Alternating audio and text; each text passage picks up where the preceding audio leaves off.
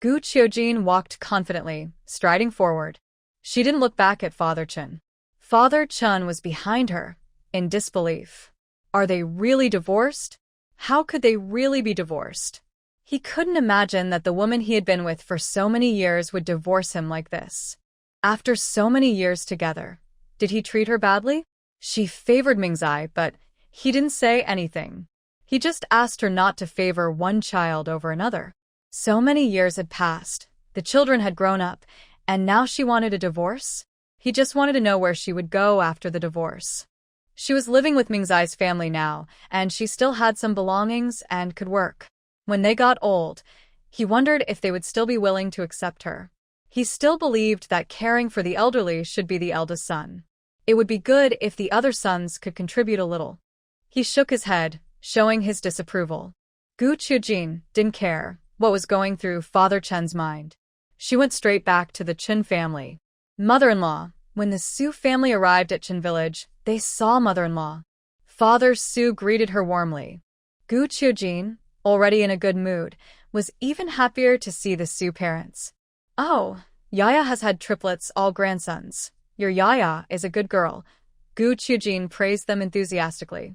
The Su parents didn't know how to respond to her praise. Father Su pulled Father Su aside, thinking they should wait until they saw their daughter to discuss further.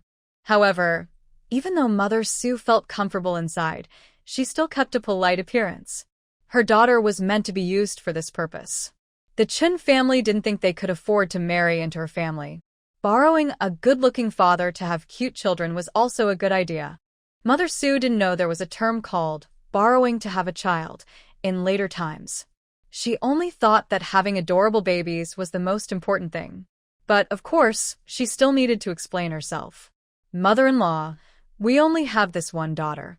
When she marries into your family, we will be polite and give the proper dowry. Is there anything your family is unhappy about regarding my daughter? Even when my daughter is pregnant, the father-in-law can't go out and call people at home. Mother Su stepped in, ready to scold them both. What kind of people are they?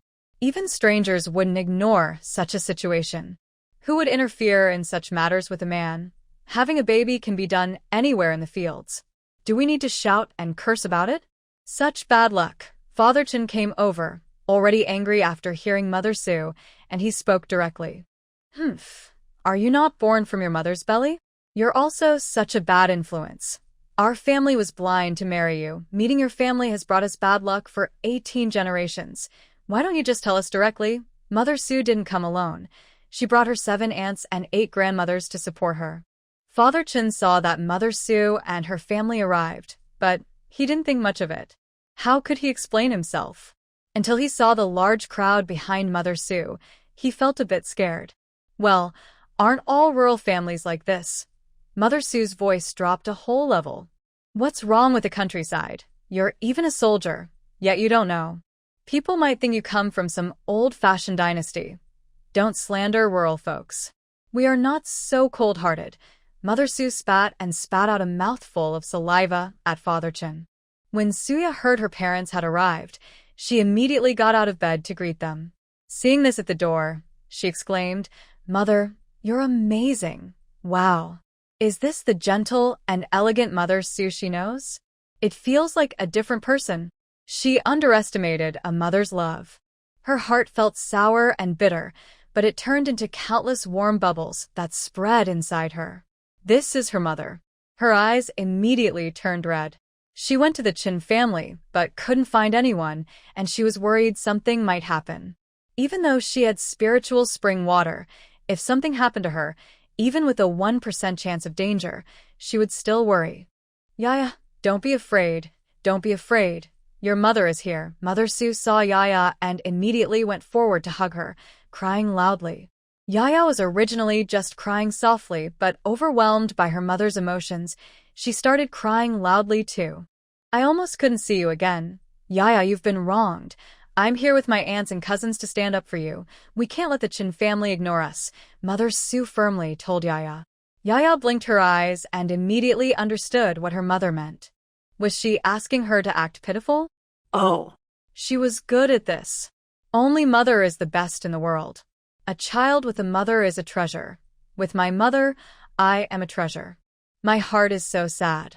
Almost I couldn't see my child. Yaya's eyes filled with tears, tears like pear blossoms covering her chest, speaking intermittently, weak and heartbroken, as if torn apart. Many villagers felt sad inside. Imagine how helpless she must have felt. This Father Chun is so stubborn he doesn't understand how to adapt. This is his own grandson? Such cruelty. Women risking their lives to have children is already dangerous enough. Sigh. I never thought Father Chun was like this. Some women even started to keep their men away from Father Chun.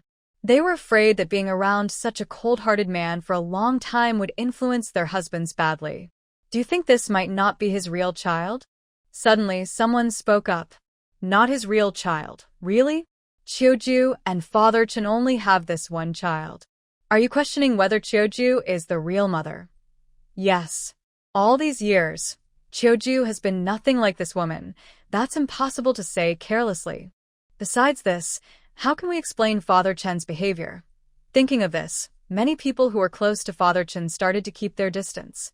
A cold-hearted person who wouldn't be afraid. Usually, everyone gets along, not expecting to gain anything.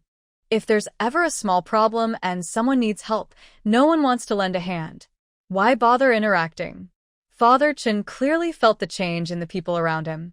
He looked around in disbelief. Gu Qiujin heard that the child wasn't his biological son and paused for a moment. She looked steadily at Father Chen. Thinking about how Father Chen had disliked Mingzai all these years, could it be that he suspected the child wasn't his? Are you doubting that the child isn't yours? Gu Qiujin suddenly smiled. Father Chen was a bit nervous after such a question. This was the secret he cared about most over the years. The child might not be his. He had many restless nights, telling Qiujin he wanted to have another child, but she always refused. She only said one was enough. What if this child isn't his? What if he's raising someone else's child? Gu Qiujin saw Father Chen's expression and could tell what he was thinking. Smack. She slapped him hard. No wonder you've disliked Mingzai all these years. So that's it. Gu Qiujin's face showed mockery. Mingzai was stunned. Is he not his father's child? Could he be Uncle Wang's real son? His heart was full of hope. Having such a biological father, he truly felt ashamed. He could ignore his daughter-in-law and not do anything for her. He didn't even ask her to do anything. He just called someone and he wouldn't even do that. Why is he like this? If he was Uncle Wang's real son, then he could take his wife and child and completely get rid of him. Mom, am I really my father's biological child? Mingzai asked slowly. Suya knew the answer very well. Her mother-in-law, how could she be that kind of person? Over the past few months, she has become very clear about what kind of person her mother-in-law is. She hopes she is not related by blood. But she is definitely related. I would rather you weren't my biological child, she said. Unfortunately, I am, the mother-in-law replied. Gu Qiujin looked at her with sharp sarcasm. How is that possible? How can he be my real son? When we first met, you didn't have any bleeding. Father Chen suddenly spoke openly in the room. Suya couldn't stand her father-in-law's words anymore. Just be quiet. Ask the hospital if the first time always involves bleeding. Some women don't bleed the first time. Why do you think she's not a first-timer just because of that? And why do you doubt she was unfaithful outside? A woman who has been with us for over 20 years shouldn't believe her own little thoughts. Suya's words were sharp and clear. This man is probably a bit off.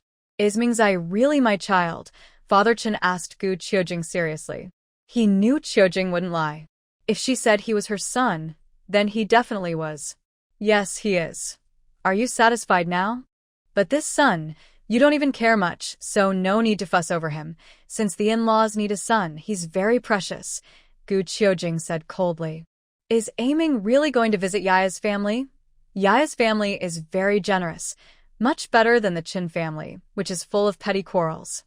If I had such good conditions, I would be an only child and have already brought my man to meet the family. But unfortunately, I can't, onlookers whispered among themselves. Most people thought going to Yaya's family was fine. After all, face isn't everything. If it weren't for this incident in the Qin family, most would still think that face is more important. Father Chen was shocked when he heard this. How can someone from the Chen family go visit them? He firmly disagreed. Whether you agree or not doesn't matter. And I don't care either. Mingming interrupted Father Chen directly. Father Chen was speechless. Suddenly, he remembered that over the years, he had been indifferent and neglectful toward Mingzai, trying not to care so he wouldn't feel so bad. He never expected that Mingzai was his own son. Why didn't you tell me? Father Chen questioned Gu Qujin. Why should I tell you? Be honest and upright, Gu Qujin responded firmly. She truly couldn't understand why, if he cared, he never asked her all these years. He asked, but she didn't tell him? This tells us something. We shouldn't be silent. If you have something in your heart, you should say it. Yes, arguing is better than keeping it inside for so many years. That's right. Mother Su only doubted aloud whether Mingzai was her biological son. She never thought her father-in-law really believed it. Mother Su was at a loss for words. What a big misunderstanding. Suyu was completely indifferent to everything. She didn't care about anyone's thoughts. She truly felt hurt. Thud. Father Chen knelt on the ground. Mingzai, I'm sorry. Can you forgive me? Father Chen lowered his head, voice choked with emotion. He never expected that Mingzai was really his son. In the beginning, he could have been with Qiujin, and it was only because Qiujin's family had problems that he had the chance to be with her. So, he didn't care much about whether Qiujin was the first or not. What he cared about was whether the child was his. Actually, Qiujin's pregnancy was only about 9 months from their wedding day. It was too easy to manipulate. He didn't dare ask directly. He just wanted to have another child.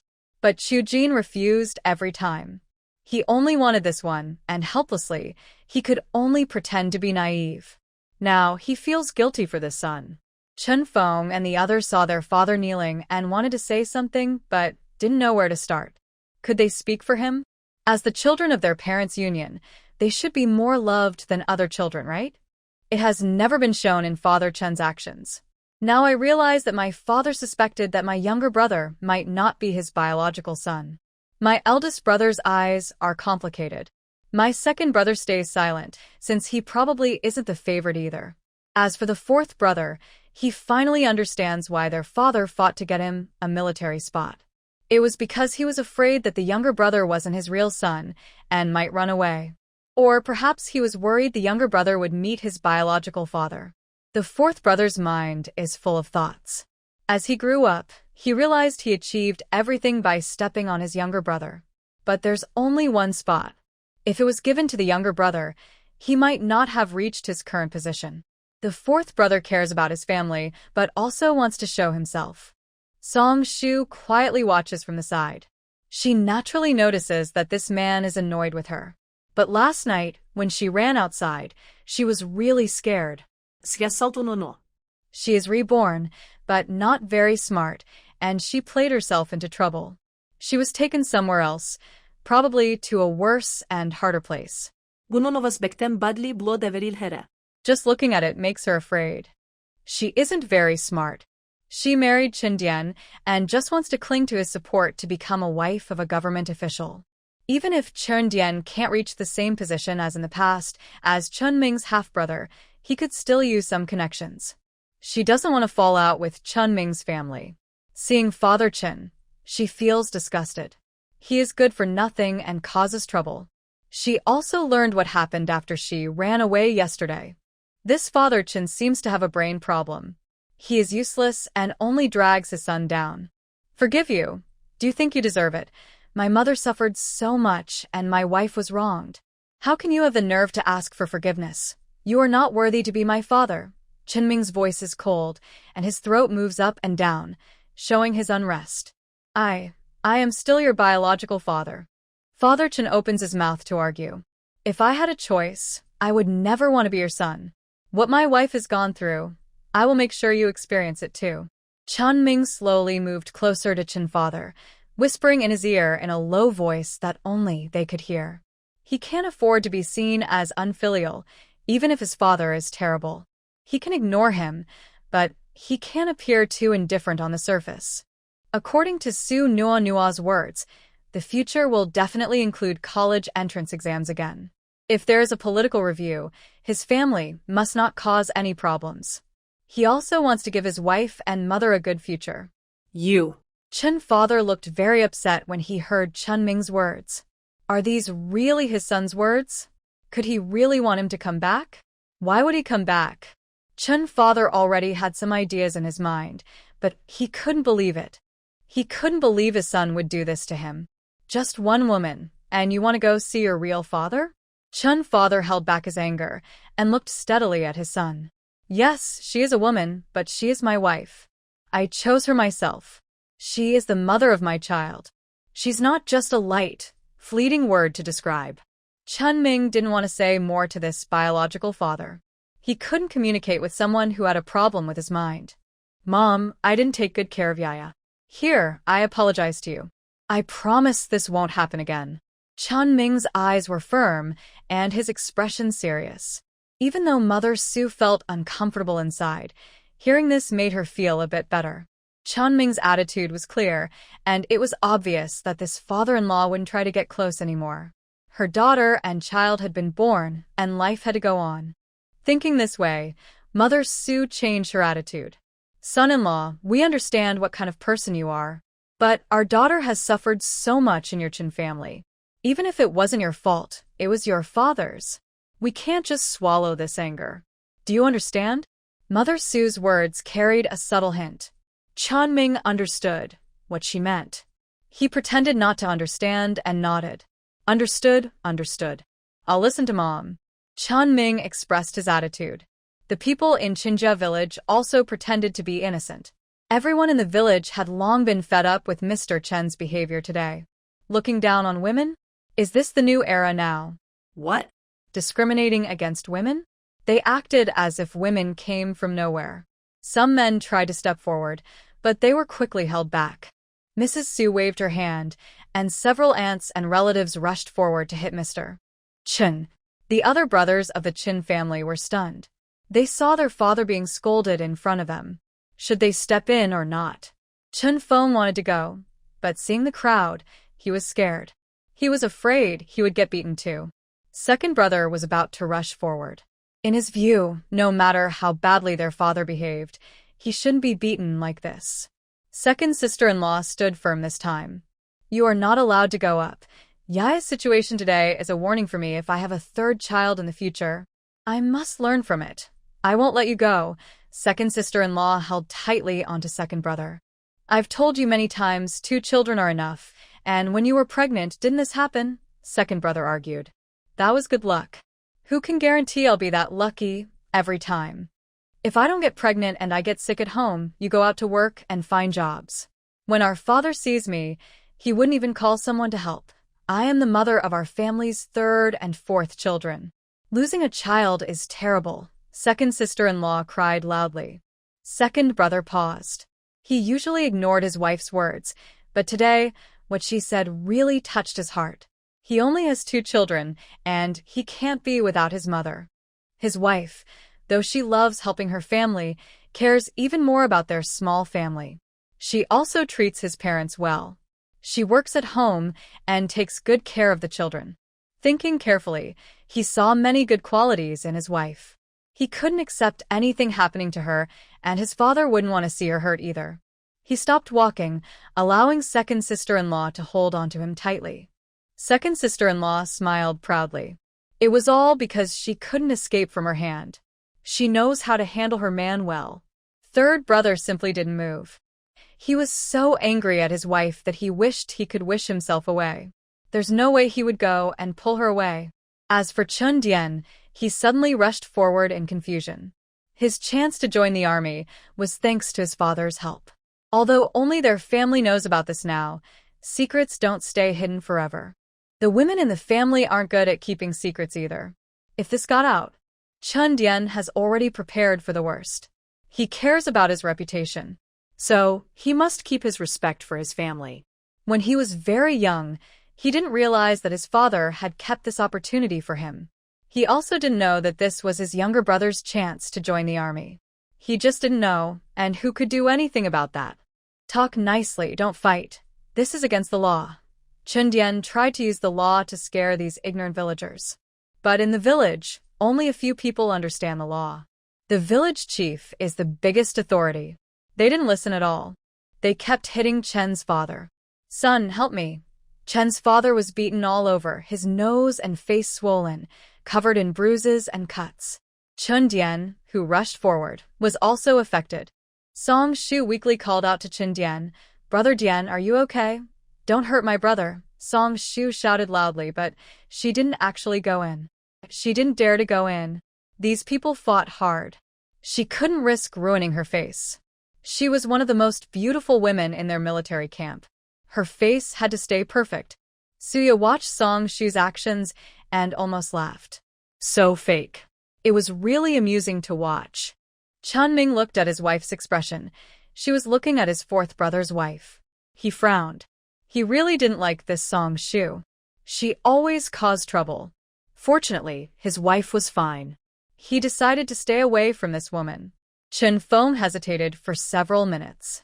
Finally, he closed his eyes and rushed in, shouting loudly, "Don't bully my father." Although Chen Feng usually does heavy work, most rural people are used to doing tough jobs. When he rushes in, he has no advantage at all. They all get beaten up. Sue's mother shouts nearby, "Beat them hard. If you make me feel better, I'll treat you all to braised pork, 2 big pieces each." Sue's mother is very generous. Even though they are relatives, if there's a benefit, everyone gets more motivated. Sure enough, the 7 aunts and uncles, who were already a bit tired, immediately become full of energy when they hear this. Suya. Honestly, her mother has some real skills. She worries that if they keep fighting like this, something bad might happen. She wants to tell her mother, but Sue's mother gives her a quick look. Suya immediately understands.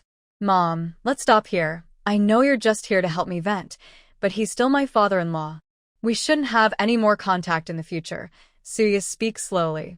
At the same time, although the people in Chen's village don't help, some have gone to call the village chief. The village chief really doesn't want to get involved in this messy situation. But what if something happens? He has to step in. Being the village chief is really tough. If it were his son-in-law, he'd also want to give him a good talking to. He doesn't see any problem with the Su family, so he walks very slowly. When he arrives, he just happens to hear Suya say, "This daughter-in-law is really good, well-educated and reasonable. Even after suffering so much, she still cares about the bigger picture. She's a good girl." The village chief praises Suya very highly. "Suya feel savit chai." Is she really that good? She doesn't even realize how kind she is. She feels a little shy. When the villagers hear the village chief praising Suya, they all agree wholeheartedly. Yaya is really wonderful. If I had a mother-in-law like her, I wouldn't just let things go so easily. Honestly, Yaya is very kind.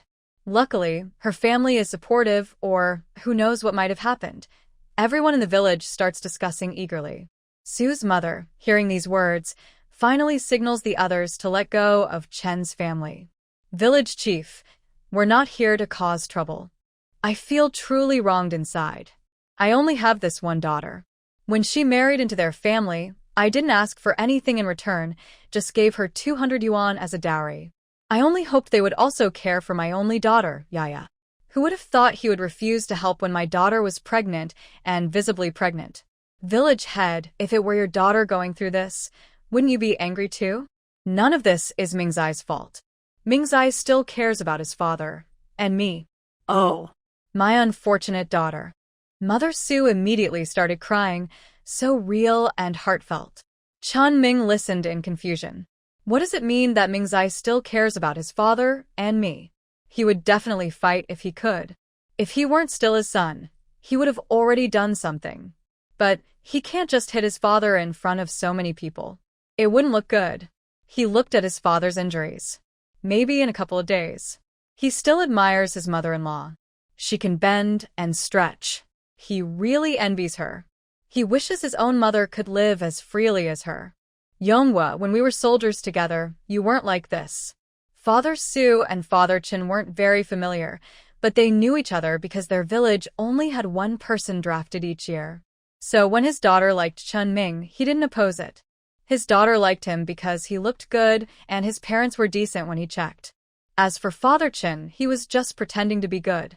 People outside only thought Father Chin favored his eldest son. These days, most people favor their eldest son. And there's Gu Qiujie favoring her younger son too. Who would have thought Father Chin was like this? Father Chin feels guilty about Yaya. It's all because he didn't ask enough questions. Yaya, I'm sorry. If I had known their family was like this, I wouldn't have let you take such a risk. Father Su smoked a cigarette, sighed, and looked full of guilt. Chunming. Dad, I treat Yaya very well. It's my real father who did wrong. I won't let this happen again. I will treat Yaya well. Chunming quickly assured Father Su, fearing that Father Su would take Yaya away. She was his wife after all. I can visit them at their home. Our family is a mess right now. I can bring the kids and Yaya over and maybe even bring my mother along, Chunming promised confidently. Suya was silent. Gu Qiujuan was silent too. He really was a good husband, very brave. He was her own son, and he even knew to bring his mother when visiting. Father Su raised an eyebrow when he heard this, looking interested. Are you serious? Father Su asked Chunming. Bang! What are you saying? Mother Su sharply slapped Father Su, clearly unaware of her words' tone. How many men would really go visit like that? As long as the intention was clear, that was enough. This way, both sides showed respect, and the man still kept his dignity. We only have Yaya. If you marry her, you'll be our son. There's no need to visit or not. Mother Su smiled and told Chunming. Mother-in-law was getting more and more pleased with her son-in-law. Not only was he good-looking, but he was also educated. I heard he even got a chance to join the army because of his own efforts, though he was unlucky with his father. Mother Su was very satisfied with Chunming. She liked how he treated her daughter well. She loved her daughter and saw that she was doing well with the Chin family. This mother-in-law only cared about her own son, but she also agreed that one of her children could keep their family name, which was generous. She nodded repeatedly. Father Chin heard about visiting and immediately objected. No way. How can a man from the Chin family become a son-in-law? This is absolutely not allowed. Father Chin, despite feeling pain, loudly opposed. His opinion was ignored. No one paid attention. People in Qinjia village also didn't support Chunming becoming a son-in-law. A good man, why would he marry into another family? But no one dared to speak out. The people from the Su family were too fierce. It left a deep impression on everyone. The village chief didn't get involved, just said that both sides had issues and let it go. As for the marriage, he didn't interfere. If he were Chunming, facing such a difficult father, he might just accept the situation and marry into the family. I am an only child from a wealthy family. In the past, I enjoyed a comfortable life with good food and drinks. But I was only concerned about appearances. These days, what's the point of caring about face? I work myself to exhaustion just to support my family, and the pressure is overwhelming. Village chief, say something. Father Chin called out to the village chief when Chunming and others ignored him. This is household work. I can't get involved, the village chief said and quickly left the scene, saying he had other matters at home. To live a few more years, I need to worry less. Father Chin saw the village chief leave and could only turn his attention to Gu Qiujie. He didn't believe Gu Qiujie would agree to have her only son marry into another family. Qiujie, won't you do something about your son? Let him marry into another family like this. He is part of our Chin family, Father Chin shouted loudly. What's there to worry about? Marrying into another family is good. If his parents are willing to help, it's better than you, who just take and drain, refuse to help, and don't even save a stranger, Gu Qiujie said sharply. She is annoyed just seeing Father Chin now. Why did she end up with him?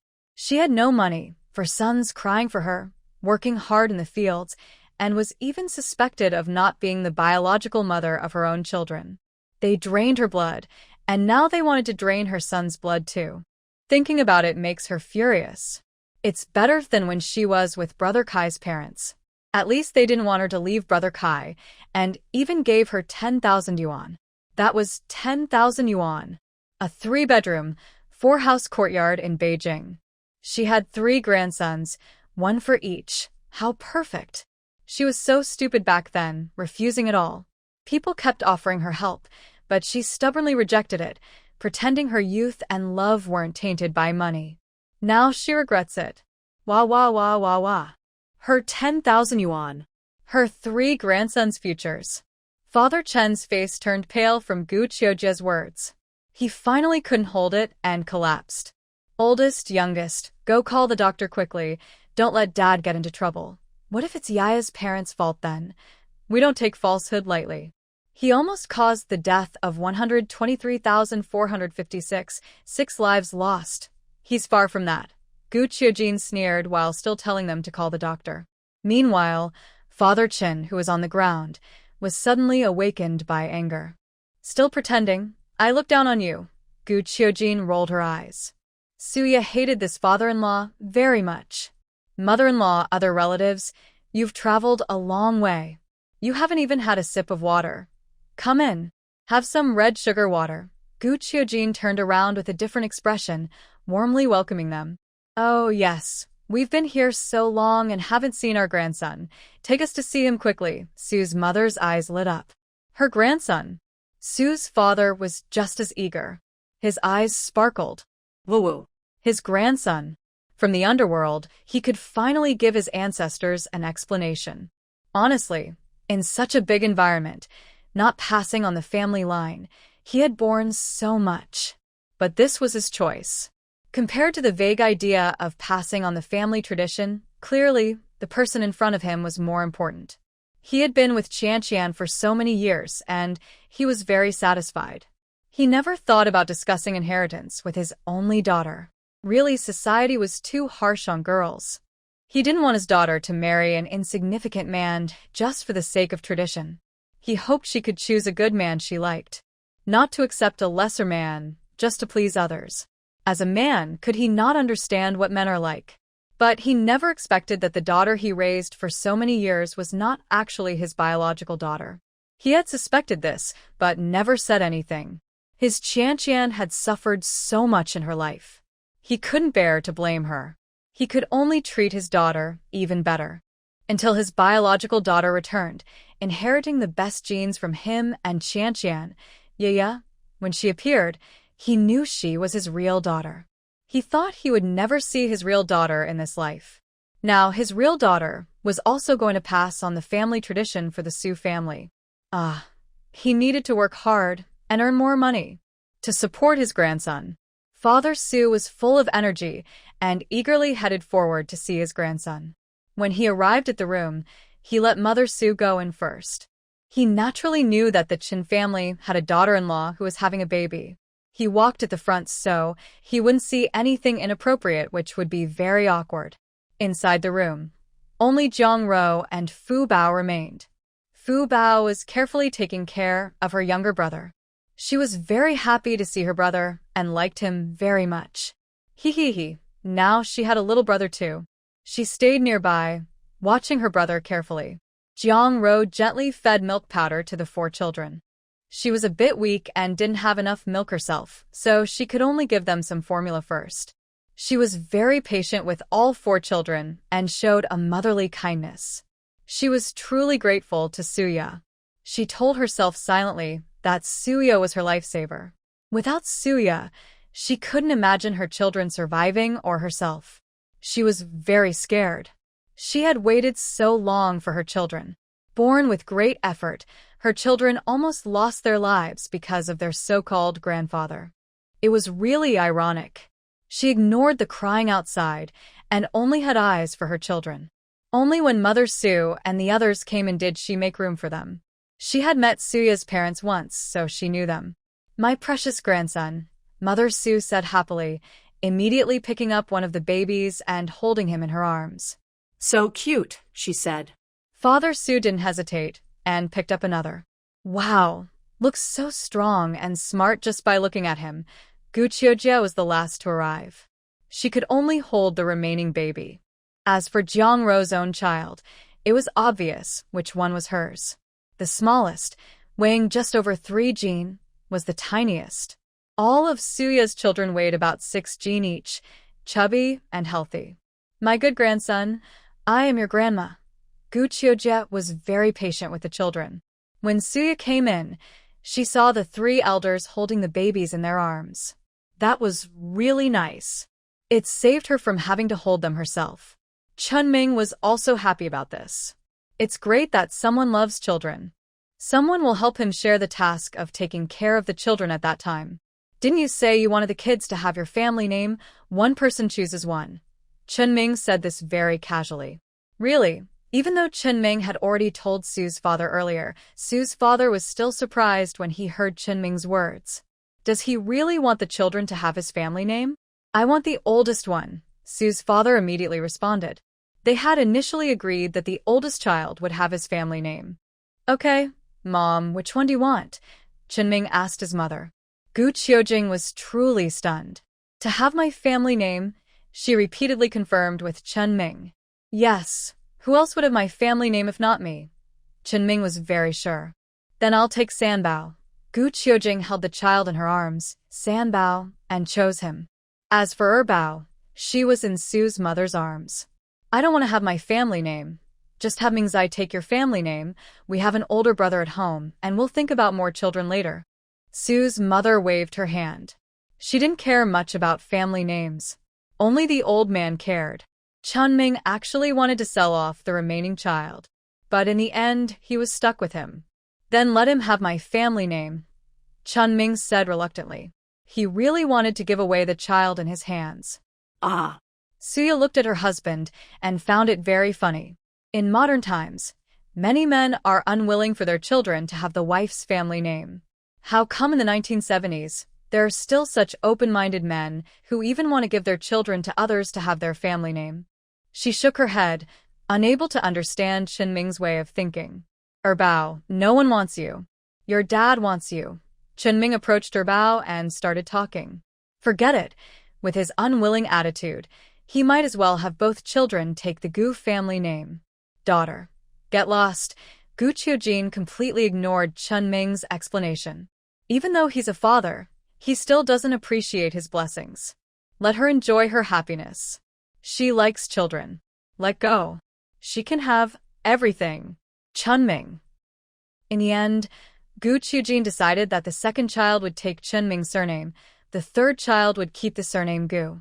The eldest child's surname would be Su. The children's surnames were carefully arranged. Once the surnames were decided, they started thinking about names. Gu Qiujing and Su's father had a lively discussion. Chen's father tried to come over to talk many times, but was ignored. The next day, Gu Qiujing, with a stern face, told Chen's father to go to the county seat to get a divorce certificate. Qiujing, I think maybe we shouldn't go. We've been together for so many years. Can I just apologize to you? Chen's father didn't sleep well all night. He couldn't imagine life without Qiujing. Finally, he decided to bow to her. Usually, whenever he lowered his head, Qiujing would back down. Huh, are you just talking nonsense? Dreaming. Just because you apologize, you think everything will go back to normal. No way, absolutely not. There was no longer any possibility between Gu Qiujing and Chen's father. She, Gu Qiujing, decided to leave, and she would leave. No more dragging things out. No more hesitation. Especially now that the children are grown and have their own families. Chen's father could only follow Gu Qiujing to the Civil Affairs Bureau in the county. The door of the bureau was wide open. Gu Qiujing immediately said she wanted a divorce. These days, divorces are quite rare. Especially for people of their age, it's even more uncommon. It could be said that there was no divorce in the entire county.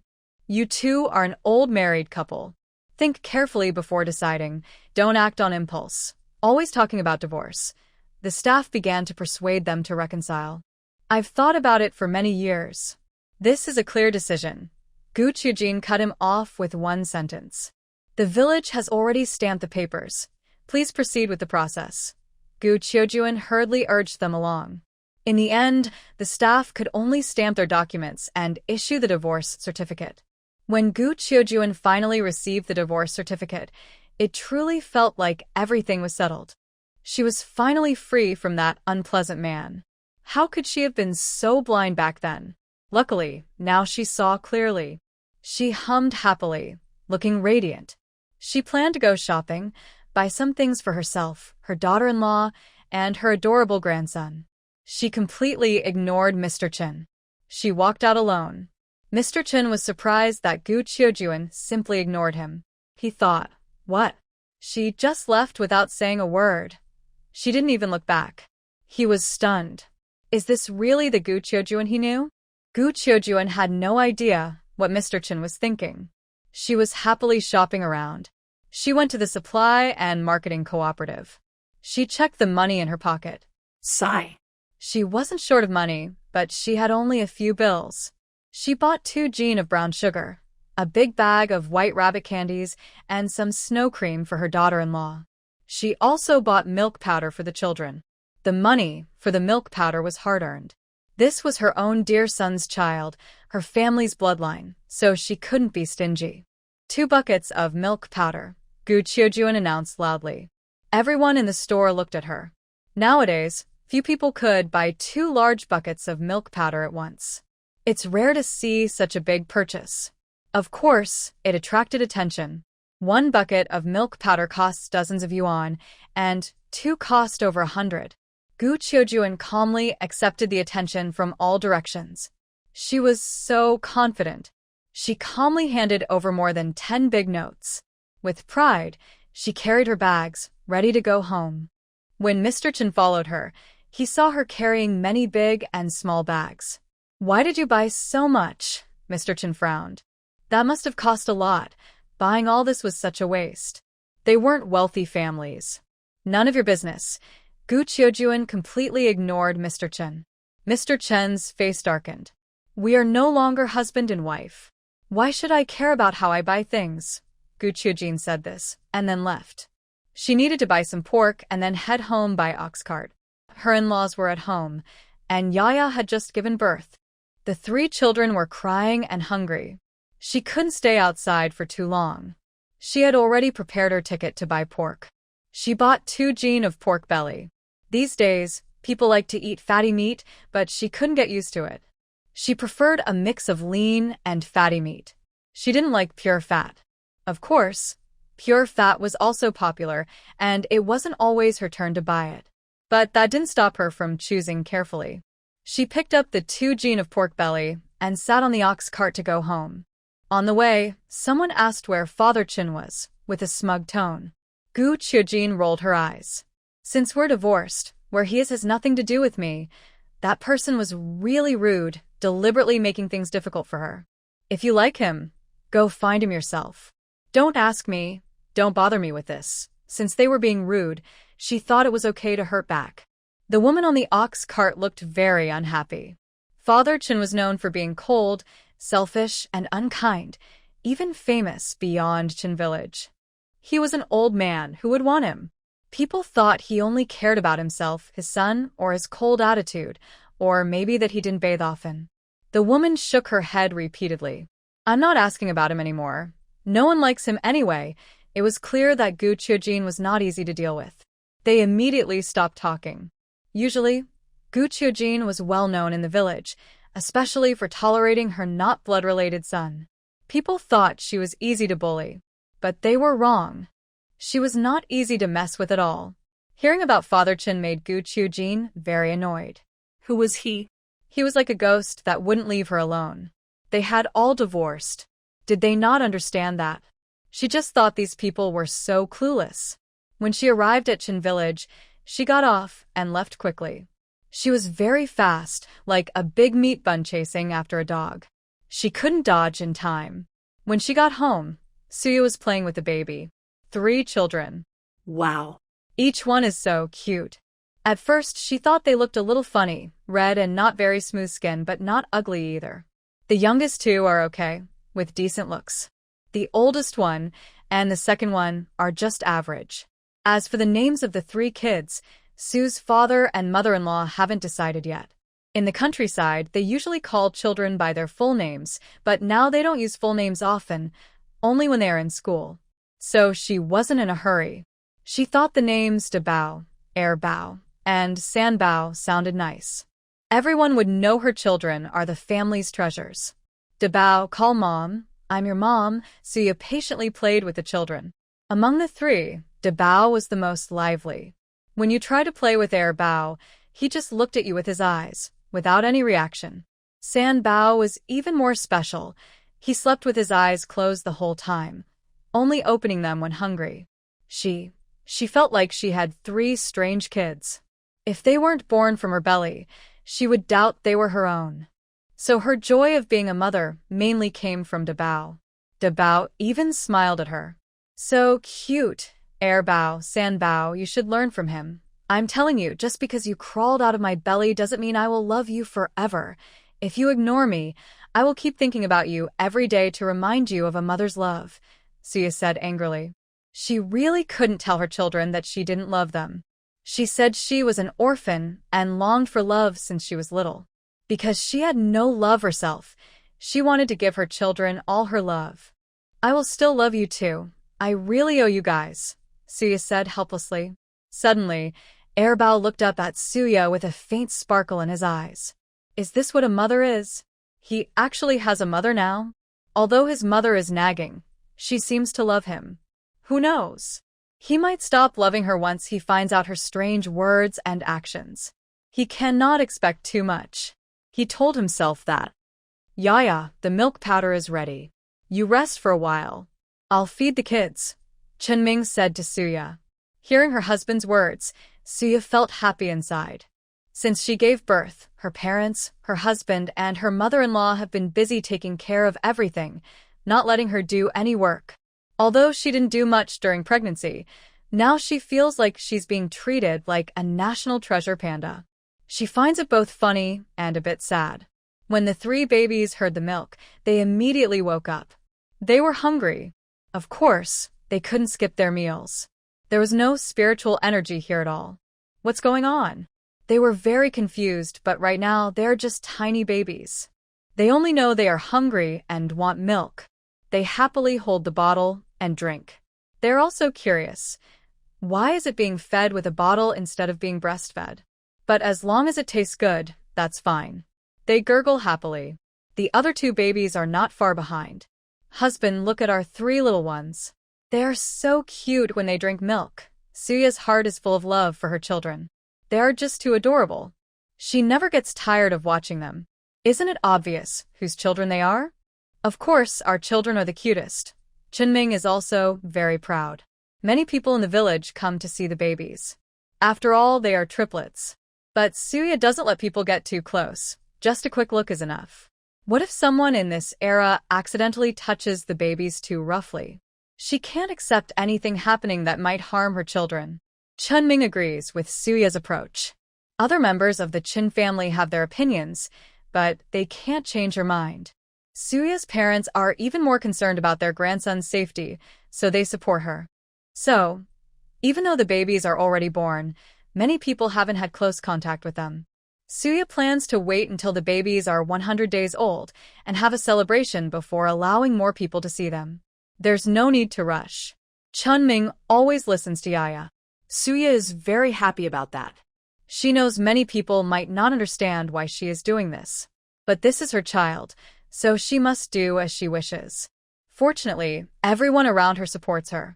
When Gu Qiujuan returned home, she saw her daughter-in-law, son, and grandson. What she wanted to see most was her grandson. Sweet grandson, I'm back. Do you miss Grandma? Gu Qiujuan's face was full of a smile as she carried 2 big bags of things. Why did you buy so many things? Chunming was amazed to see his mother so generous. Go away. I'm not buying for you, Gu Qiujuan said impatiently to Chunming. I bought 2 cans of milk powder for the baby to drink. If you don't want to breastfeed, we just buy milk powder for the baby. Gu Qiujuan supports her daughter-in-law's choice. In her opinion, the child is a big person's life, so the adult's wishes come first. If the adult wants to breastfeed, then do it. If not, find other ways. Besides, with 3 children, there isn't enough milk for everyone. It's better for everyone to not breastfeed. Otherwise, as a mother, she wouldn't know who to give the milk to. Mother is so kind. I'm really lucky to be your daughter-in-law. Suya said this sincerely. She has always known that her mother-in-law is different from others and is very open-minded. She is willing to listen to her. She didn't expect her mother-in-law to be so understanding about this. After all, these days, people say that children who are breastfed are smarter. Whether a child is smart or not has little to do with this. In our village, everyone was breastfed, but not many are very smart. Gu Qiujuan hit the nail on the head. Suya chuckled softly. Hearing Gu Qiujuan's words, Su's mother's smile grew even wider.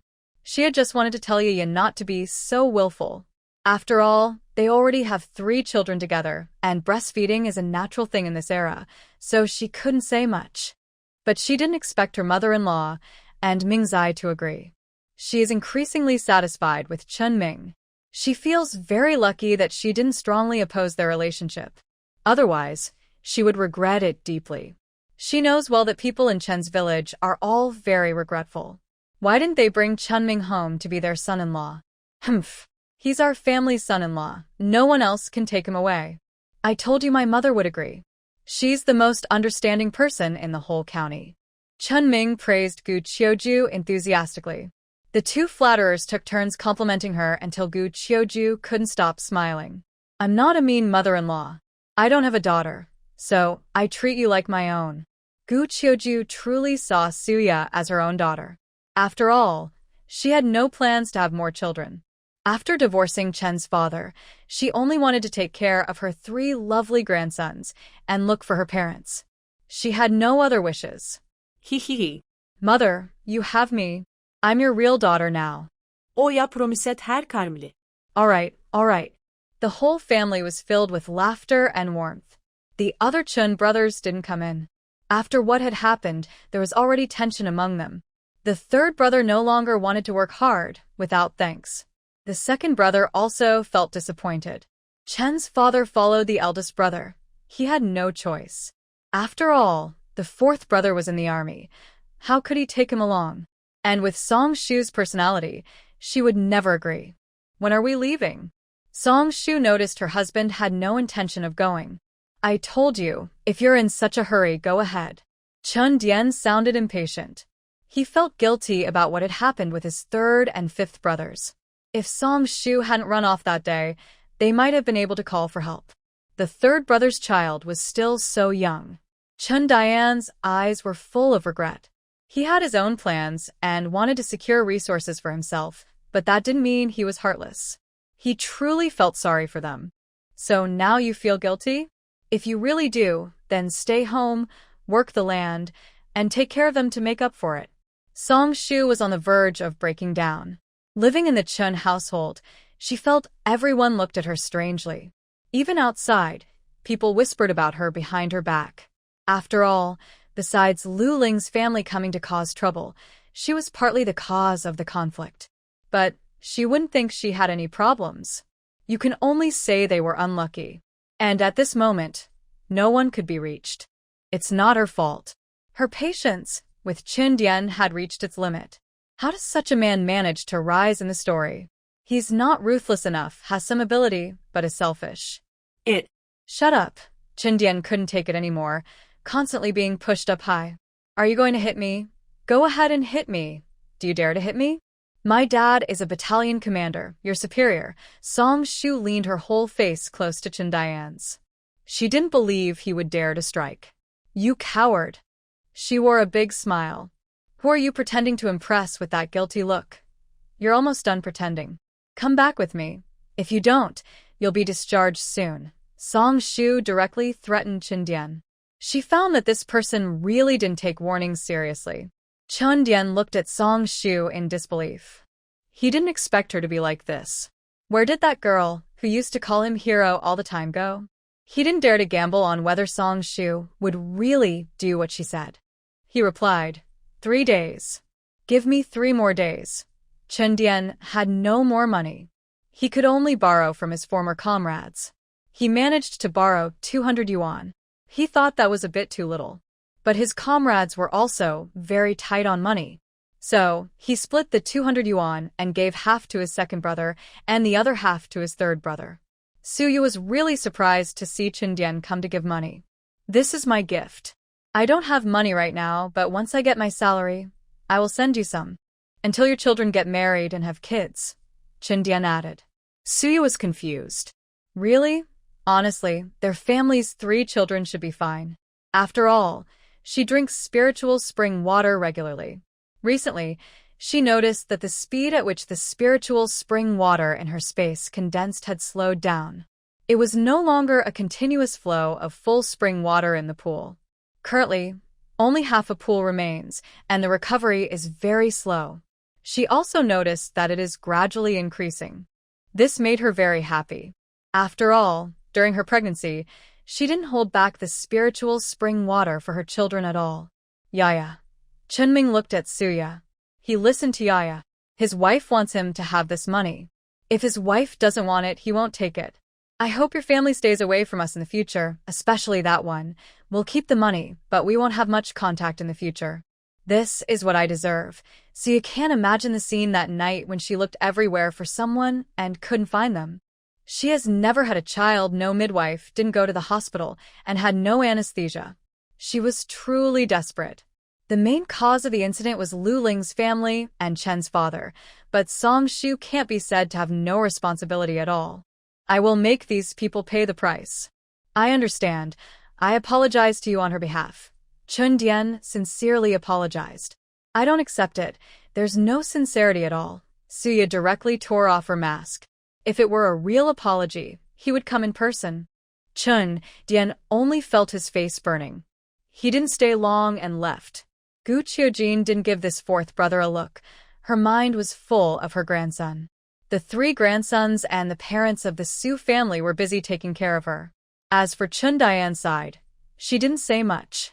Anyway, she was just waiting to receive their support money. Mingzai, tomorrow take your brothers to Lu's house to seek justice. Bring whatever you see, no need to be polite. Let's go together. Su's mother, after hearing Yaya's account, was gnashing her teeth at Lu Ling's family. They almost harmed her precious grandson. Even the gentle Su father was frowning and glaring. Aunt Hua and Uncle Li should thank them properly. If it weren't for them. Gu Qiujin said she was still scared. I've already sent some meat and winter clothes to their side. As for the rest, we'll help each other in the future. Chunming told Gu Qiujin. Gu Qiujin nodded, thinking Mingzai did a good job. Chunming immediately went to find a few older brothers. Chun Dian didn't leave right away because of this matter.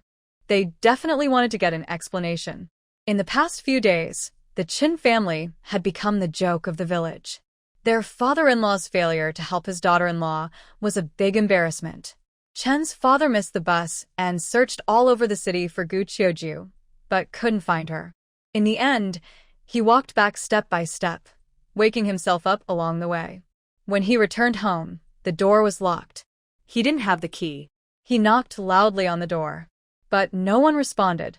Suya's family and Jiangro's family must have heard the noise, but both stayed indifferent. Big Brother's family was sound asleep. Second Brother's family heard it too, but their wives held them back. He's the best to Big Brother. When his eldest son opens the door, you'll just get scolded if you go over now. Second sister-in-law pulled Second Brother, who finally turned over and kept sleeping. Chun Dian was arguing with Song Shu. They were shouting loudly, almost fighting. No one could hear the noise at the door. Finally, Chen's father squatted at the door. It was his home, but he couldn't get in. What did he do wrong? Why was he so miserable? Just leave him outside. Don't worry about him, Gu Qiuju told Chenming. Her focus was on Chenming. She was afraid that her usually smart son would suddenly get emotional and feel sorry for Chen's father. Chen's father didn't deserve sympathy. She was sure of that after everything he had done.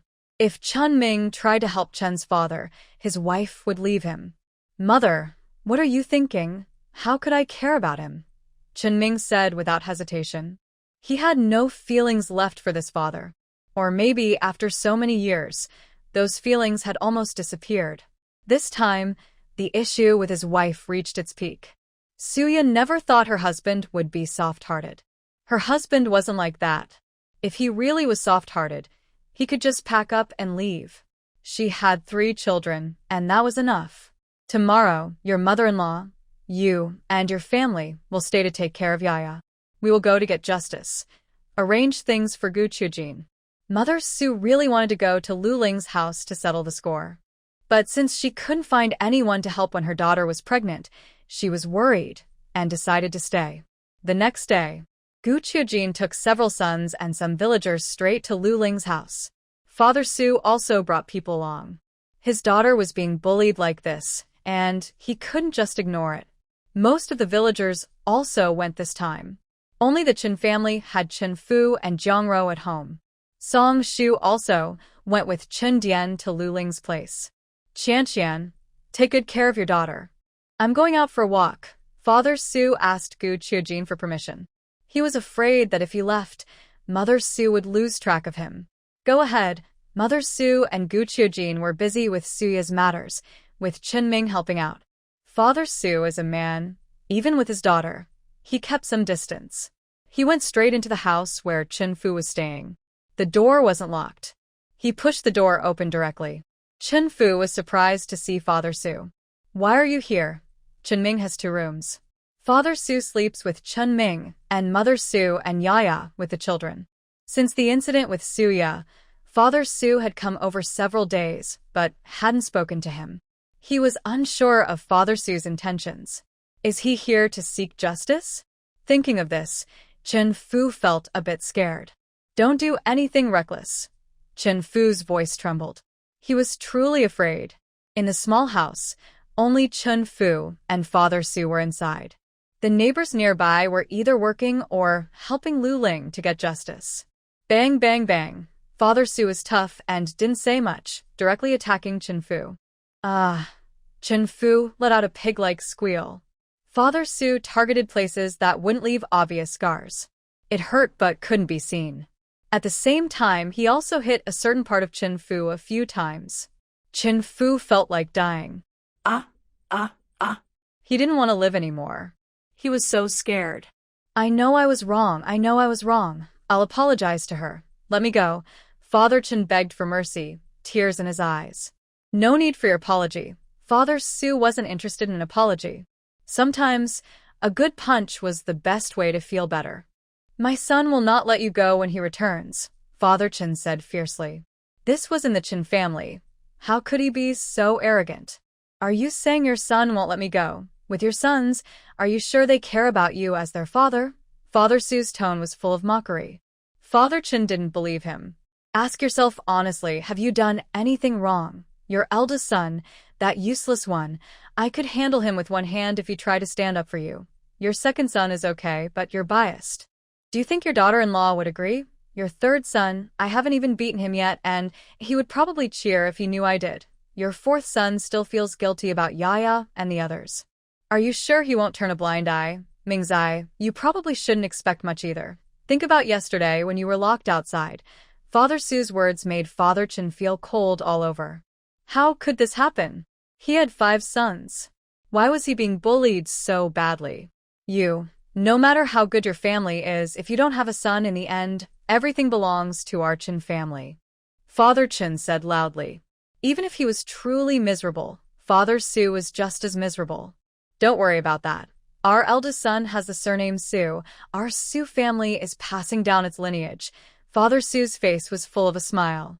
I also have a son who is very filial and smart. Why don't you cherish such a good son? TSK. Thank you for giving me a son. After finishing things here, Mingzai will go to live with us. Father Su dropped a bombshell, leaving Father Chen stunned. What? He's going to live with you? I don't agree. Father Chen couldn't accept it. His youngest son was not someone who usually suffered losses. Why would he be willing to go live at the woman's house? This is so embarrassing.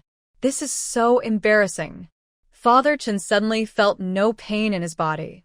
Thinking about his son living at someone else's house, he couldn't lift his head in shame. What's the use of you disagreeing? Mingzai is about to start working in the provincial city, and Yaya is alone with a child at your Chen village. I don't feel at ease. Father Su stepped heavily on Father Chen's foot, with a slight smile on his face. After enjoying Father Chen's unhappy expression for a while, he left.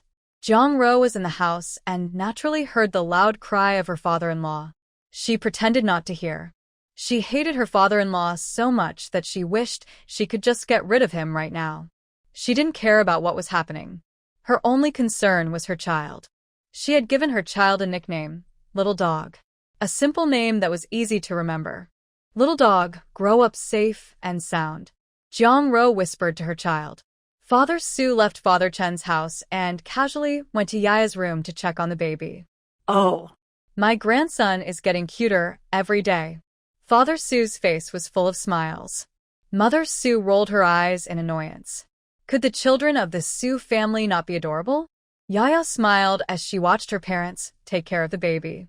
She was lying in bed, resting after giving birth. She knew how important postpartum care was for women. She wouldn't hold the baby for too long. She loved her child, but she didn't need to show it all the time during this month. There was so much time ahead.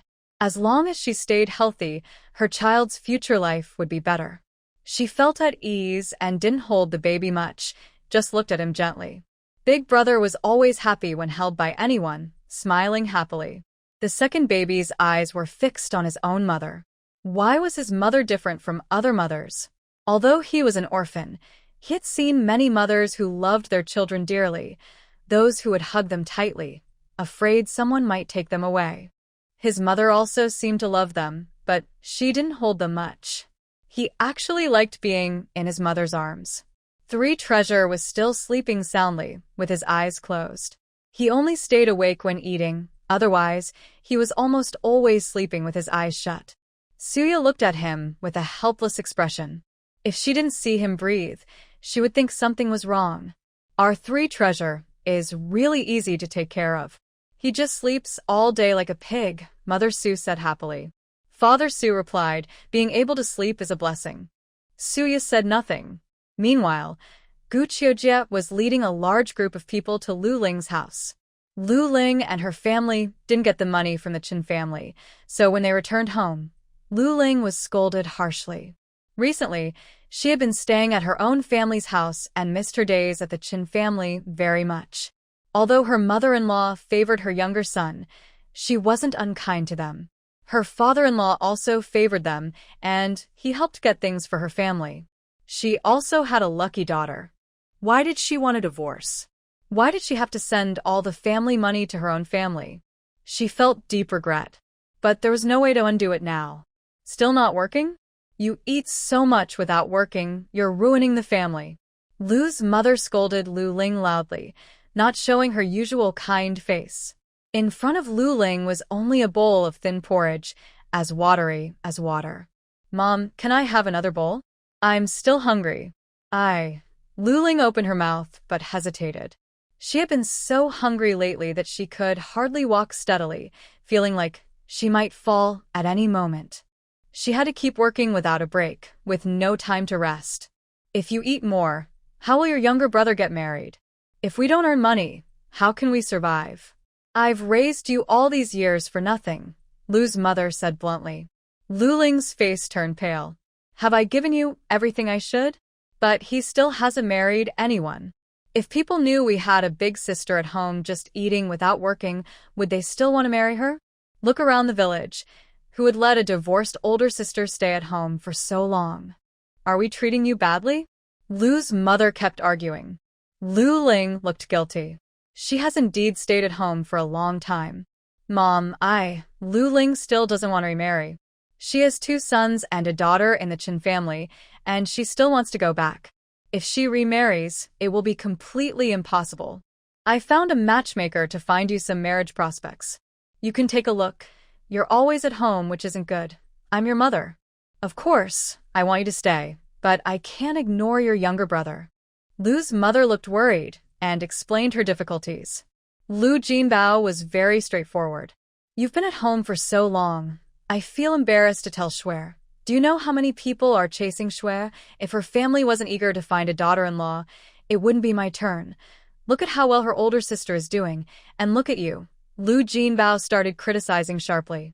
There are 7 older sisters in the family. He continued to criticize the eldest sister, saying she was the least useful.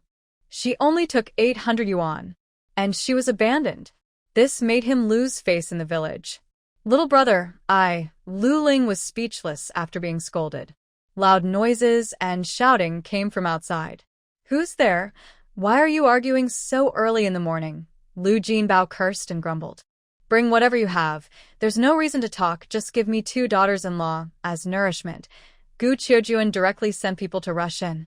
When Lu Jinbao opened the door, a crowd rushed inside. "What are you here for?" Seeing the people from the Qin family, Lu Jinbao felt a bit scared. He still remembered pushing 2 pregnant women. They fell to the ground, but it should be fine, right? "Do you know why we're here? Our daughter-in-law almost died, and the baby she gave birth to is a preemie. Can't you show some respect?" Gu Qiujuan threw her words and started smashing things. She grabbed whatever she could find. "Take everything away. Even the tables and chairs are fine." Qinming spoke. He slowly approached Lu Jinbao, with a fierce look in his eyes. He couldn't bear to see his wife being bullied, especially by outsiders. Qinming pushed him to the ground. "Hit me." The Chun brothers immediately rushed forward to fight. Lu's mother was heartbroken to see her beloved son being beaten. "Why are you doing this? Why are you hitting him?" Lu's mother tried to step in and pull them away, but Gu Qiujie shoved a pair of dirty, unwashed socks into her mouth. Ah! Ugh, what's that smell? Lu's mother was overwhelmed by the strong odor, feeling nauseous and unable to bear it. "You wicked old woman, you didn't teach your son well. Why are you involving me in your family issues with the eldest son?" Gu Qiujie grabbed Lu's mother's hair and forcefully pulled out a large handful. Lu's mother let out a heartbreaking scream. Gu Qiujie pulled hard, tearing away about a third of Lu's mother's hair. Everyone present felt their scalp tingle at the sight. Lu's mother struggled, but the villagers from Qin village held her down tightly. People in the village had heard about Lu's wife's early labor. If it had happened to their own family, they would have been even more aggressive than Gu Qiujie. Lu Yuqian sighed heavily at the scene, catching everyone's attention, and was also beaten. "You're responsible for raising such a son." Qinming dropped this comment and started hitting him again. He ordered someone to hang Lu Jinbao up. They whipped him fiercely. This was all very showy. Lu family's belongings were gradually being moved out. Lu Ling saw her parents and younger brother being beaten. She was heartbroken. Immediately, she begged Qinming. "I was once your sister-in-law. Can you please show some mercy? Let's talk nicely," Lu Ling pleaded. "I haven't seen your family come to us to talk nicely either. Your issues with your older brother, you should resolve them yourselves. Why involve my wife? She's carrying 3 children in her belly." Qinming stepped forward and tightly grabbed Lu Ling's neck, making it hard for her to breathe. Who could understand how he felt seeing his wife barely survive? How anxious was he? Qinming, though a bit difficult and always looking for benefits, had never done anything truly evil. "Are you worthy?" Qinming's eyes were red and full of obsession. He desperately wanted to squeeze this terrible woman to death. Lu Ling was being choked and was gasping for air. She felt she was on the edge of death. Her eyes showed fear as she looked at Qinming. In the past, Qinming was lazy and didn't like to work, but he didn't do anything else. This time, she was truly scared. Let go. What if you choke Yaya and the child to death?" Gu Qiujie sensed that Qinming's state was abnormal and quickly spoke up. Her son still had a long, bright future ahead, and she couldn't let him ruin it here. "Qinming." Gu Qiujie stepped forward and pulled Qinming away. Only then did Qinming come to his senses. "Yes, I can't ruin my life because of someone like this." Qinming didn't hurt Lu Ling anymore. Lu Jinbao, who was beaten and looked like a pig, was unrecognizable. The village chief of Liujia village was forced to come over. He really didn't want to come. He knew why Qinming's family was here. He thought they deserved to be beaten. Poor old man, he was tired of being pushed around every day, but couldn't just ignore it. He was worried. He walked slowly, estimating that Qinming's side had finished beating, and then he appeared. "Village chief, save us. Help us." Lu Yuqian saw the village chief's eyes light up. Lu Ling and the others felt the same. "You must seek justice for us. If people find out how our Lu family village was bullied, it will be a joke. People will look down on our Lu family village." Lu's mother immediately put on a high and mighty attitude. Good job beating them. Well done. Those two pregnant women barely survived, so what if you beat them? The village chief couldn't stand it anymore. This is your personal matter. Solve it yourselves. Don't cause any fatalities. He spoke to Chen Ming. Chen Ming had already done what he needed to, and since the Liu family had mostly packed up and left, he was willing to give the village chief face. We know our limits, Chen Ming said. As soon as he spoke, the other brothers from the Qin family also let go. The third brother kicked Liu Jinbao hard before releasing his grip. Be gentle, someone advised. This is our Liu family's treasure, another added. Lu Ling felt worried for her brother and spoke up. She looked at Chen Feng with a sad expression. I've been with you for so many years. Do you just watch me get beaten like this? She asked.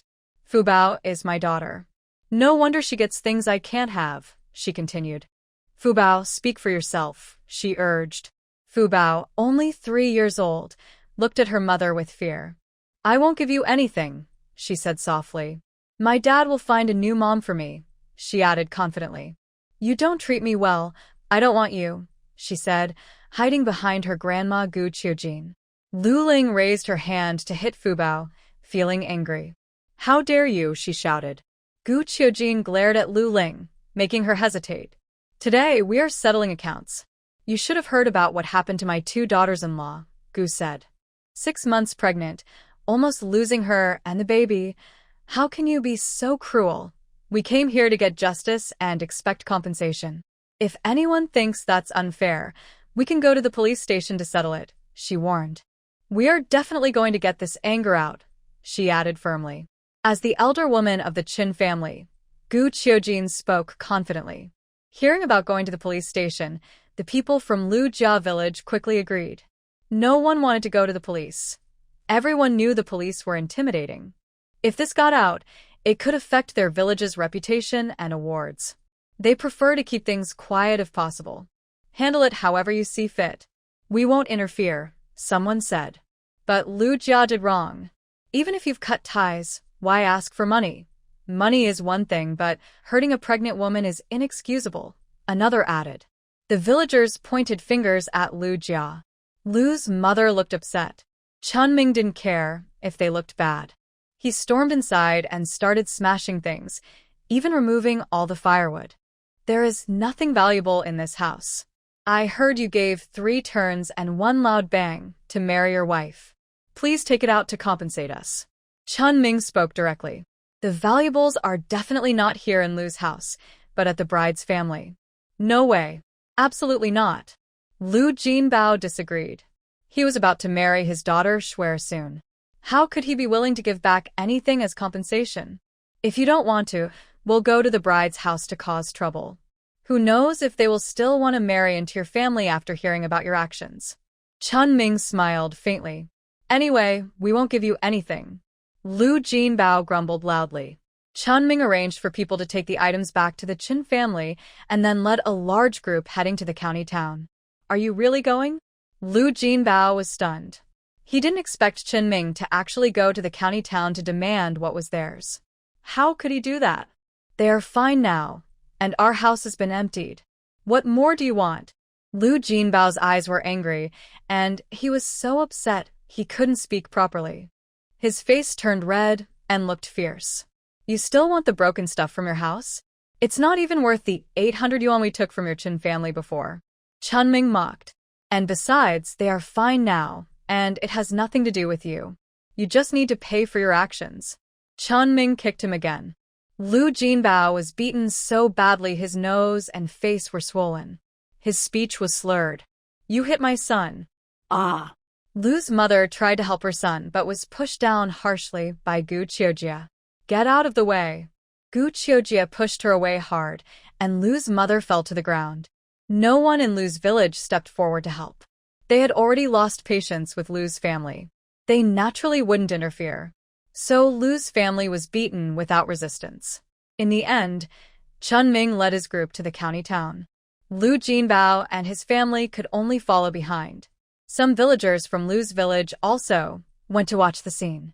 Do you think they can ask for the 3 turns and 1 loud bang? Whether they ask or not, this marriage is over. This is the city girl Lu's family paid a lot to marry. It's just how it is. Lu's mother is showing off everywhere. I've long been tired of it. This time, I want to see what she's proud of. Some people are just waiting to see a joke. Lu Jinbao is very worried. Mom, what should we do? They came to our door, and Shuer definitely won't want to be with me anymore. Lu Jinbao is almost crying. It's all your fault. Why do I have a sister like you? Sisters can support brothers, but you just hold me back. Lu Jinbao keeps scolding Lu Ling. Lu Ling also feels very guilty. If she messes up her brother's marriage, the Lu family will be finished, and she would be the sinner. I'm sorry. Lu Ling apologizes to her brother and also blames the Qin family. It's all their fault. If they weren't so petty, things wouldn't be like this. She looks at the Qin family with dislike. Chun Ming doesn't care about Lu Ling's dislike. He only cares about real things. Zhou family Zhou Yunxue is at home doing laundry and cooking. Big sister, are you really going to marry him? He looks like a fool, totally not worthy of you, Zhou Jiehui says angrily. In his eyes, his sister deserves the best in the world. If only their father hadn't fallen ill. I'm happy to do it myself. He's okay with me too. Don't worry so much. Worrying too much at this age won't make you grow taller. Zhou Yunxue smiles and talks to her brother. Zhou Jiehui opens his mouth but doesn't say anything. Or maybe, whatever he says doesn't matter. After her brother leaves, Zhou Yunxue's eyes turn dull. She never looked forward to her wedding with Lu Jinbao. But her father is sick, and she can't stay indifferent. They can't afford 1,500 yuan, but the Lu family can. They also gave her some. She can only compromise. She will live a good life with him. She comforts herself that it doesn't matter who she marries. At least her father will get better. Girl, I'm sorry for you. Zhou's father, with tears in his eyes, apologizes to Zhou Yunxue. You haven't done anything wrong to me. It was my own choice. Zhou Yunxue comforted her father. Father Zhou still sighed heavily. A family willing to spend 1,500 yuan to get married. What kind of family is that? In the countryside, such a large amount of money must be coming from the sacrifices of several daughters. If Snow gets married and can't have a son. Father Zhou sighed deeply. He also felt indifferent about Lu Jinbao. He looked at him and thought he lacked masculinity. Thinking of this, he felt even more uncomfortable. Mother Zhou was crying her eyes out. The Zhou family clearly didn't have a good atmosphere for daughters to get married. Zhou Yunxue, come out. Chiming called her name loudly. Zhou Yunxue saw many unfamiliar people arrive. Who are you? She looked cautiously at Ming and the others. When Ming saw Zhou Yunxue, he raised an eyebrow. He didn't expect that Lu Jinbao, this mama's boy and useless brother, would want to marry such a pretty girl. Of course, she wasn't as beautiful as Yaya. In his opinion, Yaya was the most beautiful in the world. Well, we are Lu Jinbao's creditors. We heard he gave you 800 yuan for a 3-turn and 1 honk trade. Since he doesn't have the money to pay us back, we came to ask you to use the 3-turn and 1 honk as collateral. This man isn't worth marrying. You should find someone else. Chunming kindly said. Zhou Yunxue looked at Chunming in confusion, then at Lu Jinbao. Is what he's saying true? She confirmed with Lu Jinbao. Yes. Lu Jinbao nodded helplessly. He had been beaten so badly that he was psychologically scarred and didn't dare to speak anymore. You know, my father is sick and I spent the money. It's not 800 yuan, it's 1,500 yuan. Zhou Yunxue added. We don't have the money to pay you, she told the truth. Lu Jinbao finally relaxed. Snow's family spent the money, so she was definitely his future wife. As for Chunming needing to pay compensation, the family had already moved out, and he had no choice. He wasn't worried about the empty house. He had 7 older sisters. Just a little help from each would be enough. He was very confident. You're not even married yet. Chunming's eyes shifted. It's settled, but the wedding hasn't happened yet. Zhou Yunxue answered whatever was asked. Do you like this useless guy and want to be with him, or are you with him for the money? Chunming grabbed Lu Jinbao and asked Zhou Yunxue. Zhou Yunxue felt stuck. She didn't know Chunming well and was about to marry Lu Jinbao. Big brother, I have a question for you. Huh? Just tell me. Big brother was a bit confused. Would you consider paying 1,500 yuan to compensate me and third brother, so I can marry someone and bring her home? Aren't you planning to get engaged? She's a high school girl from the city, pretty too. The 1,500 yuan is a bit expensive, but it's worth it. Chunming tried to persuade his big brother. He really thought his big brother was aiming too high. But he only cared about money. If he couldn't pay, he would find a way to get it. Is that so? Big brother was caught off guard, but then his eyes lit up. Could Zhou Yunxue be so beautiful? In their village, besides fifth brother's wife, no one looked better than Zhou Yunxue. Her skin was fair, her figure graceful, her features delicate, making people feel tender, and she looked beautiful everywhere. Hello, my name is Chen Feng, 26 years old. I have 3 children, but I treat my wife well. The family can't support themselves, so you don't need to worry about that. Would you consider me? I can also give an extra 500 yuan as a gift, as a sign of my sincerity. Chen Feng originally didn't have this idea, but after hearing Chen Ming, he liked Zhou Yunxue more and more. You old man, you still want to hit on my sister. I don't even know how much older you are than my sister. My sister is only a teenager. Who do you think you are? You're shameless. Zhou Jiehui was so angry he jumped. He was also unhappy with Lu Jinbao, but at least their ages matched. This man was clearly much older. Father Zhou was silent. He saw that this man had his own plans, but his daughter was not bad. They wouldn't drain her of her blood. Once she married, he believed she could live a good life. At least he's better than Lu Jinbao, who is completely dependent on others. Relying on family won't last forever, and those older sisters can't keep supporting him forever. Father Zhou quickly made a decision. When Lu Jinbao heard Chen Ming's words, he became anxious. Swear, look at me. I will treat you well. Why are you with him? He's not good to his wife, and his ex-wife is my sister. He's so cruel to my sister, and he even cut off contact with her and the kids, and he has so much money because of my sister's daughter. Lu Jinbao shouted loudly. Meanwhile, Fu Bao, hearing her beautiful older sister say she would be her stepmother, felt a voice inside her telling her, it's only her. Big sister, will you be my mom? Fu Bao blinked and stepped forward to ask Zhou Yunxue. I'm very obedient. Big sister, I like you. You be my mom, and I'll find meat and money to take care of you. Fu Bao's soft voice was full of determination. She wanted someone to be her mom, just like her little aunt. She wanted to fight for herself. Chen Feng looked at his daughter speaking and felt a bit anxious. He told her he had 3 children, but seeing it in person was different from hearing about it. Fu Bao. Chen Feng called out to stop Fu Bao. Kids like you, that's why you say these things. He quickly added, I have feelings for Zhou Yunxue. In his mind, he thought he was just as good as Lu Jinbao, who has 3 sons. Lu Jinbao can marry such a beautiful girl, so he can too. Kids are very cute. Zhou Yunxue praised Fu Bao. She had never seen such a charming child before. Big sister, Zhou Jiehui disagreed. Shut up, go away. Father Zhou scolded Zhou Jiehui. Dad, can I change someone? Zhou Yunxue was tempted. She really didn't like Lu Jinbao. He was lazy and irresponsible, and her older sister could only help him for so long. Chen Feng, standing in front of her, clearly wasn't someone who did nothing. She was confident she could live a good life with a normal person. Swear, I respect your decision. Father Zhou had choices, but he would never agree to let his daughter be with Lu Jinbao. Big brother, remember to give me and third brother 750 yuan each when you go back. Chen Ming reminded his older brother. Yes, and the matchmaker fee. Chen Ming added. All right, no problem. The matter of my sister-in-law's appearance, I also feel responsible. Chen Feng looked very happy. He was really going to marry a girl from the city? He was truly grateful to his younger brother.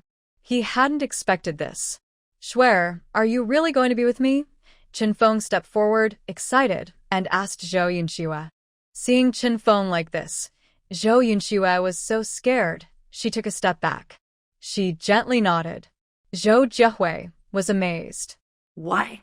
Such a good sister, and she chooses someone like that? He was an older man. Zhou Jiehui felt guilty and helpless. Mother Zhou was wiping tears. Her poor daughter. Meanwhile, Zhou Yunxue was very calm. She had prepared herself mentally long ago. This wasn't the worst outcome. At least, Fu Bao looked quite cute. She liked him. And she didn't plan to have children right now. She was well-educated and knew that having children too early was bad for girls. She didn't need to rush because the other person already had several children. Shuer, are you really going to be with him? Didn't you promise me you'd stay with me? Lu Jinbao asked incredulously. Whoever gives me money, I will be with them. You owe money to his family, and I used the money you gave me to pay it off. Zhou Yunxue was very cold. You must be with me. You are my wife. Lu Jinbao caused a scene.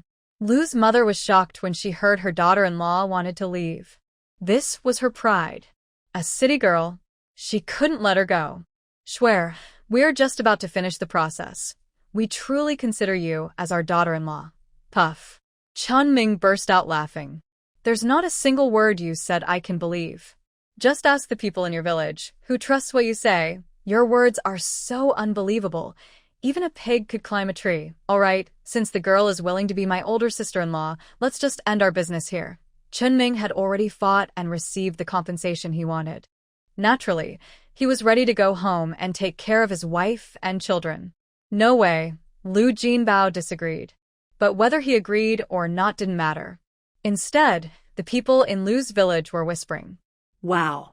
That girl is really pretty. Marrying a wife for 1,500 yuan, how could it be so different? In our village, you could marry a dozen women like her. Her family is special too. Her father is sick, so it's a special situation. People in Chen's village were also talking. Oh my. Is Chen Feng really bringing home a beautiful bride? She's really pretty. Besides Yaya, she's the only beautiful girl in our village. Wow, my son is so lucky to marry such a beautiful wife. Prepare more bride price. We can look forward to it. Chun Ming and his group went to Zhou's house to discuss marriage. Zhou's mother was completely stunned from start to finish. Chen Dachuan and Chen Erxia were also stunned. Are we going to have a stepmother now? Chen Erxia asked Chen Dachuan. Yes, Chen Dachuan nodded. Do you think the stepmother will be mean to us? Stepmothers aren't good. I don't like her. Chen Erxia shook her head. Chen Dachuan's expression was complicated. He thought his father would definitely remarry. They had no choice. But Fu Bao was very happy when she heard Zhou Yunxue was willing to be her mother. Do you agree to be my mom? Fu Bao looked at her with hope. She thought soon she would have someone to tell her bedtime stories, comfort her to sleep, hold her hand, and make her delicious food. Yes. Do you want me to be your mom? Zhou Yunxue bent down patiently to Fu Bao. Yes, yes, yes. I want you to be my mom, Fu Bao shouted very loudly. Gu Qiujuan looked at Zhou Yunxue, thinking that this older girl was very lucky to marry such a good person. Chen Feng was very nervous. After all, he was quite old, and marrying such a young wife was something he hadn't expected. I will treat Shuer well. I'll give a bride price of 500 yuan. If you have any other requests, just say. Chen Feng spoke hesitantly, eager to show his sincerity. Zhou's father waved his hand. We're not selling our daughter. The previous 1,500 yuan was enough to show we care for Shuer. We just hope you'll treat her well. Stepmothers have a hard time. I want you to promise here that you won't mistreat Shuer. I'm confident in my daughter. She's not a mean person and will help take care of your children. Zhou's father told Chen Feng everything he could think of. Some things needed to be said up front, or else there might be trouble later. These are my two sons. They can support themselves. Just give them enough to eat. Fu Bao is a bit younger and needs care, but he's lucky and can earn quite a bit. Chen Feng told everything to the Zhou family openly. Chun Ming. His older brother was usually very clever at home, but outside, he seemed like a different person. All right, as for the future of my son-in-law, Zhou's father had just asked around about Chen's family. My father did something wrong, but I promise Shuer won't have such problems when she gets pregnant in the future. Chen Feng quickly assured him. Zhou's father didn't say anything more. If Shuer got pregnant and no one from Chen's family was there to help, he would send his wife to take care of her. He only had one son and one daughter, both very precious to him. Father, you can accept the 500 yuan bride price. My family is well off and doesn't need that money. Chen Feng acted like a wealthy man.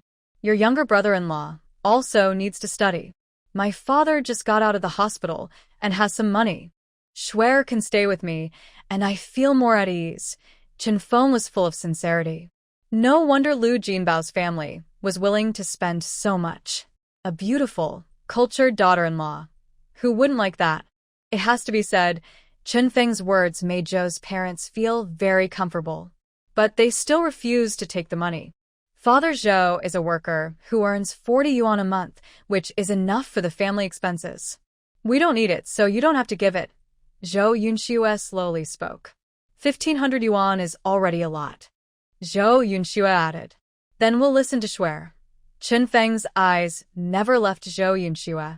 The rest was Gu Qiujin discussing the wedding process with Zhou's parents. Since he has a son, Gu Qiujin is very familiar with the process. They quickly set the date. To avoid delays, the wedding is scheduled for 3 days later. Chen Feng reluctantly said goodbye to Zhou Yunxue. Seeing his older brother, Chen Ming gently reminded him, "Remember the money. It won't be less than yours." "Thanks, little brother." Chen Feng sincerely appreciated his brother for finding such a good wife. Thinking about spending a future together with Shuer made him very happy. Chen Dian saw that his older brother could marry such a good girl and felt envious. Song Shuchong is okay, quite fair, but not as good-looking as Wu's younger sister, and far from his future sister-in-law. His older brother is just a farmer in the countryside, not handsome and remarried. Why would he marry such a beautiful wife? Chen Dian felt uncomfortable. Not only Chen Dian was uncomfortable, but Song Shuchong also felt the same. Why is it that in such a remote rural area, there can be such a beautiful girl? Song Shuchong felt very unbalanced. The happiest was Fu Bao.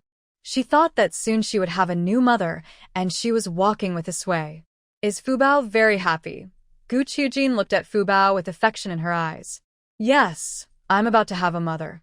I'm not a child without a mother. Fu Bao clenched her small fists and said softly and cutely. Do you like her to be your mother? Gu Qiujin asked Fu Bao. Yes, Fu Bao nodded. Fu Bao likes her to be my mother. Gu Qiujin didn't say anything more. Fu Bao's taste in girls must be good, as she is very young. Thinking about how her father is used, and her mother is just an ordinary mother, being kicked around like a ball. This time, she finally has a stable home. She is happy for Fu Bao. As a grandmother, she isn't the biological grandmother, so some things are beyond her reach. Suya is staying at home, resting during her postpartum period. Her daily routine is playing with the little ones. The most fun is with the oldest child, who is the most cooperative among the three. "Dabao, do you want to drink milk from Grandma? Drink from Grandma. Smack your lips. Da-da-da. Do you want a drink?" Every time Suya teases Dabao, he responds very well, even drooling, which is adorable. "Here, I'll give you some. Dabao, Mom loves you the most." Suya kisses Dabao on the lips. When it comes to the second child, Suya feels truly helpless. He has such an expressionless face, and she even feels like his eyes are dead fish eyes. Calm but intimidating. Suya isn't sure if it's just her imagination. "Don't you want a drink? Then I'll drink it myself." Suya makes a move as if to feed him milk powder. The second child remains indifferent. He doesn't believe this woman won't give him milk. Suya pretends for a while, even putting the milk powder in her mouth, but the second child shows no reaction. Suya. She is truly convinced. She gave birth to him herself. She's not angry. Finally, she voluntarily feeds the milk powder into his mouth. The third child is even less fun. He closes his eyes, and no matter how Suya pokes his face, he doesn't respond. Long eyelashes, delicate skin, like a sleeping beauty. "Dad, how are you feeding the third child?" Suya is at a loss. "You just put the milk in his mouth and he drinks." Suya. So magical. She carefully aims at the third child's mouth, holding him gently. Glug glug, the third child drinks milk quickly, so fast it looks like he's not sleeping at all. Suya. She feels like she's raised a few little monsters. The most normal one is still the oldest. Could there be something wrong with the third child? Should we take him to the hospital for a checkup? Suya thinks about the current medical conditions. Even if they check, they probably won't find anything unusual. "It's just that I love sleeping and don't want to be checked. Let him sleep if he likes. That's just how the baby is." Mother Sue said casually. Suya was worried and added a little spiritual spring water to the formula to feed the baby. The baby's eyes suddenly opened wide and looked around. Why did he suddenly seem more energetic? Seeing the formula, the baby drank even more eagerly. I love the energy. I love it. Suya, her precious son, finally opened his noble eyes. Baby, I am your mom. Remember that. Suya gently touched the baby's nose. The baby looked up at Suya. Then he focused on drinking his milk. After finishing, he closed his eyes. Suya, where did these genes come from? When I was a child, I didn't sleep this much. I need to ask my husband if he was like this when he was little. Suya angrily put down the bottle, feeling overwhelmed and crying for her big baby. The second baby remained expressionless. Suya could only comfort the big baby. It's Mom's fault. Mom shouldn't have scared you with her loud voice. Mom apologizes. There, it's okay now. Suya spoke softly to comfort the big baby, who only calmed down after a while. The second baby was watching Suya quietly. So, this is what Mom is like. Did I get treated like this when I was born in my past life? Yaya, now that you're a mom, you can't be so reckless. You need to act like a mom. Mother Sue talked about Suya. Mom, I am already a mom, but I am also your child. I'm still a baby, Suya said confidently. Mother Sue was both amused and speechless. Father Sue agreed with Suya.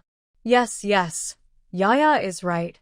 Even as a mother of 3, I'm still your baby, Mother Sue. Dad, you're the best. I love you. Suya showered him with praise, and Father Sue laughed happily. The atmosphere in the house was very joyful. Next door, Jong-ro heard laughter from Suya's room and thought about her own parents. She sighed with a bitter smile. She told her family about her pregnancy and childbirth, but they showed no reaction at all.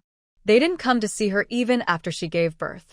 Thinking of Suya's parents and her own, she couldn't help but feel sad. She believed that over the years, because she had no children, she treated her younger brother and his children as her own. Finally pregnant, she received no blessings from her family. She couldn't help but shed tears.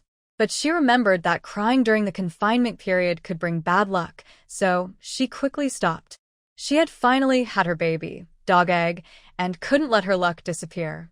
She needed to raise Dog Egg well. She didn't want Dog Egg to have a stepmother. Her mother-in-law was right.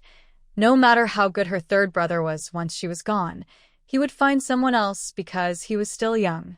What would happen to Dog Egg then? Jong-ro tried to comfort herself so she wouldn't keep dwelling on sad thoughts. Dog Egg, Mom loves you. You must grow up healthy.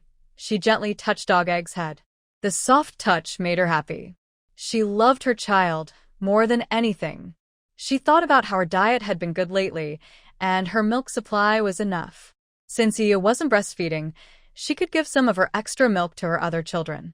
Jong-ro still believed that children needed milk to be healthy. But she would wait until her third brother and the others returned. Her third brother, who was being scolded, was walking with Chun-ming toward the village entrance.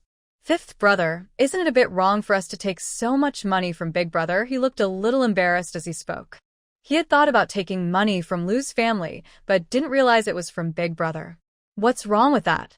He has a beautiful wife and earned a lot, right? Chun-ming said impatiently. But still, are we asking for too much? If he can afford it, then it's not too much. Why do you pity him? He has a precious daughter. Earning money is easy for him. Chun-ming rolled his eyes. He felt sorry for Big Brother, but he also cared about himself. If it weren't for a special task, he wouldn't be as lucky as his older brother. There is a lucky charm, making money easily. Third brother was speechless after being scolded by Chun-ming. When Chun-ming and the others arrived home, Father Chun looked at his son, opened his mouth to say something, but then closed it. Oh dear, what's wrong, Dad? Chun-dian was the first to notice that his father was acting strangely.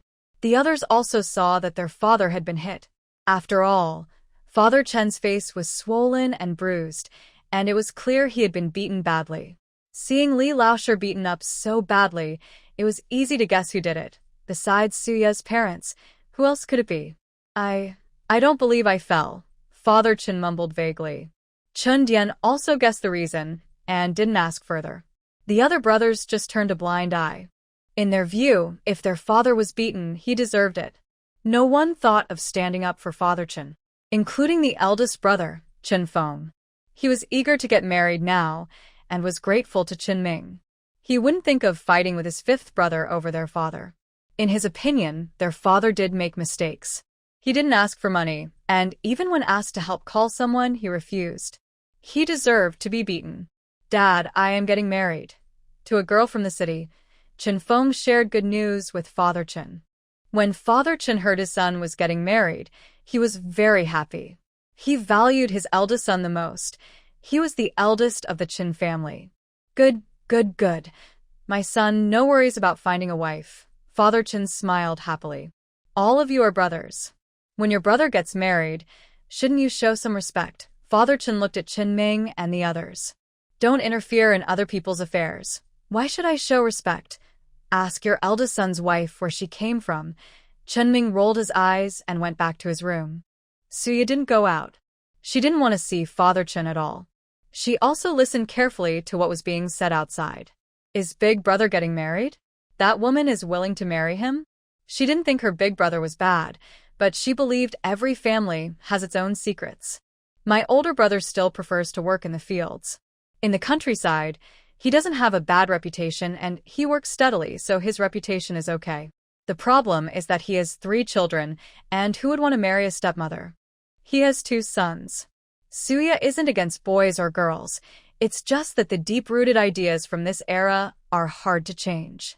Women who marry into such families often find it hard to settle down, and being a stepmother isn't easy either. That's what Suya is confused about. When Chun Ming came in, she immediately asked him, "What?" "Is she Lu Ling's brother's wife?"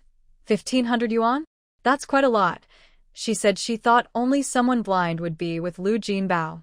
Still, if he's from the city or a high school student and his family's father is sick and needs a lot of money, it makes sense. 1,500 yuan? People in the city don't have that much money. Lu Jinbao really is willing to spend a lot. She thought it was only 800 yuan. His family has 7 older sisters, all very obedient. Chen Ming told Suya. "This is the first time I've seen something like this. Will my older brother give us 1,500 yuan? That's not his style." Suya was very curious. She didn't think Chen Feng was very generous, willing to give 1,500 yuan to marry a wife. "That girl is very pretty, a bit prettier than you, and better looking than Song Shu. Her family are workers," Chen Ming explained to Suya. So he really got a good deal. But giving 1,500 yuan shows sincerity. "Fu Bao really likes that girl?" Suya asked Chen Ming. "If Fu Bao likes her, then there's no need to worry about her character." Thinking of Fu Bao's sad past, meeting a good stepmother is also a good thing. Chen Ming nodded. What a big surprise. In 3 days there will be a new sister-in-law. The family will be really lively. I wonder if we go to Shujia village, will we see such a lively scene? Suya thought to herself. Yeah, I have to go to the provincial city to report tomorrow. Stay at home and let mom and dad take good care of you. Don't worry about these family matters at home. Just see them as entertainment, Chen Ming advised Suya. He was afraid that his wife might get hurt again when he wasn't around. He couldn't accept that. I understand, Suya replied with a smile. Take care of your sister-in-law, but prioritize protecting yourself first. In Chen Ming's eyes, no one was more important than his wife. I have children now, so I will always put my kids first. Suya wasn't foolish. She had 3 adorable children and wouldn't interfere in others' affairs. If anything happened to her children, she would regret it for the rest of her life. Are you going to report to the provincial city tomorrow? Should I go see Uncle Wang? Suya asked Chen Ming. She respected his decision. Yes, Chen Ming replied. Their family didn't have many connections. He wanted to establish himself in the provincial city, and Uncle Wang's help was necessary. Now that he had 3 children, he wanted to give his wife, children, and mother a good environment. He had to work hard to move upward. The provincial city was full of complicated relationships. To succeed, he would need Uncle Wang's help. I will be careful with my actions. I respect my mother's decision. I won't ask her to be with him because of this, Chen Ming said firmly. Seeing her husband's determination, Suya was stunned. For a moment, she saw the aura of a leader in Chen Ming. No wonder he could climb so high later. It was all because of himself. But deep down, her husband still had his own twists and turns. Darling, do you dislike the way I am now? I want to give you and the children a good life, to take you away from the village. It's so naive. Chen Ming thought about what his father had done, and he was furious. He knew about it immediately, and even wanted to kill his father, but he restrained himself. He had a wife and children, and he was the pillar of the family. He couldn't do anything to his father, but he wouldn't let him get away with it. I like whatever kind of husband you are. My favorite person is you, my husband. The children come second, Suya assured Chen Ming. Cough, cough, cough, what about us? Su's father went out to see some excitement and make some hot water. It seems that in his daughter's eyes, he now ranks very low. Suya felt a moment of awkwardness when she saw her father.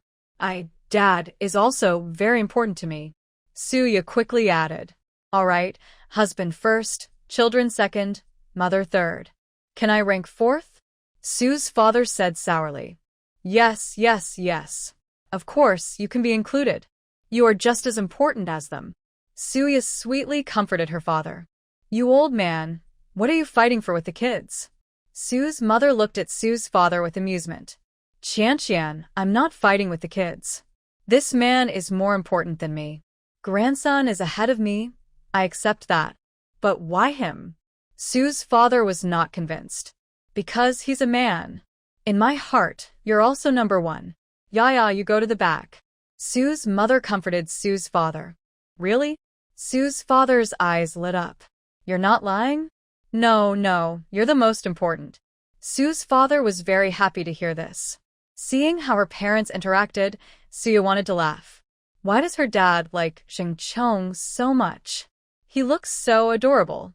Chen Ming also smiled nearby. Big brother, you need to pay now. In the evening, Chen Ming appeared in Chen Feng's room, along with the third brother. Big brother, you can pay less, but you have to pay. The third brother also spoke. Split it equally, 750 each. If you want to pay less, then pay less for your part. Chen Ming said very firmly. Since the third brother thought the compensation was too much, he left it be. Anyway, he would definitely take his share. The third brother clearly felt that his younger brother was angry. He thought about how his younger brother had been helping his family all this time, yet he kept causing trouble. Suddenly, he didn't know what he was doing. Wasn't he making himself look bad in front of his younger brother? No wonder he was angry. Big brother, I want it all. Can't give less. Third brother changed his tone and said.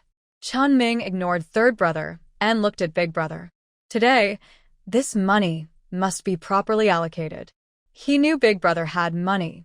All right, big brother responded quickly and firmly. He had 5,000 yuan, and after giving 1,500 yuan, he still had 3,500 yuan. He dug out 1,500 yuan from a corner and handed it to Chen Ming. Chen Ming took his share and gave third brother 750 yuan. Third brother was amazed when he saw the money in his hand. 7,500 yuan? Fourth brother, this money mainly comes from you, and since you have many children, I'll take 300 yuan, and the remaining 450 yuan is for you. Third brother handed the money to Chen Ming. Chen Ming thought about it. 1,500 yuan for 4 children and 2 pregnant women. Dividing equally, third brother's family of 2 could get 500 yuan. Since he asked for this himself, the credit goes to him. It's fair for him to take 100 yuan. The remaining 400 yuan goes to third brother. He took 350 yuan for himself and handed 100 yuan to third brother. That's right. Based on the number of people, your family gets only 500. I helped out, earned 100, and the remaining 400 is yours. Chen Ming calculated everything clearly. He wanted to prevent third brother from regretting later, thinking he had taken too much. When third brother heard Chen Ming's clear calculation, he felt a bit anxious. He always felt there was a distance between him and his younger brother. There's no need to be so precise, third brother muttered. Even brothers should settle accounts clearly, Chen Ming said seriously. In the end, third brother remained silent. By the way, thanks to you, I was able to marry Shuer. I paid a matchmaker fee of 100 yuan, so I owe fifth brother a bit more. Chinfeng was very proud and happy, immediately throwing money around. Thank you, big brother. Wish big brother and sister-in-law happiness and a long life together. Chunming definitely wouldn't refuse the 100 yuan that was handed to him. It's clear that this big brother had probably suffered some psychological from his former wife. Now, big brother truly values money to make friends. He liked it. A normal matchmaker fee would be about 5 yuan, which is quite reasonable. My older brother simply gave 100 yuan, which was really generous. He was very happy to hear that. It turns out that this is the joy Lu Ling feels when helping her younger brother. He has learned from her. Ha! This feels so good. He is much happier than Lu Ling because his younger brother's words make him very happy. Unlike Lu Ling, who still faces various criticisms. My older brother didn't think about the other younger brothers. They are all as dull as a gourd, but the fifth brother is the most comfortable. Life is prosperous and full of happiness, and may you have many children. Chunming saw his older brother eat a bit and then casually complimented him. Good, good, good. All these years, I finally see your good side. As brothers, I will protect you in the future. Chinfeng looked proud. Chunming. He found an excuse to leave. His older brother is a bit strange. He went back and told Suya about it. Suya chuckled softly. Bao also widened his eyes. Is there such a silly big guy? A big fool? Does he just throw money around like that? His biological father probably doesn't have this habit, right? He looked Chinming up and down. He probably doesn't have it. Even his mother wouldn't agree. Why do you think my older brother is acting so strange? He's been acting weird lately. Chinming was confused. Well, he has money now, so he doesn't care as much. Suddenly, he wants to be good to you brothers, Suya casually said. Can it be like that? If I had money, I wouldn't have thought that way. Am I too selfish? Should I reflect on myself? Chinming was very confused. He is indeed selfish. He can't reflect on himself. He still doesn't want to spend money. His money is only for his wife, children, and parents. Others shouldn't even think about it. Money, money. Suya's eyes were fixed on the money. Chunming instinctively wanted to hide the money. He admitted that he hadn't set aside any private money for himself. He gave all of it away. As a grown man going out without money, it would be very embarrassing. Husband, look, the 3 kids are all crying for money. I married you with hardly any money in my hand, and giving birth was a life and death struggle. I was so scared back then, afraid I wouldn't see you again. Boo-hoo, do you know what I was thinking while lying in bed giving birth? I was worried about what to do if I could never see you again. Suya covered her face with her hand, choking up, her eyes red. Husband, you're so good. Chinming suddenly felt very guilty. His wife was so wonderful. Why was he still thinking about hiding his secret savings? His wife had given him 3 sons. Even though they didn't have a daughter, he needed to treat her well. Then, you can keep this money. Chunming reluctantly handed the money over. Husband, you work hard outside making big money, so you need to have some money on you. Here are 20 yuan. Keep it. Suya quickly took out 2 large bills and handed them to Chinming. Husband, don't worry. I will take good care of everything at home. Suya's eyes were full of love for Chinming. Chunming was so touched he almost cried. Boo-hoo. How did he get such a good wife? She even gave him 20 yuan as secret savings. Ingzi, husband, Chinming and Suya looked at each other, tears in their eyes. Bao saw his parents acting like fools and twitched his mouth. Do his parents seem to have a problem with their brains? Why are they acting like a melodramatic TV show here? Suya quickly put the money into her pocket, afraid Chinming might change his mind at any moment. After all, Chinming wasn't easy to fool. Chunming didn't notice his wife's actions much. He was only thinking about their 3 children. He was going to the provincial city. What about his wife and kids? He thought about going to find his mother. Mom, why don't you stop working and take care of the kids for me? Yaya is so young. Taking care of 3 kids alone is definitely too much. Chunming scratched his head, feeling a bit embarrassed. You don't need to say that. I'll take care of the children. You go out and work hard. If there's nothing urgent, you don't need to come back. It saves travel costs. I'll take care of the kids and your wife. Gu Qiujia waved her hand, wishing her son would leave immediately.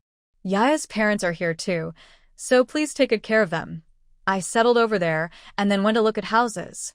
Chunming told Gu Qiujia about his plan. Buy a house. Do you have that much money? Don't spend Yaya's parents' money again. As a man, is that okay? Gu Qiujia said angrily.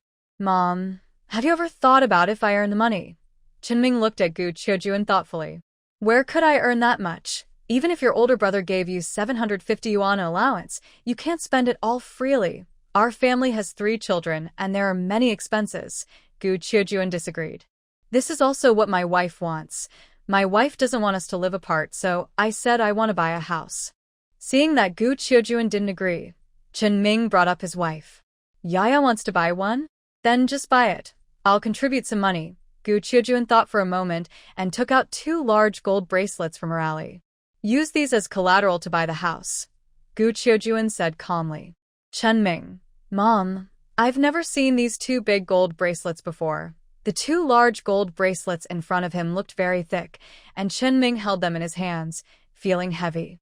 Estimated, each bracelet probably weighs over 200 grams.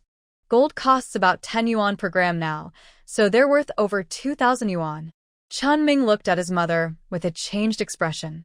Mom, do you still have more? Chunming rubbed his hands eagerly, looking at Gu Qiujia. Get lost. None left, Gu Qiujia said irritably. Buy a bigger house since my in-laws have 3 kids. More space is better. Gu Qiujia advised Chunming.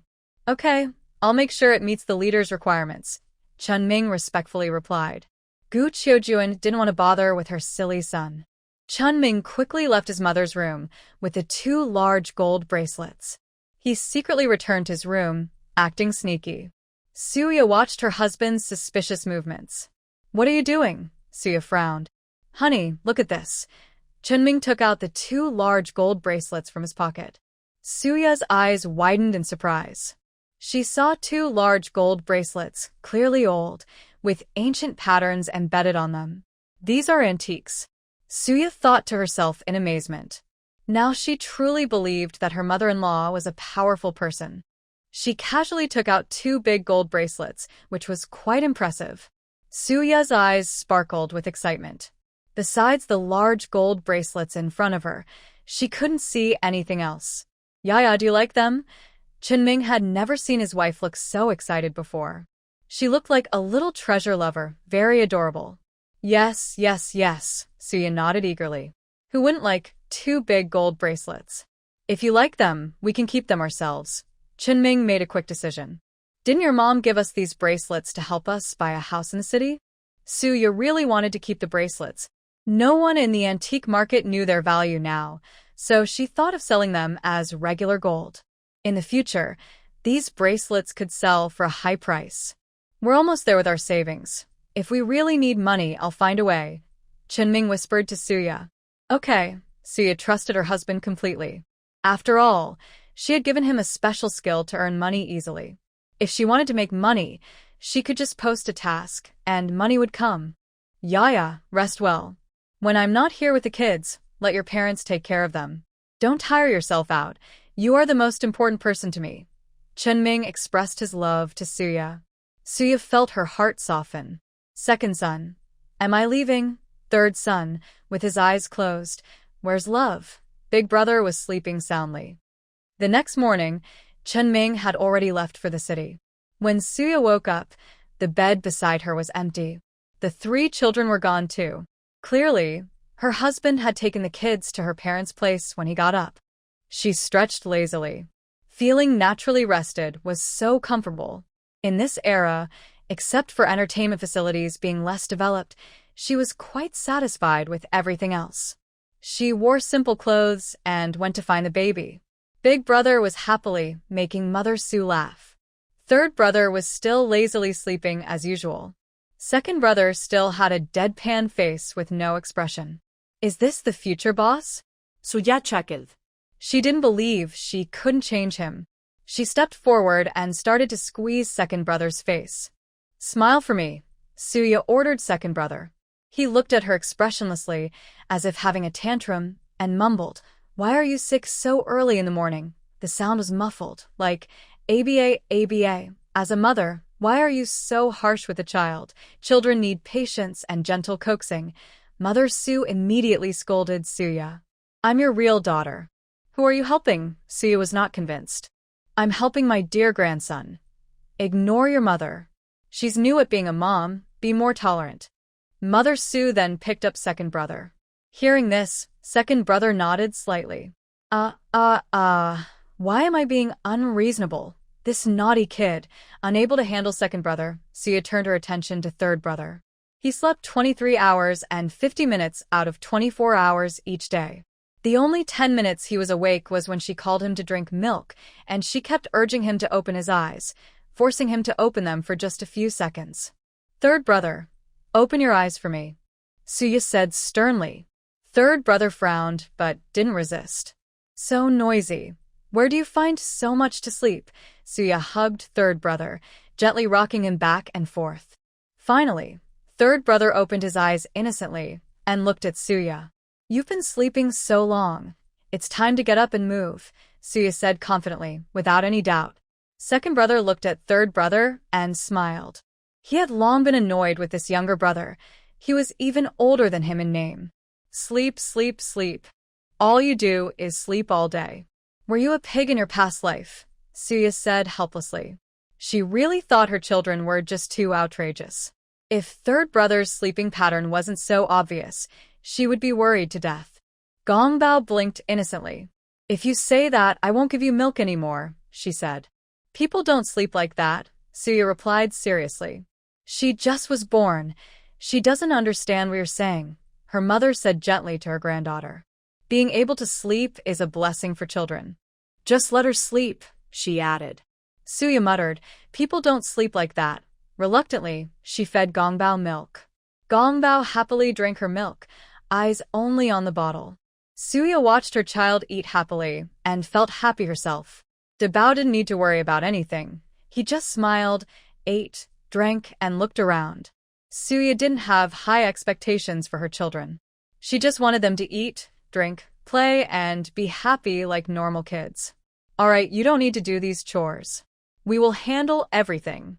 Jaya, you should rest well, her mother said. Women, sitting postpartum is very important. If you don't rest properly, you might get sick, Gu Chujia said quickly when she saw her daughter-in-law working. Let us do these chores. You don't need to work, her mother and mother-in-law both insisted. In the end, Suya had to go back to her room to rest. If you asked Suya if she liked this life, she would definitely say yes. Who wouldn't like a life where they don't have to work all day? Is Auntie here? I came to keep you company, Fu Bao said, approaching Suya with a big smile, much happier than usual. Clearly, Chen Feng had been very kind to Fu Bao lately. Suya thought that anyone without a problem in their head would treat Fu Bao well. After all, Fu Bao was lucky enough to have a family that was good to her. They had enough money and everything she needed. How could anyone not be kind to her? How has Fu Bao been these days? Suya asked softly. She had always wanted a daughter. She had 3 children, but none of them were girls. That was her regret. A soft, fragrant girl was very charming. My dad is very good to me. He lets me eat whatever is delicious first, Fu Bao said happily. Auntie, do you think my stepmother will treat me well? Fu Bao asked with hope in her eyes. She will definitely treat you well, because she is your mother. Anyway, our little Bao is so cute and many people will like him in the future. Even Auntie likes our little Bao, Suya gently patted Bao's head. Bao also likes Auntie. Can I see my little brother? Bao's eyes sparkled brightly. Suya didn't stop Bao from seeing her little brother. When can I play with my little brother? I want to take him to catch wild chickens and dig ginseng, Bao said happily. She is already 3 years old and knows that what she digs up is good stuff. She wants to give it to her parents, but she also wants to give some to her auntie and uncle because they are very kind to her. You have to wait until you're as big as Bao to play together, Suya gently comforted Bao. Compared to her 3 sons, she still prefers her daughter. Is it going to take so long? Bao asked sadly. Bao can play with her brothers. You can also come and chat with your little brother sometimes, Suya suggested. Playing alone must be boring.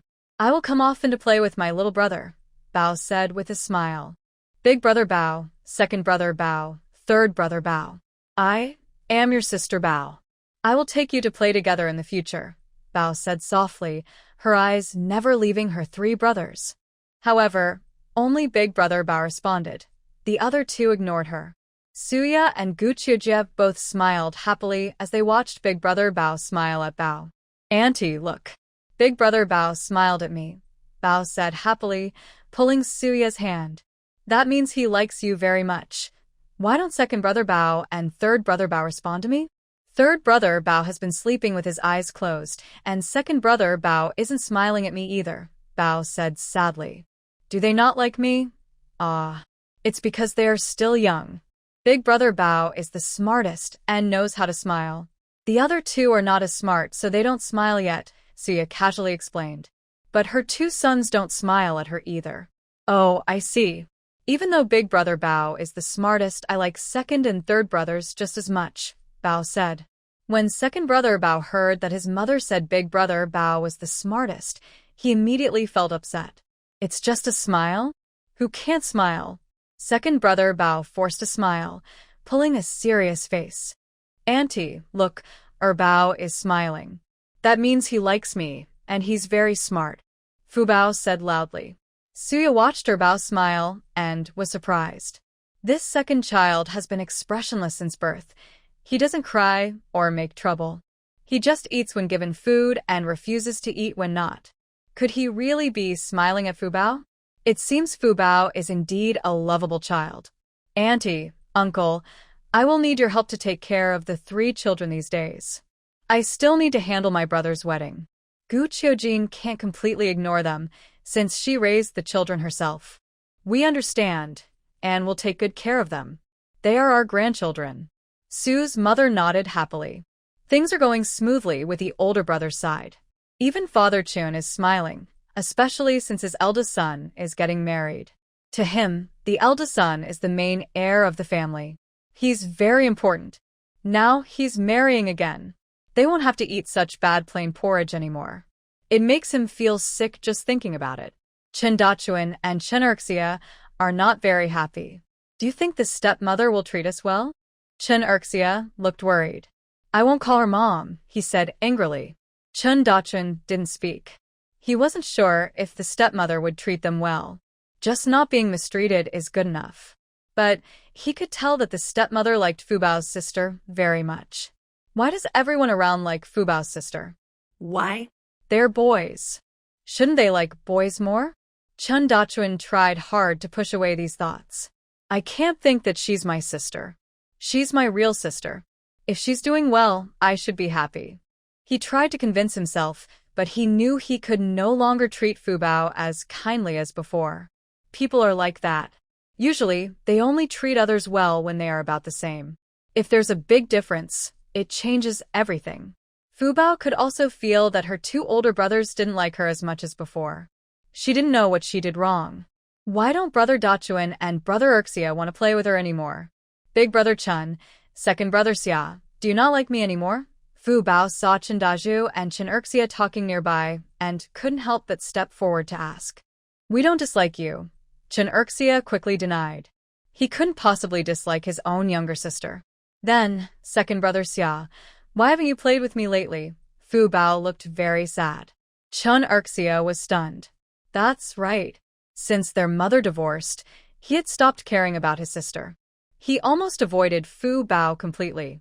Why was that? Was it jealousy? Jealous that Fu Bao was still doing well after their parents' divorce? He was speechless. Chen Daju slowly spoke, because Fu Bao has many friends to play with. We're older now and busy working at home, so we don't have time. Chen Daju spoke in a distant but gentle tone. Fu Bao was lucky. Maybe in the future, she would still need him. He couldn't say anything too harsh. Chen Erxia sided with Chen Daju. Fu Bao was all alone. Her feelings told her that her brothers were lying. Why had things turned out like this? Chun Ming was excited as he went to the machinery factory to get a job. The factory director had been transferred to Beijing as a deputy director and told everyone to take care of Chen Ming before leaving. No quotes needed. Chun Ming felt very confused. He thought Uncle Wang had said something, so he accepted it calmly. As for the Su family, Su Tian didn't marry Zhu Dapeng, but went to the countryside. When he left, he took the little money and tickets left at home. The three brothers of the Su family turned against each other, and their household was chaotic every day, becoming a joke among neighbors. The Su family didn't gain favor with factory director Zhu either. It was a loss on all sides. Chun Ming sighed deeply. He still had one thing to find out about the Su family. That was to give Su Tian the medicine pill. He remembered the pill his wife gave him and decided to trust her. During his lunch break, he went to the Su family to give Su Tian the pill and explained its purpose. Su Tian saw the pill in his hand and felt very excited. He could stand up now. He never doubted what Suya said. Suya is not the kind of person who would lie. But in the end, he lost his sister Suya. She had 3 children. Are they boys or girls? Su Tian couldn't help but ask. 3 sons, Chen Ming replied coldly and briefly. Congratulations, Su Tian sincerely thanked him. I'll bring you more pills next time. Chen Ming's impression of Su Tian was neither good nor bad, but he didn't want to contact the Su family. This family made Yi's life difficult, so there was no need to stay in touch.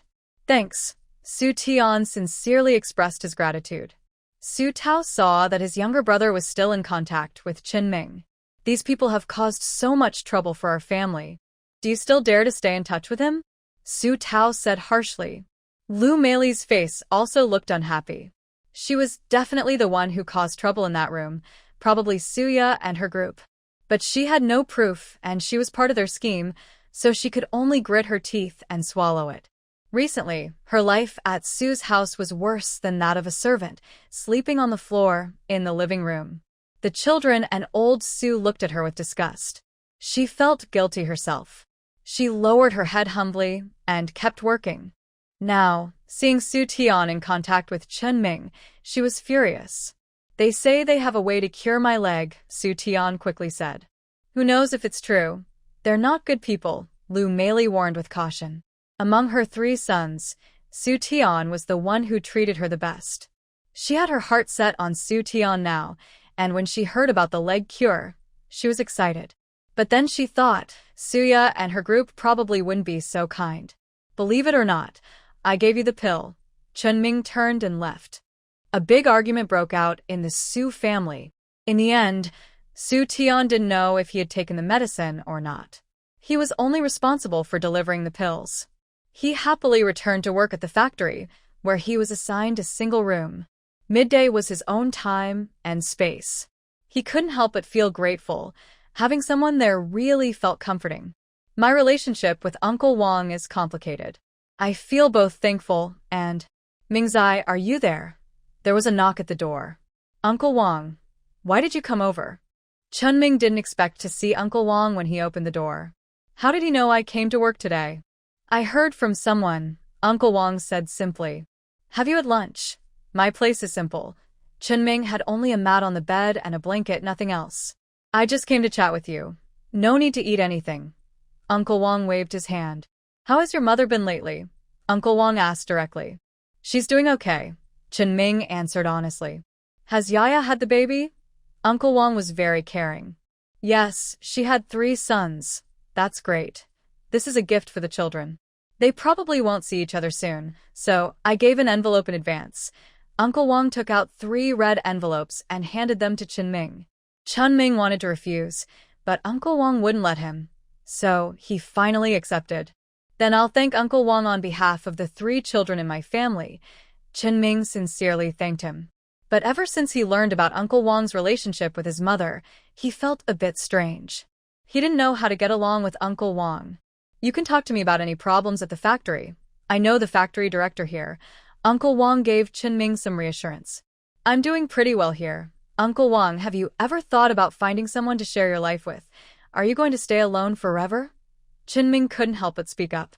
Regarding Uncle Wang and his mother, if it was before, he would have supported it. But now their families are not a good match. Even if Uncle Wang is willing, problems could still happen. He didn't want his mother to be criticized or judged. He wasn't against her finding happiness, and he even supported it. As long as she is happy. I'm used to being alone, And Mingzai, you know how I feel about your mother. I'll be honest. If I can't marry her in this life, I won't marry anyone else, Wang uncle said slowly after pouring a glass of water. You don't need to worry about affecting your parents' relationship. I won't bother them, he added. I respect your mother's decision, Chunming replied. I'm just sharing my own thoughts. I won't affect others, Wang uncle said with complex feelings and emotion in his eyes. If you had a chance with my mother, what would you do about your family? He asked. I don't want my mother to suffer any unfair treatment, Chunming answered. I won't let her suffer either, Wang uncle said sincerely. I didn't know about what happened back then, Chunming admitted. When I found out, I immediately argued with my mother. I'm here to make my stance clear. We don't have to live together, he added. If I still have a chance with Ah Ju, I will treat her well for the rest of my life, Wang uncle said earnestly. Chunming relaxed a little, seeing Wang uncle's attitude. Remember what you said today? Wang uncle advised. Of course, Chunming nodded. He thought for a moment and then told Wang uncle about his parents' divorce. My mother divorced, he said. Really? Wang uncle suddenly stood up, looking extremely happy, as if he saw hope. In his 30s, he still looked like a young boy in his teens. Yes, Chunming confirmed. How did it happen? Wang uncle asked worriedly. Was your father unkind to your mother? He added. Chunming nodded and shook his head. His father wasn't necessarily bad to his mother. There were good and bad parts. He loved his older brother more, suspected he wasn't his biological brother, and wanted to have another child with his mother, but she didn't want to, which made her uncomfortable and showed in her behavior. Chunming told Wang uncle about what had happened in their family recently. He figured he would find out sooner or later, so he might as well share it now. He was aiming to climb higher. Even if the college entrance exam was restored later, he would need connections. He was sure that Wang uncle's family was very well off. From the wealth his mother revealed, it is clear that he is not an ordinary person.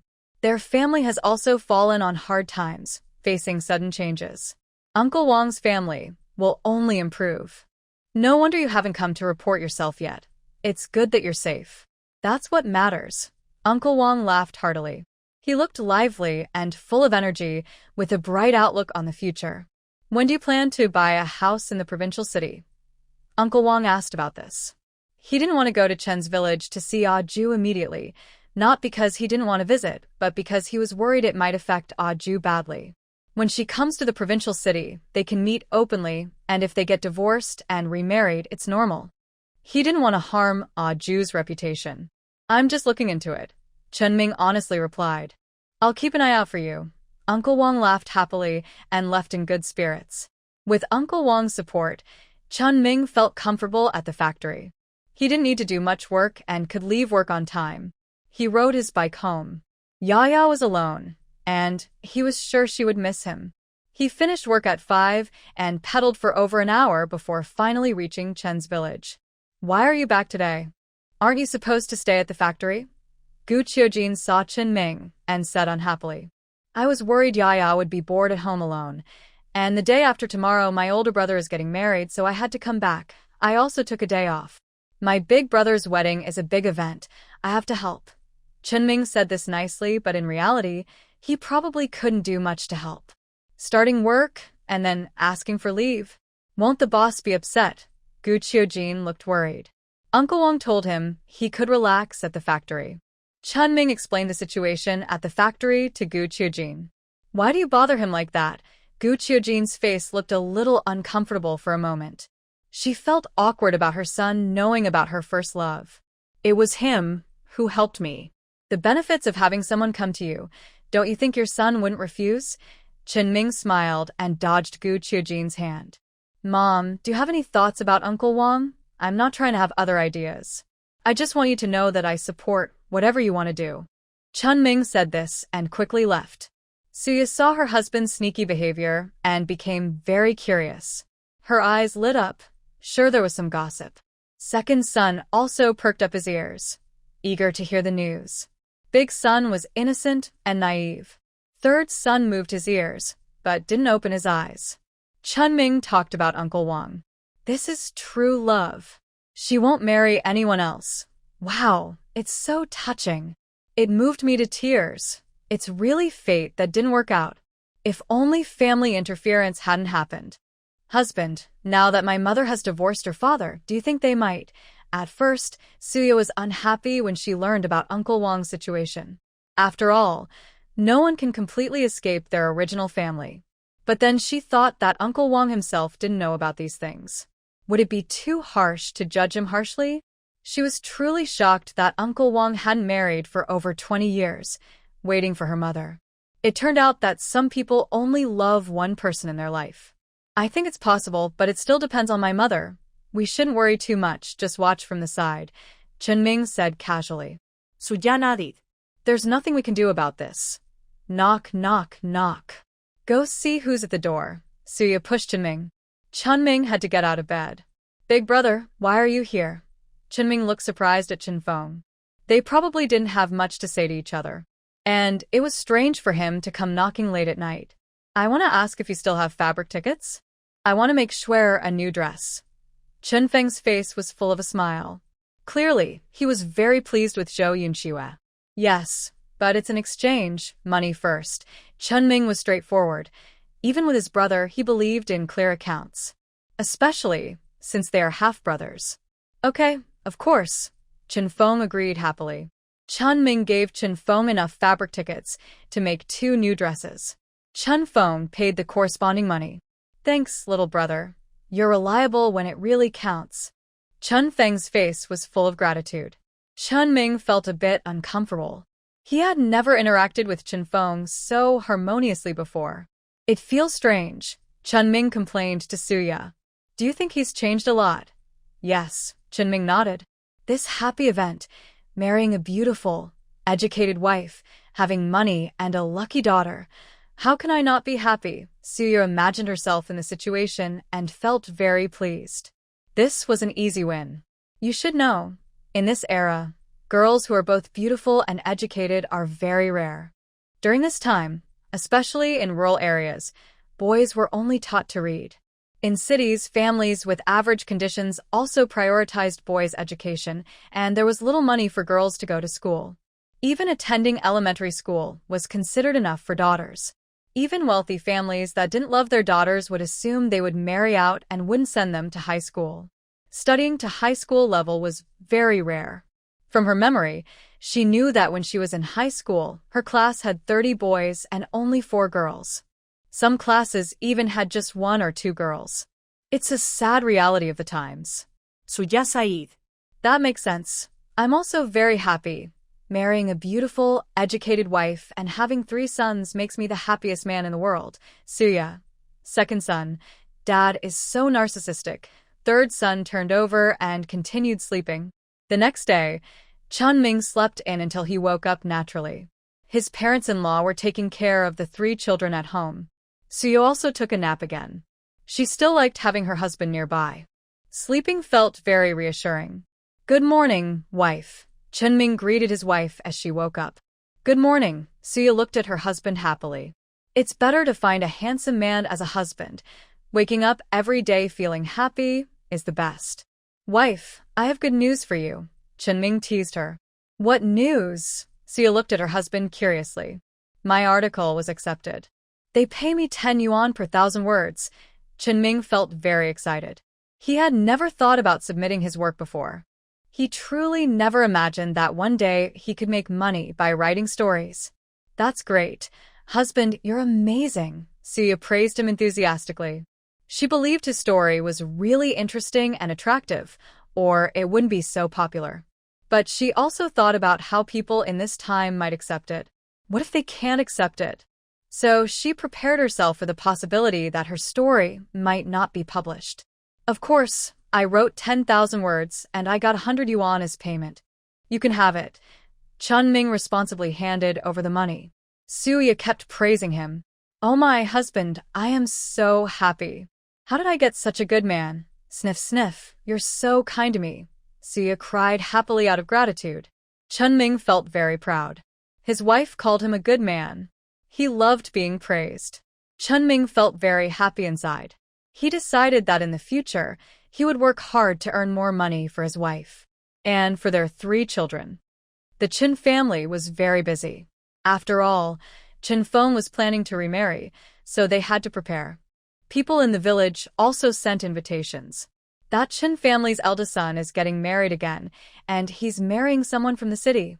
I've seen that girl. She's very lively and looks like a high school student. Is she prettier than Suya? In the village, everyone thought Suya was the most beautiful girl. They hadn't seen anyone more beautiful than her. Yes, I like that girl better. She has a big bottom, and she's good for having children. You're saying Suya isn't good for having children? Look, Suya has had triplets, so she's definitely fertile. A big bottom is lucky. Two women from the village started arguing. How much does it cost to marry a city girl? I remember the Liu family had to pay a lot of money to marry their city girl from several sisters. Chen's family just divorced, and it was because they gave all their savings to their younger brother for his wedding. How much did they spend? 1,500 yuan, I heard. That much? No way. Even gold isn't worth that much. Men are only interested in looks. Where does the Chin family get so much money? Did they find something valuable in the mountains again? Who knows? The whole Chin village was buzzing with gossip. These days, entertainment is just gossip. Someone's chicken stopped laying eggs, a daughter-in-law argued with her mother-in-law, and family matters were the talk of the town. The main character, Chin Feng, put on his best clothes, looked at himself in the mirror for a long time, then went to find Chin Ming. Little brother, can I borrow a bicycle? This is for travel expenses. Chin Feng generously gave a yuan. Take good care of it. Chen Ming naturally wouldn't refuse Chin Feng's request. And he even gave money. Of course. Chin Feng looked very proud. Dad, can I come with you? Fu Bao softly called Chin Feng. Sure. Chin Feng thought Shuer liked Fu Bao, so he took Fu Bao along. Thanks, Dad. Fu Bao clearly noticed that his dad was nicer to him than before. Chen Das-hun and Chen Erxia saw their dad taking their sister to the city without them. Their faces showed mixed feelings. Why does Dad only take sister out now? Why is he so nice to her? Chen Erxia couldn't help asking Chen Das-hun. Sister is lucky, you know that. She's doing well, and in the future, she'll help support us. We should be nicer to her. Chen Das-hun comforted Chen Erxia. Chen Erxia stayed silent, feeling upset. Suya noticed the changes in the two brothers from the Chin family. If these kids keep going like this, they'll go astray sooner or later. Your two nephews, why don't you teach them a bit? Suya liked Chen Ming. They have a father and grandfather. Why should I bother? Chen Ming said casually. All right then, Suya only reminded Chen Ming. She wasn't family, so she couldn't be responsible for everyone in the world. In this era, not many families are living well. She wasn't a saint. She couldn't be kind to everyone. She was kind to Fu Bao, at first with a purpose. But people, when they get along, develop some feelings. That's why she's willing to give a little. Chen Ming really doesn't want to get involved with his two nephews' affairs, but he thinks that since they call him uncle, they are related by blood. De Chen, Xia, come here. Chen Ming waves at the brothers. Little uncle, is there something you need? Chen De Chen asks first. Help us find some firewood, and I'll give each of you 2 white rabbit candies. Really? Both Chen De Chen and Chen Xia are very happy. They know their father has money, but he never buys them anything. The best food at home is always for Fu Bao. They also want to eat. When have I ever lied? Chen Ming says with a bit of annoyance. We're going now. Chen De Chen pulls Chen Xia to go find firewood. I'll also go see if there are any animals on the mountain we can catch. I'll go with you. Chen Ming thinks for a moment and says. Chen De Chen makes a face. They don't have the same luck as Fu Bao, so they probably won't find any animals. Little uncle, we don't have that kind of luck. Chen Xia straightforwardly breaks Chen Ming's hope. Yeah, we don't have that luck, so we have to rely on our skills. Chen Ming sighs. Do you have the skills to catch animals yourself? Chen De Chen asks. Yes. You see, your little uncle is lazy and lucky. I am my mother's only child, and she raised me all these years. If I'm lucky, I can just rely on her, but as my mother gets older, I can only depend on myself in the future. No one to rely on anymore. Chen Ming slowly talks about life philosophy. Little uncle, you still rely on little aunt. Little aunt only has one daughter, And her parents are rich. Chen Erxia again points out. Chinming. These days, how can kids be so hard to fool? But they will also grow old and they are not my parents.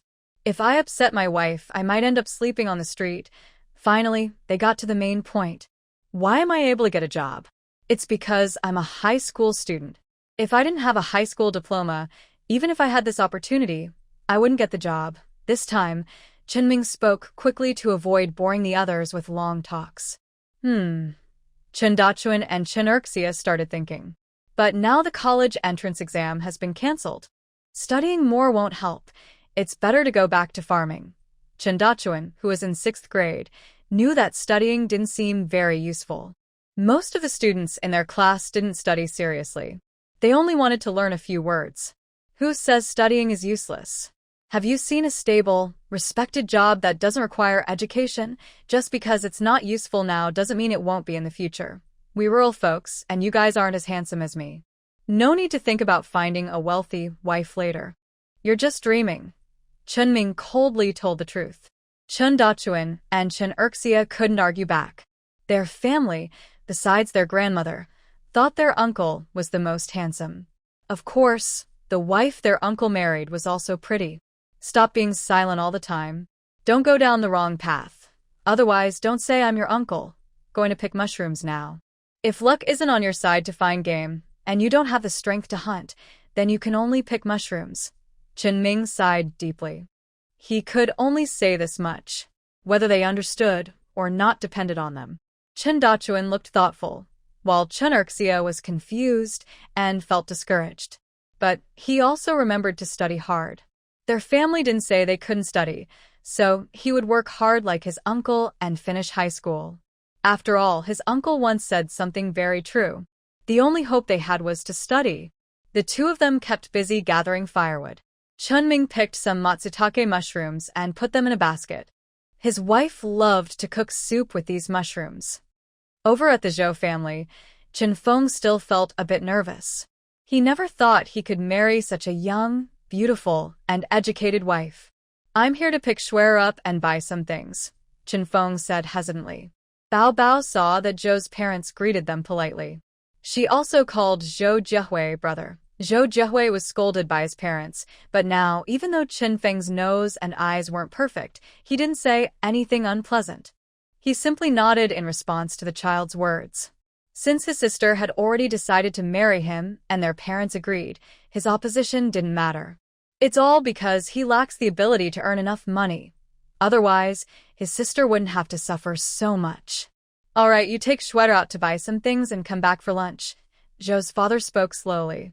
Zhou's mother also warmly invited them. Chen Feng felt the good attitude of the Zhou family and relaxed a bit. He was really afraid of encountering a family like the Liu family again. As for clothing subsidies, as long as they weren't full subsidies but half of the savings, he could accept it. Let's go.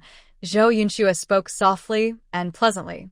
Okay, I exchanged some cloth tickets with my little brother to make you a new outfit, Chen Feng said enthusiastically. Sounds good. Zhou Yunxue smiled faintly. If you want anything, you can buy it too. Chen Feng took Zhou Yunxue to the supply store. He led the way, with Zhou Yunxue and Bao Bao following behind, watching. Thanks to Chen Feng's efforts, he managed to get a piece of red fabric. You'll definitely like this. The color is bright. Let's buy some snow cream. Women use it to keep their skin nice. Do you want to eat white rabbit candies? Bao Bao likes them. Chen Feng bought a few. Big sister, do you like white rabbit candies? They're my favorite, Bao Bao happily said. Compared to Chen Feng, Zhou Yunxue was much kinder to Bao Bao. Then I want to try what it tastes like. Is it really that delicious? Zhou Yunxue gently rubbed Bao Bao's little head, feeling quite comfortable. Seeing how much Zhou Yunxue liked Bao Bao, Chen Feng relaxed. His daughter was really adorable, quite different from him and Lu Ling. Some features looked similar, but she seemed to have inherited the best parts. He wondered if the children he and Shuai might have in the future could be as cute. What would Fu Bao like to eat next? Su Yunxue gently asked Fu Bao. I want to eat peach cookies and osmanthus cake. Please get me the ones she mentioned. Zhou Yunxue spoke slowly. There weren't many people at the candy and snack stall. In those days, most people focused on basic needs, so there were few snack stalls. Okay. Thank you, sister, Fu Bao said happily. Chen Feng quickly went to pay. Let me do it. It's my gift for Fu Bao, Zhou Yunxue said. No. I don't need help. I have money. Chen Feng was very nervous, standing close to Zhou Yunxue. So Zhou Yunxue didn't insist on paying. Shall we go shopping at the department store? Maybe we can look at other things. I'll buy you a towel and an enamel cup. Chen Feng tried to think of what to buy. I already have those. If I see something I like, I'll tell you. Zhou Yunxue also smiled. Fu Bao laughed along with Zhou Yunxue.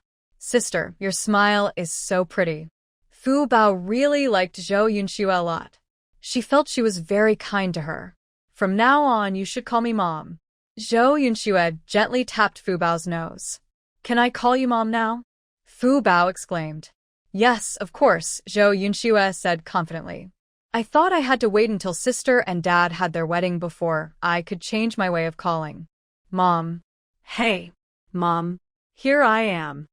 Fu Bao kept calling Mom happily, and Zhou Yunxue patiently responded, her eyes full of affection. Chen Feng had a strange feeling. He thought the girl in front of him was only with him because of Fu Bao. She seemed to like Fu Bao even more. They were talking and laughing, completely ignoring him. Dad, hurry up and catch up.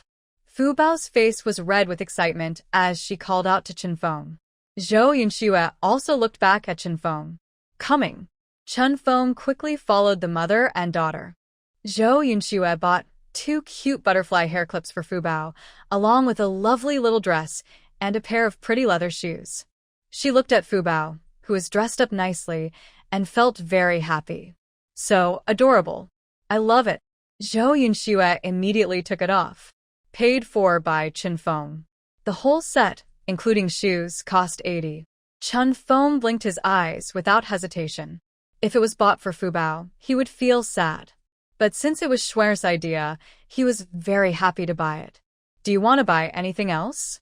You haven't bought anything for yourself. Chen Feng frowned.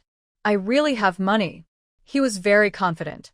At the department store, there was no need for a ticket, so he could buy whatever he liked, except for the more expensive items. Let's buy you a Plum Blossom brand watch. Chen Feng was generous and bold. Zhou Yunxue hesitated for a while, but didn't refuse. Anyway, they would be together in the future, and it was convenient to have a watch to tell the time. Chen Feng looked very happy, and his joy was clear even as he spent money. He truly liked Zhou Yunxue, her face and figure. Every part of her pleased him. Chen Feng had a meal at the Zhou family's house. They bought meat, eggs, and fish, showing they valued the visit. Chen Feng was very satisfied. At least he didn't leave hungry like before. He didn't hold back on spending money. With Lu Ling's support, Chen Feng's patience was very high. Zhou Jiehui didn't give him any trouble and even called him brother-in-law. That was because his parents asked her to. Since her sister was already with Chen Feng, he couldn't let her sister lose face. I'll just call you Jiehui. Study hard, and if you have any problems, you can ask your brother-in-law. Chen Feng was very generous. He had Fu Bao. He didn't lack money. He also decided to treat Fu Bao well. Fu Bao really brought him good luck. Zhou Yunxue was busy serving Fu Bao various dishes, mostly meat. Fu Bao was very happy. The whole family was happy and harmonious. As for Chen Feng's other 2 sons, Zhou's parents didn't mention them. Girls should be treated well, and they would get married someday. As for the boys, Zhou's father frowned when he thought about them. It's not that he favors boys over girls, it's just that in this era, once a girl gets married, she stays with her in-laws for many years. Their son is always around, never far away. The parents of the Zhou family are very fond of Zhou Yunxue. If he hadn't fallen ill, Snowy wouldn't have needed to marry into such a family. He sighed. Then, he started talking to Chen Feng about the dowry they had prepared. We don't have much money right now, but we will prepare furniture and daily necessities. As for other gifts after your wedding, we will buy you a bicycle, Father Zhou promised. He isn't someone who sells his daughter. Right now, they really don't have much money. He didn't even want the 500 yuan Chen Feng offered. He only has one daughter, and he's already spent so much on her. He doesn't feel right asking for that money. No need, no need. You've raised Snowy so well. You don't need so much dowry. Chen Feng thought that his in-laws are workers in the city, and saying this makes him feel proud. He doesn't care about other things. In the countryside, families usually don't prepare dowries for their daughters. This is something only city folks do. This isn't for you. It's for my daughter. You don't need to worry about it, Father Zhou said confidently. Mother Zhou nodded beside him. Chen Feng didn't say anything more. Zhou Yunxue looked at her parents with a sad face. She really doesn't want to leave them. If she could, she wouldn't want to get married at all. I'll come to marry Snowy tomorrow. Chen Feng left with Fu Bao, riding his bicycle happily. Recently, Suya discovered another reborn heroine. It's about a girl who advocates for a child-free life, who traveled back to the 1970s. She doesn't want to have children or get married. She was born with her soul in a different body and has no expectations for marriage, full of energy. She usually appears gentle and kind, and everyone around her praises her. She grew up in a loving family with caring parents, but due to family troubles and needing money, she doesn't care who she marries. Her main goal is to earn money to help her father see a doctor, so she chose Lu Jinbao.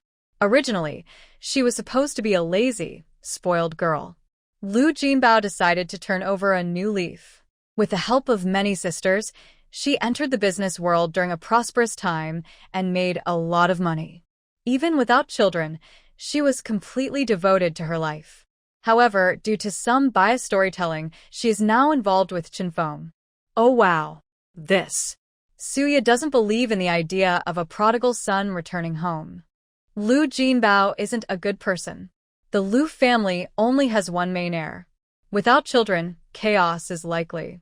She doesn't even need to think about it. Her future sister-in-law, Zhou Yunxue, has gone through a lot to get here. And now she's being labeled as truly in love, with the man being kind to her. She slightly smirked. If Zhou Yunxue marries Chen Feng, not having children probably won't be a big problem. After all, Chen Feng already has 2 grown-up sons. Plus Fu Bao, so they don't lack children. Her older brother is really lucky. He married a girl who knows how to live a good life and might even have some skills. She was a bit excited to meet Zhou Yunxue. Husband, have you met our future sister-in-law? Suya asked curiously. Chunming nodded. Is she pretty? Not as pretty as you. Suya felt happy and couldn't help but ask Chunming about his impression of Zhou Yunxue. What impression could I have? Darling, you have to believe me. Since I've been with you, I haven't noticed anyone else. Chunming swore confidently.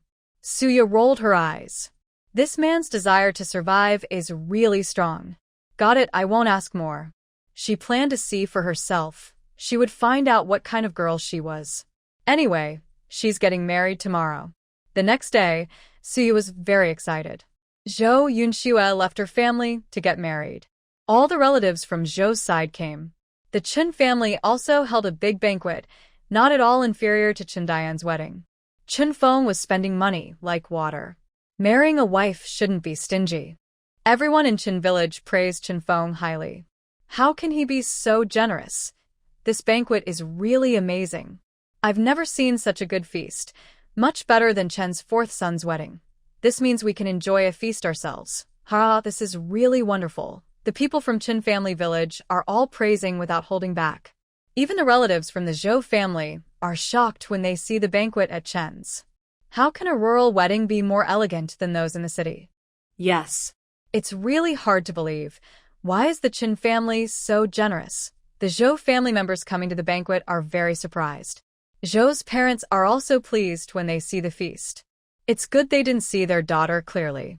They only have this one daughter, and they hope she marries into a good family. They feel sorry for her. Jiahao, you must treat your sister well in the future. If she ever feels wronged, you have to stand up for her, Zhou's parents remind him. I will definitely treat my sister well. No one can bully her, Zhou Jiahao says, clenching his fists. Zhou Yunxue stands nearby with a smile.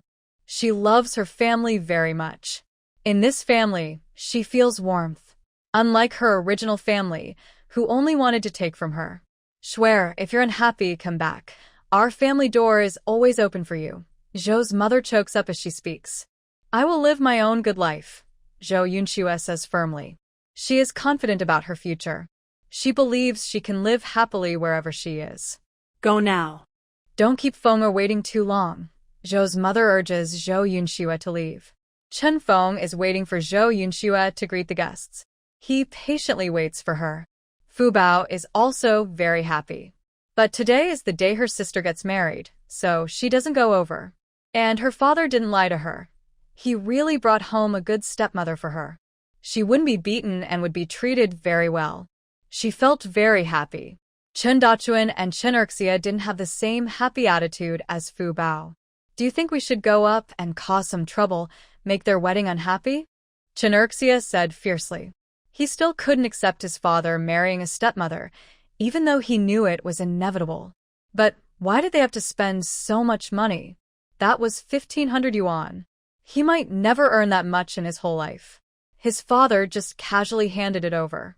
Although it was for his younger uncle and third uncle, it was still their family's money. In his view, his father's belongings would eventually belong to him and his older brother. As for Fu Bao, she would get married sooner or later. Why was the money spent so directly? Chen Erxia couldn't understand. Chen Dachuan stopped Chen Erxia.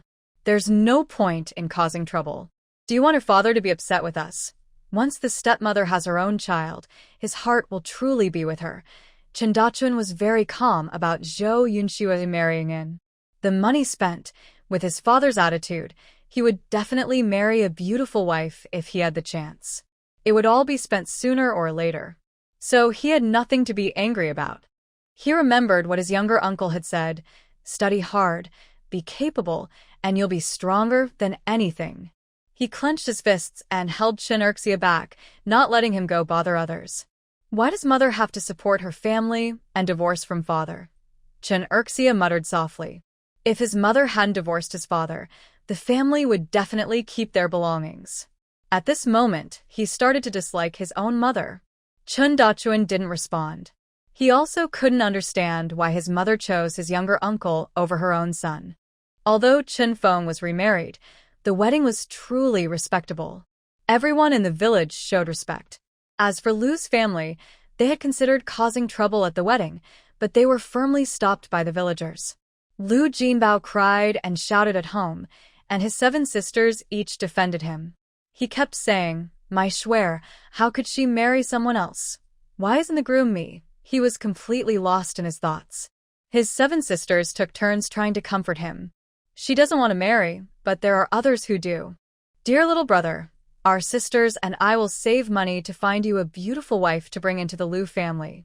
She'll be even prettier than Zhou Yunxue. The 3rd sister spoke. The other sisters quickly agreed. Yes, little brother, as long as you're happy, we'll find other girls for you to marry. Lu Ling also nodded, feeling sad inside. Chen Feng really married someone else and even gave a bride price of 1,500 yuan. When they got married, they only received 200 yuan and struggled to get by. It's so frustrating to see others doing better. She felt very upset inside. But her family didn't notice her feelings. They only cared about her brother and didn't see her at all. She was used to it and still had to comfort her brother. Big sister, you stay at home all day being lazy and eating for free. Having a daughter like you in the family is just bad luck. Yes, big sister, Chen Feng is married now. You should find someone too, to help the family and save some money for your brother's wedding. As the oldest sister, you can't just not contribute at all, right? The sisters each said something, making Lu Ling feel overwhelmed. Usually when she was with Chen Feng, she was the one who helped the family the most. She always held her head high. When did she start being treated like this? She took a deep breath, thinking she should start looking for a husband. Big sister, don't be too picky. You're already quite old and have 3 children. If a man is willing to marry you, that's good enough. Yes, being a bit older means you might be more caring. I don't understand what you're so choosy about, big sister. Lu Ling wanted to speak, but her mother interrupted. You sisters are doing this for your own good. Look at our Lu family now, nothing left. The house is empty, all because of your ex-husband. You really are useless. When a daughter gets married, she can help support the family. But you're just a burden. Her mother cried and sobbed, tears streaming down her face. Lu Ling lowered her head after being scolded by her mother. Their family has nothing now, and it's really her fault. If Chen Feng and the others hadn't come to visit, her family wouldn't have treated her this way. All the money they gave to Zhou Yunshua's family, 1,500 yuan, was wasted. Mom, I know I was wrong. I will get married. Mom, don't be so upset and make yourself sick. Lu Ling finally agreed. Her family was thinking of a widower in his 40s who was lame but had some money and was an only child, though he was not handsome. She saw him once, and it made her scalp tingle. She even had nightmares at night. Inside, she regretted divorcing Chen Feng, but what Chen Feng's family did made her unable to say she regretted it. She could only grit her teeth and swallow it. The old man in his 40s family was willing to give 500 yuan as a bride price, on the condition that she must have a son for them. Thinking about her family's current situation, Lu Ling finally agreed. She was very confident about having a son. After all, with Chen Feng, she had already given birth to 2 sons, and the third child was a daughter. In Chunjia village, her son was born in larger numbers, so she felt confident, much more than that third family's. Chen Feng really didn't know how to appreciate her. She wanted to see if the daughter-in-law from the city could give her a son. Big sister, you should have thought of this earlier. Older people tend to be more caring. Yeah, what does it matter if she's not pretty? As long as she has money. It's hard to marry a wife, and she'll definitely support you. Yeah, I'll have a son for my husband.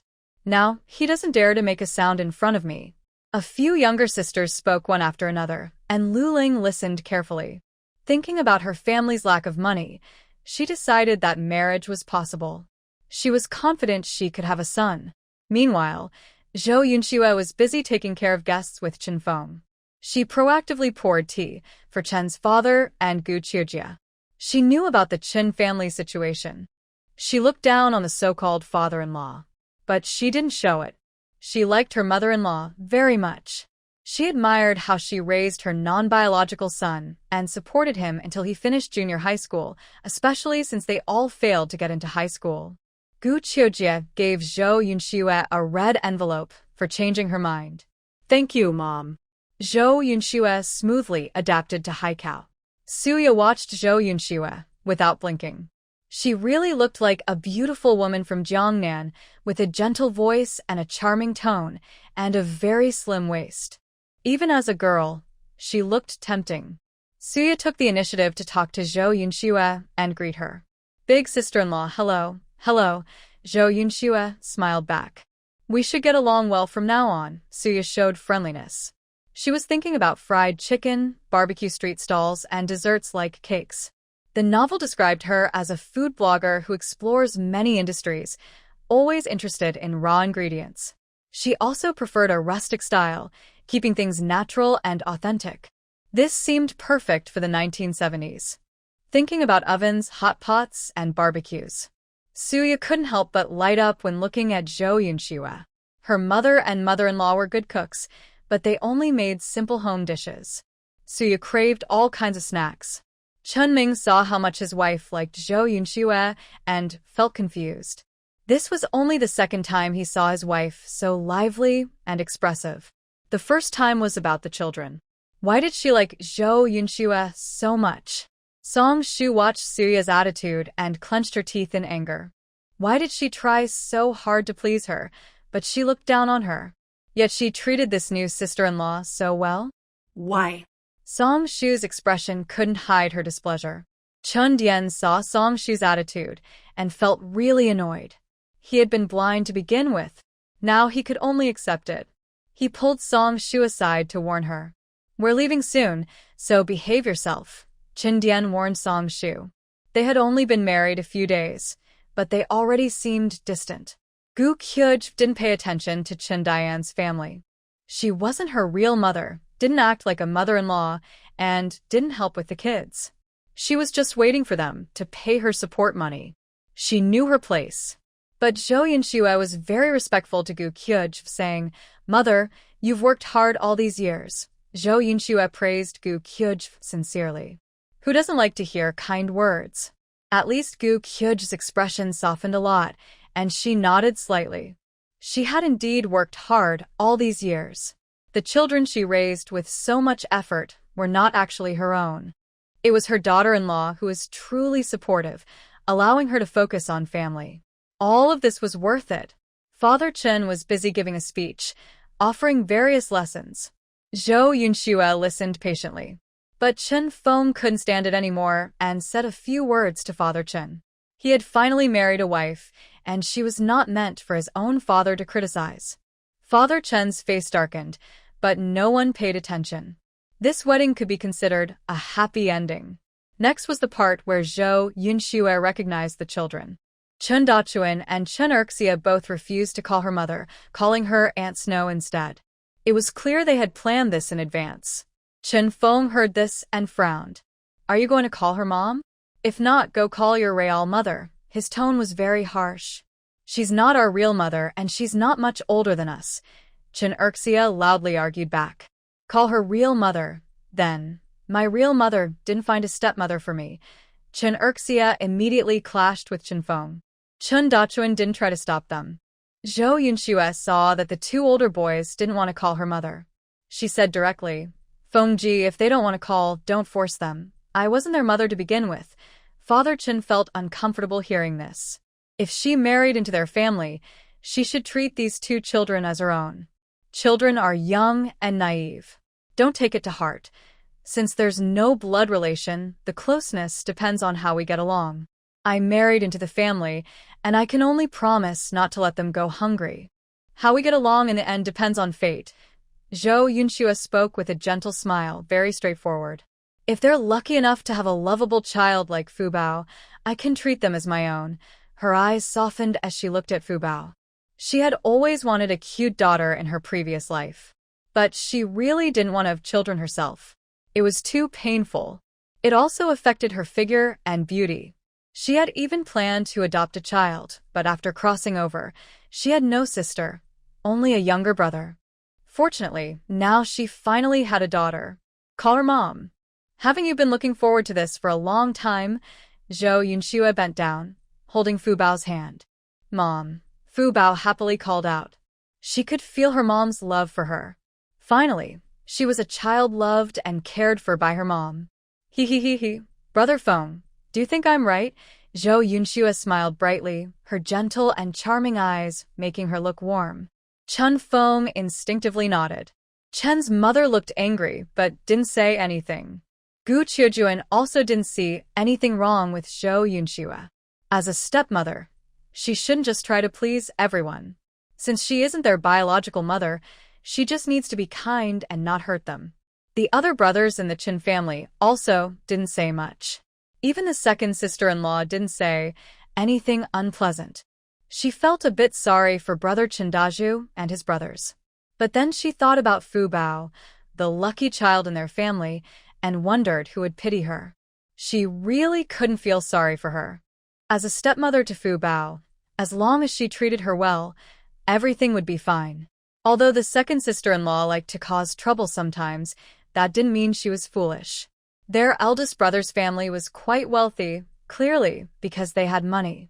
But where did the eldest brother get his money? It must be from Fu Bao. Why isn't Fu Bao her daughter? She regretted not treating Fu Bao better in the past. During the time Fu Bao stayed at her third brother's house, her sister-in-law probably benefited too. Sigh. She felt sad. It's getting late. I should go back to my room and rest. It's been a tiring day. Zhou Yunxue held Fu Bao's hand and left the scene. Suya watched this big scene, truly loving it. It was so entertaining. A gentle and beautiful woman who isn't weak. Suya cheered wildly. She herself thought being a stepmother was very difficult. She really couldn't understand why Su Xian was so obsessed with giving her children a stepmother. Why not just seize the opportunity and become rich herself? She was still living well, yet she was so fixated on her position.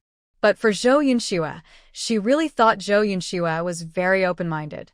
She didn't want children, and she could still have such a cute daughter like Fu Bao. Fu Bao also needed a loving mother. Regarding Dajong Erxia, her feeling is that since Lu Ling divorced from the older brother, these two children have changed. She feels somewhat distant and also wants Chenming to teach them. What the outcome will be depends on their fate. At least today, she is quite annoyed with Erxia. No matter how the older brother is, he plans for his daughter and is very particular about his biological sons. He treats his two sons well. The family has many problems, no one cooks, and Fubao is earning money for the family. Because Fubao brings real benefits, he tends to favor her. Maybe the reason the new sister-in-law loves Fubao even more is because of this. Or perhaps everyone can say the older brother isn't great, but comparing his own son to Lu Ling, it just feels wrong to her. Dajong Erxia, are you sure you want to go and teach them? Suya looks at Chenming with distrust. I will go. I'm their little uncle, I shouldn't just stand by and do nothing. But these two little brats are living well in the Chen family and they still think their biological mother is good. Chenming sneers. None of the brothers in the family are completely bad. Everyone has their own plans, but in front of outsiders, they prioritize protecting the whole family. Unless it involves personal gain. That makes him angry just thinking about it. If I were their real father, I would just leave the kids with their biological mother. Chenming is very angry. Do you think the older brother would be willing? The Chen family is known for valuing sons over daughters, but she might be an exception. Her husband keeps saying he wants a daughter because they already have 3 sons. Who doesn't want both sons and daughters? But if given a choice, they would choose a son. Even if the older brother married Zhou Yunxue, he wouldn't give up his own son. I don't know. Chenming shakes his head. This isn't our business. It's their family matter. We also have 3 children, and we need to educate them well. Chenming doesn't have much patience for other people's children. He has said what he needed to, and there's nothing more he can do now. Suya agrees with her husband. She's just curious. After becoming a mother, many women tend to feel a little soft-hearted towards their children. Yaya, don't think too much. They have parents, so we don't need to worry about everything. Also, we can't handle everything ourselves. Should we raise them as our own children or what? We can't take on all the responsibilities, so we should just set some limits. Chenming is very clear-headed about this. Suyo understands what Chenming means. She doesn't say anything more. Chenming breathes a sigh of relief. Uncle Wang said he will show us a house, and we will move to the provincial city soon. Bring my mother and your parents along, okay? Chenming is very patient with his wife, gently persuading her. Okay. Suya nods. Then you should rest quickly. I'll prepare the milk for the 3 kids. I still have to write an article later. Chenming reminds Suya. Seeing her hardworking husband, Suya feels a bit guilty. Is she being too harsh? She might be pushing her husband too hard. But she didn't make him write so much in one day. And she didn't ask him to stay up late. It's none of her business. Suya keeps thinking in her mind. Da Bao is already asleep. Bao is staring at Suya with his big, bright eyes, not blinking. Stop staring and go to sleep soon. Suya deliberately acts a bit stern. San Bao doesn't need to be called. He hardly ever opens his eyes. Only Bao doesn't care about his mother's tone. He is starting to feel that his mother loves him. Using the harshest tone but the gentlest actions. He is not afraid. He just stares steadily at Suya. Suya. Kids these days are so clever. Should I tell you a story? Suya mutters to herself. She isn't sure if the baby can understand, but she instinctively treats the baby as an equal person. Once upon a time, there was a very beautiful, kind, and adorable princess. She gave birth to triplets. One of the babies was always calm and expressionless, like an adult without a soul, dazed, silly, and very cute. Second brother heard his mother's description and twitched his mouth. He really didn't want to admit that this was his real mom. Where was he dazed? Everyone who knew him said he was smart. She just didn't recognize his talent. He was a genius child. He glared at Suya. But Suya didn't notice at all. She was used to going to bed early, telling stories to second brother while sneezing, and then falling asleep. Chenming was working hard. The pressure was huge. 3 babies, the cost of milk powder, school expenses, and both sets of parents. Sue's parents treated him well. so he had to be respectful to them. His own mother also gave them a share.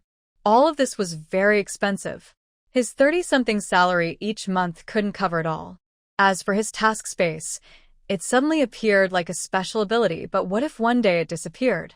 Chun-Ming told himself he could rely on it, but he knew he had to become stronger little by little. Now that he was a father, he had responsibilities on his shoulders. He couldn't be careless anymore. He kept telling himself to stay strong.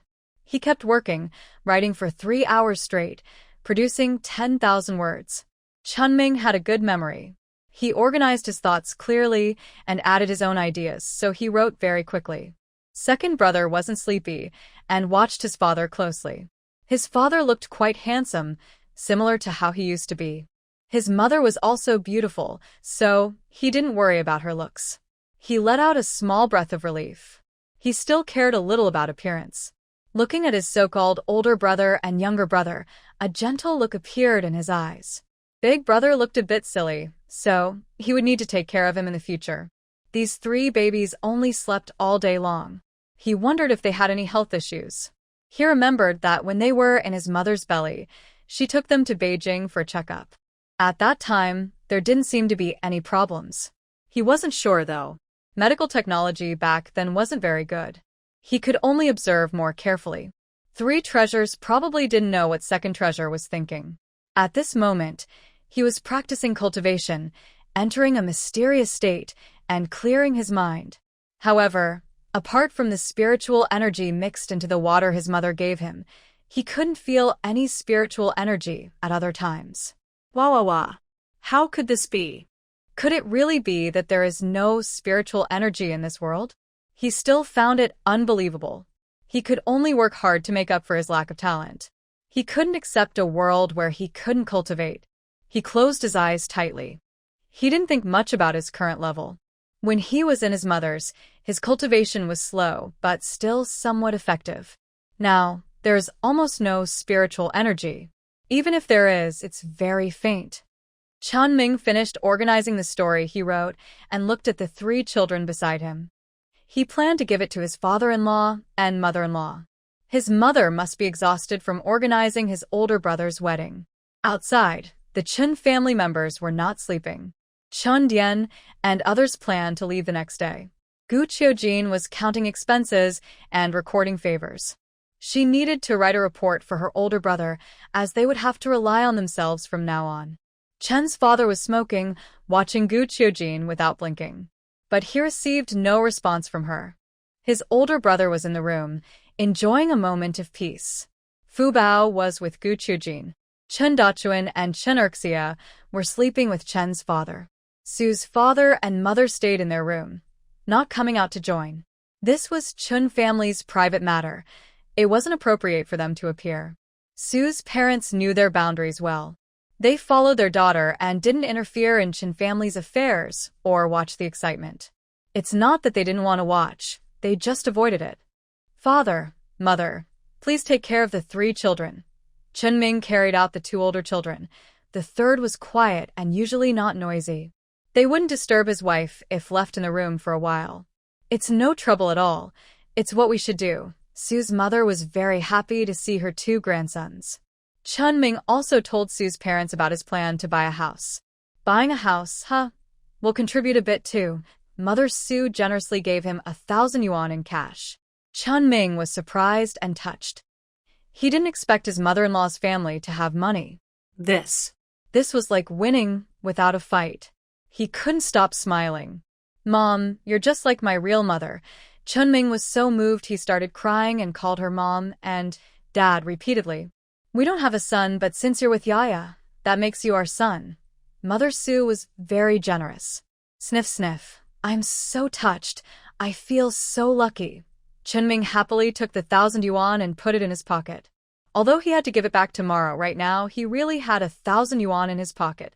Bao saw that his father easily got money from his grandma and grandpa. He widened his eyes.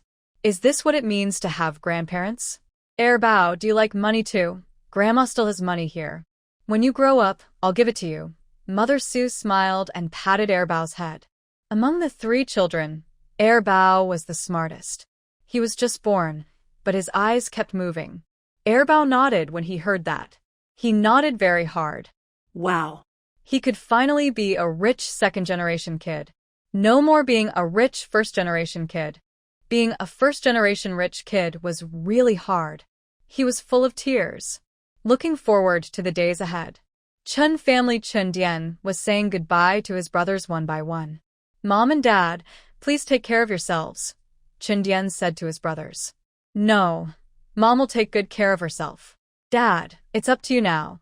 Chun Ming directly refused in front of Chen's father. He didn't buy into the sentimental scene. Chen's father looked unhappy, with dark clouds over his face. "It's been so long, and the 3 kids are doing fine. Why are you still holding a grudge?" Chen's father spoke to his younger son in a pleading tone. He knew he was wrong, but what more could he ask for? "They're doing well, that's luck, but that doesn't mean I can forgive you." Chunming was very straightforward. The third brother's family also didn't respond to Chin Dian. The second brother was being pulled firmly by his second sister-in-law. Sister-in-law often mentioned Suya's pregnancy and Father Chen's behavior over the past few days, but second brother finally remained silent. Big brother was not present, but judging by Father Chen's attitude, he probably wouldn't be pleased. Chun Yi's face was full of worry. He cares a lot about his family when he's in the army. If his father is having a hard time at home, it would affect him too. He can only trouble Big Brother more. He plans to talk to Big Brother about it tomorrow. Song Shu rolled her eyes nearby, eager to leave immediately. As long as she leaves this mountain village, she and Chin Dian can live their own happy life. Chun Dian also said goodbye to Gu Chujin. Compared to Father Chen, the brothers of the Chin family are truly grateful to Gu Chujin. If she were their biological mother, their gratitude would be less, because Gu Chujin clearly favors Chen Ming. But after learning she is not their real mother, they feel even more respect and gratitude toward her. Their brothers are among the few in Chinjia village to have all finished middle school. When they were young, they didn't understand, but as they grew up, they realized how much money it took. Most families couldn't afford it, not even the village chief's family. But their mother never said they couldn't go to school, including high school. It was their own idea that studying was useless, so they didn't try hard enough and didn't get into high school. "I'll stay with Mingzai. You don't need to worry. Just live your life well, and don't let your wife embarrass me in front of others," Gu Qiujin said straightforwardly. After she let go, she found being a good mother-in-law was really hard. Being a bad mother-in-law was actually quite comfortable. Chun Dian sensed her discomfort for a moment and said, "I will." Song Shu was annoyed when she heard this but was firmly held back by Chin Dian. She didn't say much. She felt very wronged inside. She hadn't done anything bad, so why was she so disliked? The next day, Chen Feng looked cheerful, and he and Zhou Yunxue were very close. Zhou Yunxue's face was rosy, clearly showing she had a good night. Fu Bao saw Zhou Yunxue and her eyes sparkled. "Mom." "Good girl." Zhou Yunxue patted Fu Bao's head. "What do you want for breakfast?" Zhou Yunxue asked Fu Bao.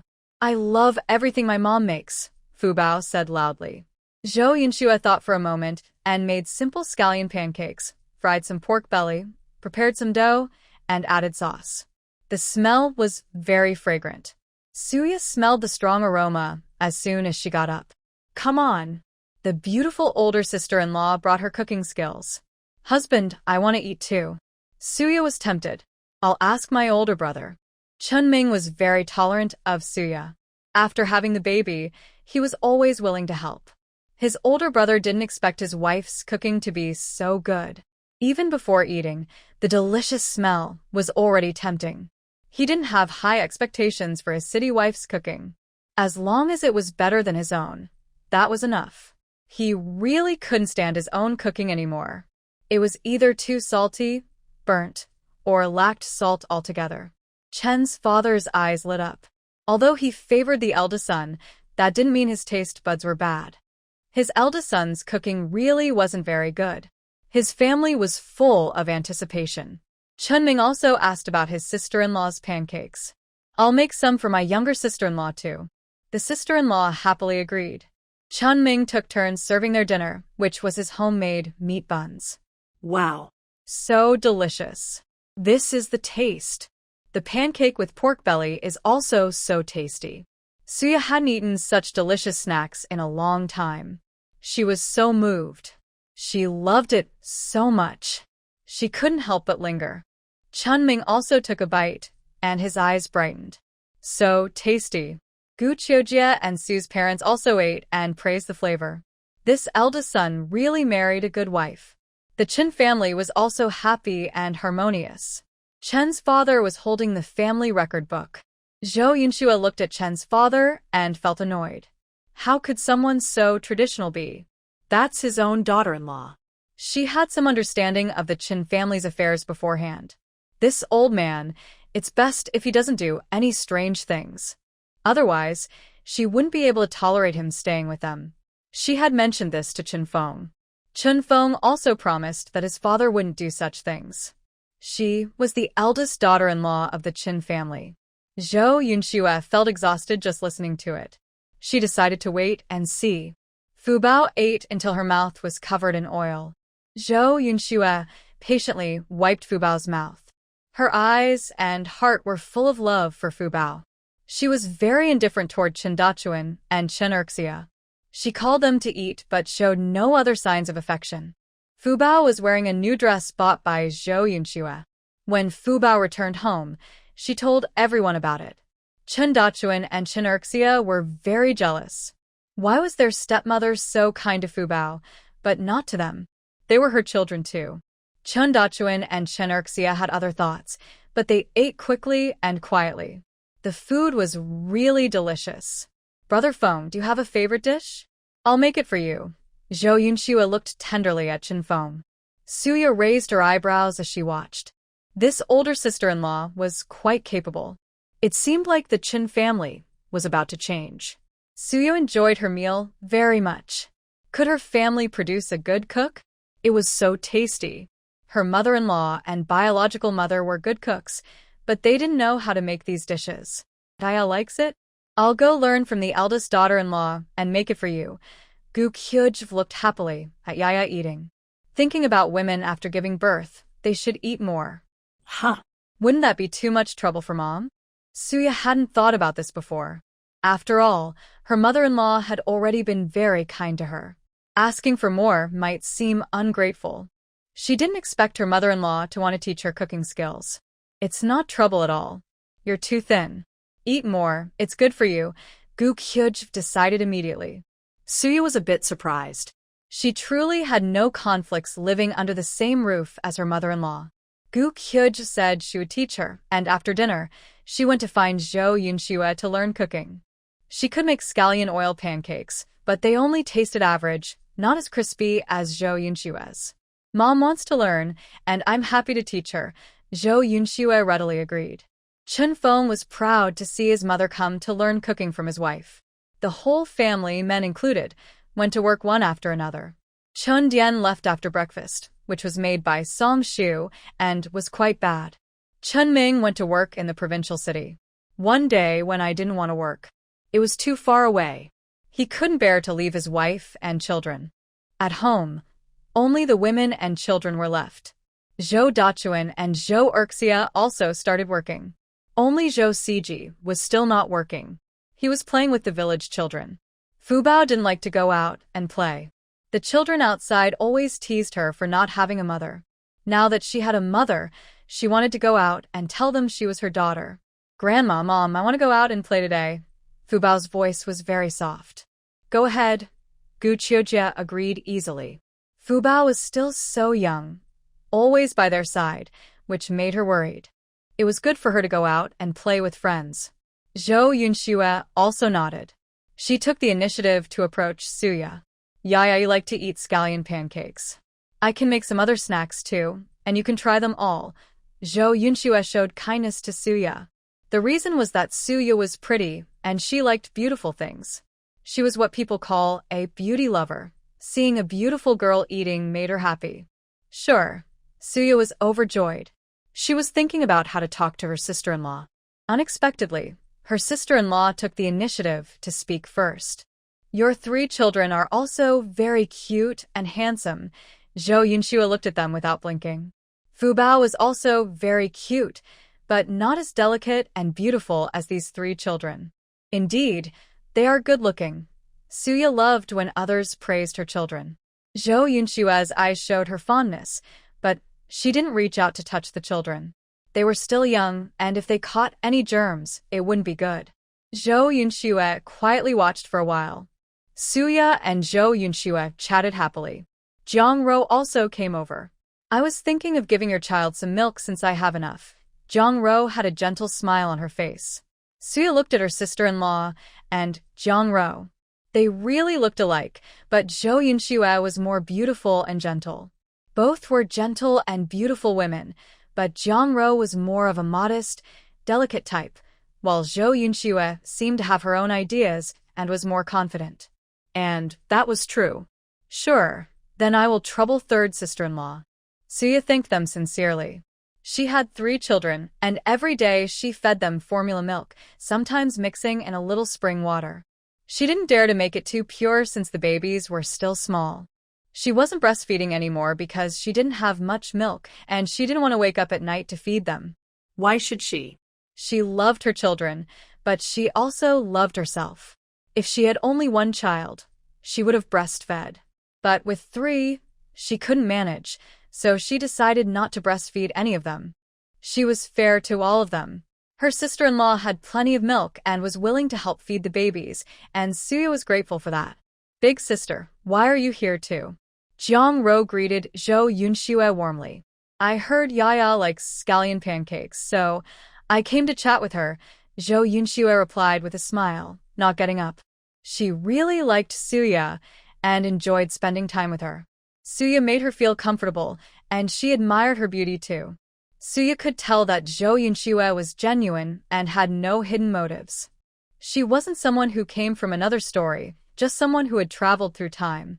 She was willing to help others, but only when she truly cared about them, not out of calculation. Jiang Rou tried to feed the 3 babies. The youngest refused completely, the second didn't want much either, so most of the milk went to the eldest. It wasn't the first time Jiang Rou had helped feed them, and she didn't insist when the others didn't want to drink. If they don't want it, that's fine, Suya said calmly. She didn't force her children to eat or drink anything they didn't want. Afterward, Jiang Rou also fed her own baby once. She placed her baby next to Suya's 3 and joined her for a chat. Having a baby is really exhausting, she said with a smile. I still don't feel completely well. Even so, her face was full of warmth and joy. Though her baby was small and needed constant care, she felt it was all worth it.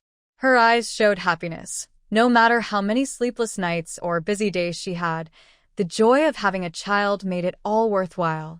Suya hadn't understood that feeling before. Now, she never regrets risking her life to have 3 children. Some feelings can only be understood by a mother. Having children is really hard. Zhou Yunxue nods firmly. She truly can understand why everyone wants to have kids. But she respects their choice. If others don't have children, how can she adopt? If others don't have children, she can't be a stepmother. And she can't have a cute girl like Fu Bao call her mom. Big sister-in-law, you and your brother can also have a child. While you're still young, Jiang Rou starts urging Zhou Yunxue like most people do. Have children, it's still early, Zhou Yunxue replies casually. Inside, she thinks, there's no way I will have children. Suya stays silent nearby. She knows Zhou Yunxue will not have children.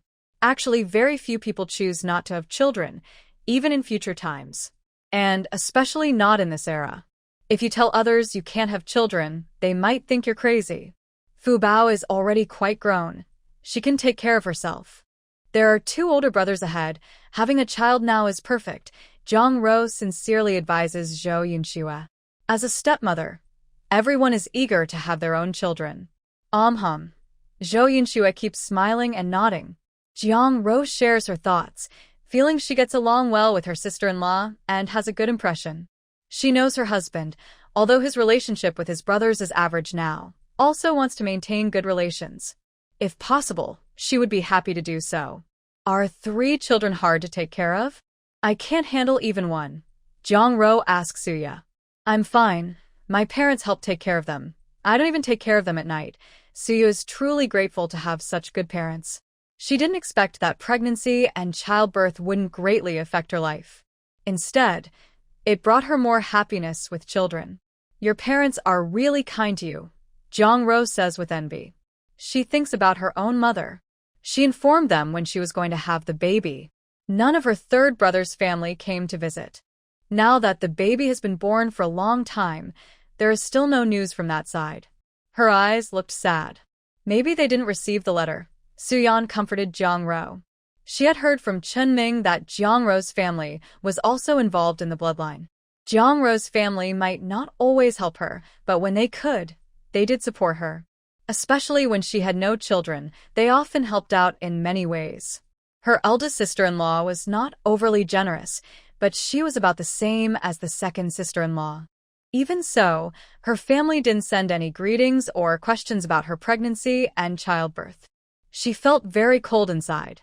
But since this was Jong-ro's family matter, she didn't want to interfere or say much.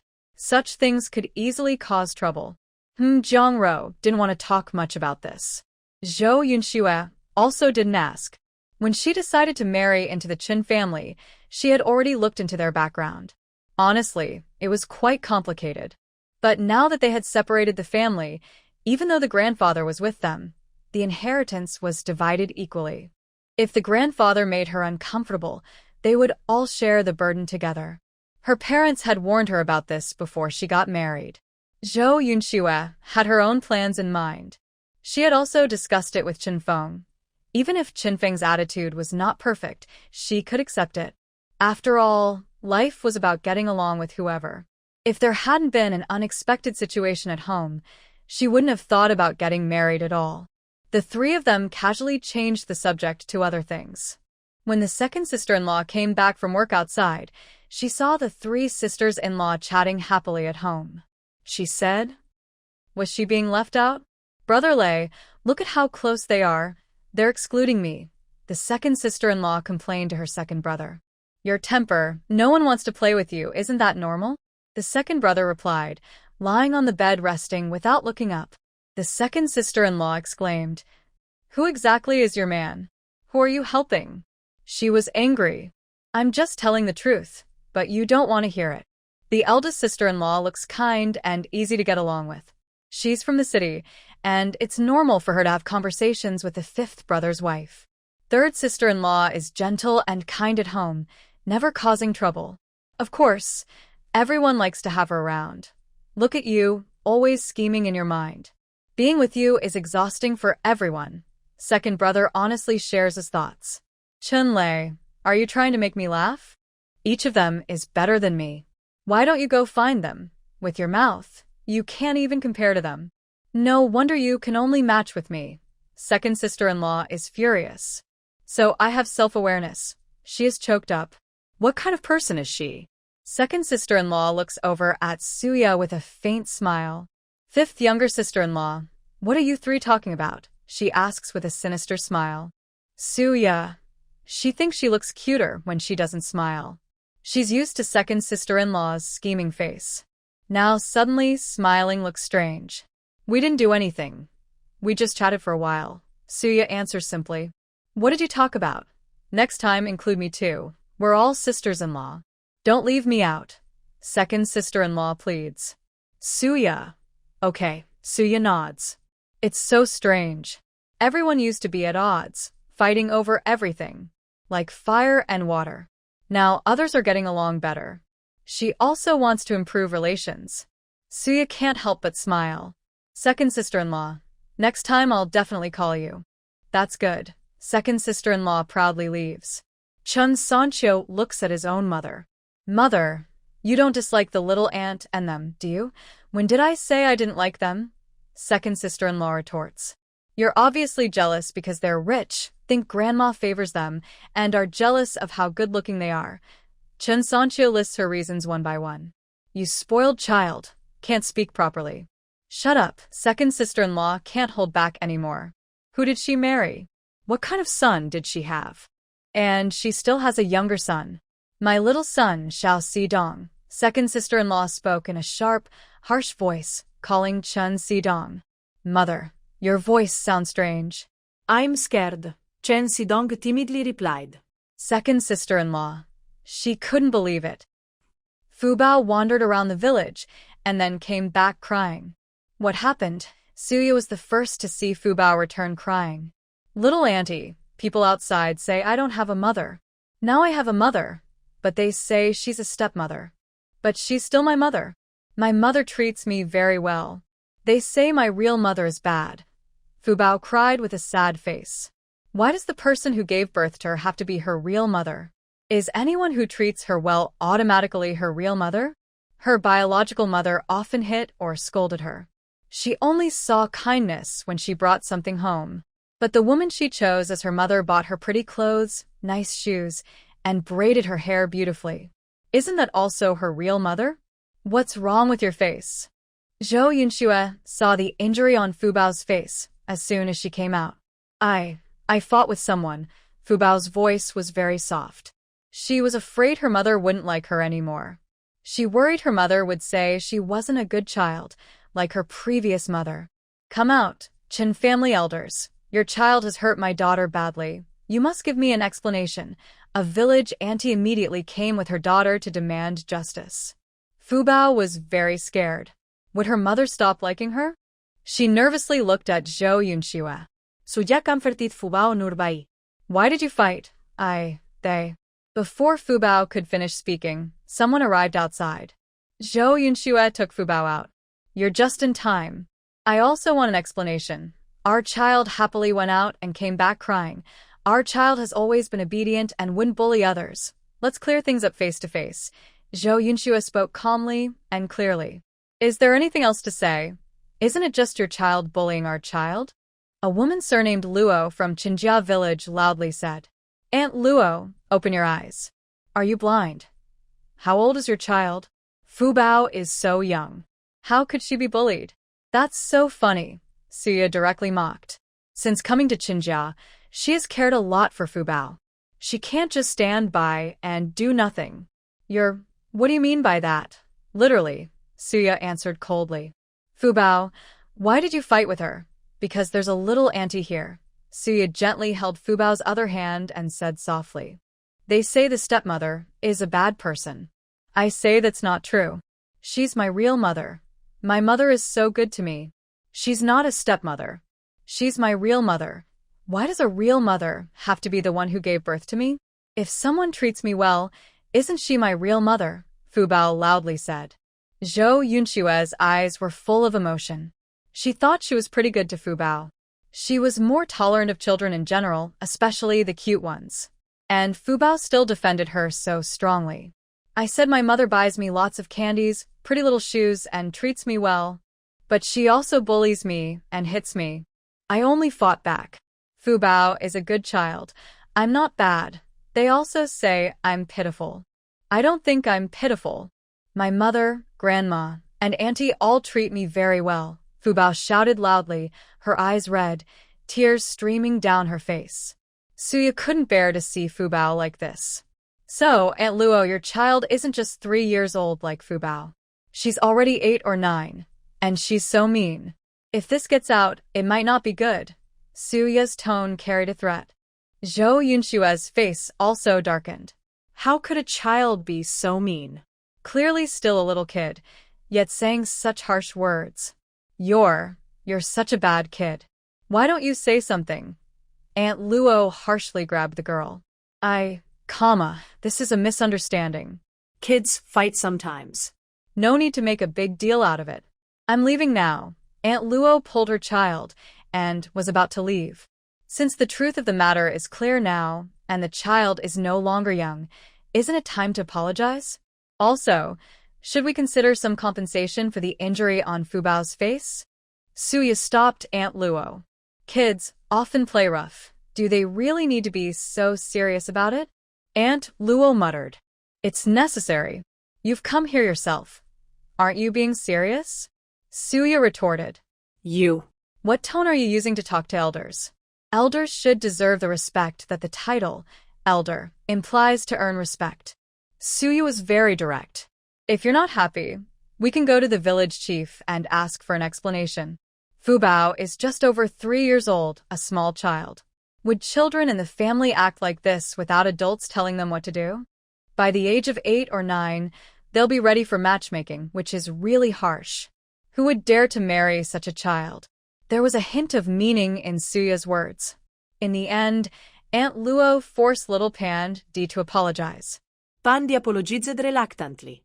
I don't forgive you. My mother treats me well, I have a caring aunt, and a grandmother. I am not pitiful. Fu Bao refused. Compensation. Suya gently opened her mouth. This. Aunt Luo reluctantly gave 2 mao. It hurt her to part with it. 2 mao could buy a lot of salt. Fu Bao, go get the money. Suya asked Fu Bao to fetch it. With her mother and aunt present, she felt very confident. She went and brought the money back. You can leave now. Suya directly told them to go. Aunt Luo grabbed Pandi and gave her a harsh beating. She ignored everything else. She had some feelings for Fu Bao, especially since she initially wanted to latch onto a powerful family, then felt pity for the child, or maybe because she became a mother herself, she grew softer towards Fu Bao. She was willing to take care of Fu Bao. She even thought about helping to raise her. But she's not a saint. She has her own children, and she can't treat everyone equally. Fu Bao also has a biological father, but she couldn't get custody, so she didn't speak up for hope. Now, Fu Bao finally has her own mother, a caring mother who loves her unconditionally and gives her unique maternal love. She won't allow anyone to ruin Fu Bao's happiness. Fu Bao is so good. Auntie loves you, and your mother loves you too. Suya bent down and gently patted Fu Bao's head, speaking softly. Mother loves you.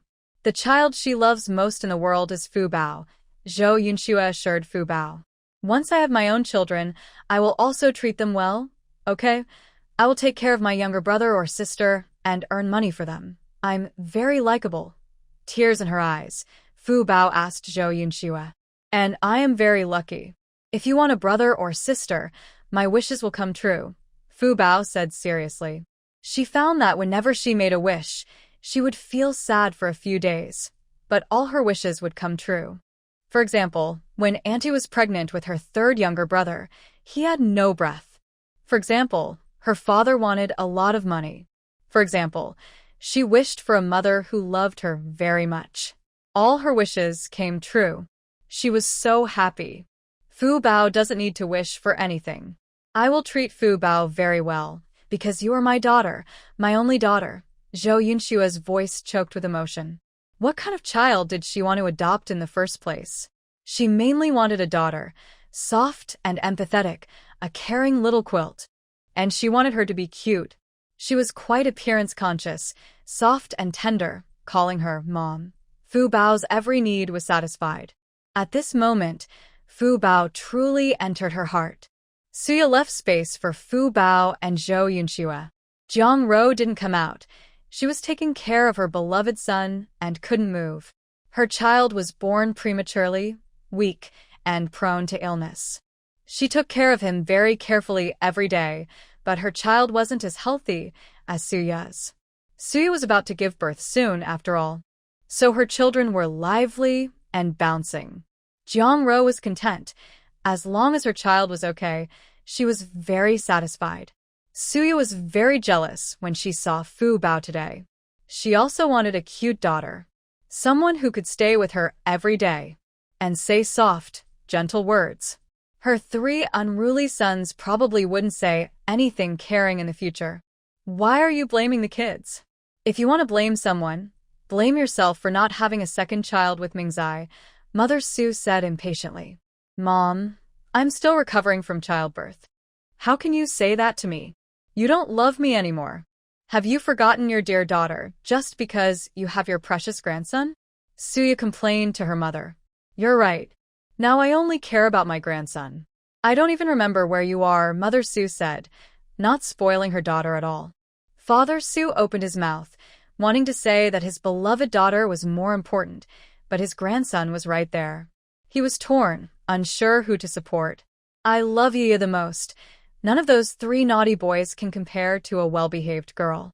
Gu Qiujuan had just gone out to pick matsutake mushrooms. Jaja loved to eat mushroom chicken soup. When she came back, she heard Iya arguing with her in-laws, and she was focused on her daughter-in-law. So it turns out you're my long-lost mother from 18 years ago, Mom. Suya said with deep affection. Gu Qiujuan loved this scene very much. It was so adorable.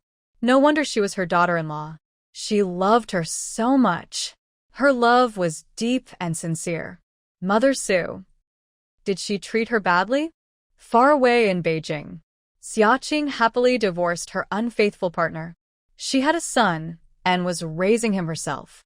She was an only child, and her family could fully support her. Her parents also supported her. She talked about meeting the girl who made her firm in her decision. Suya. As she spoke, she felt her biological father looked a bit like the girl.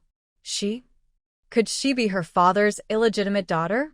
She carefully looked at her biological father, and the more she looked, the more alike he seemed. As for her biological mother, she suddenly didn't know how to tell her.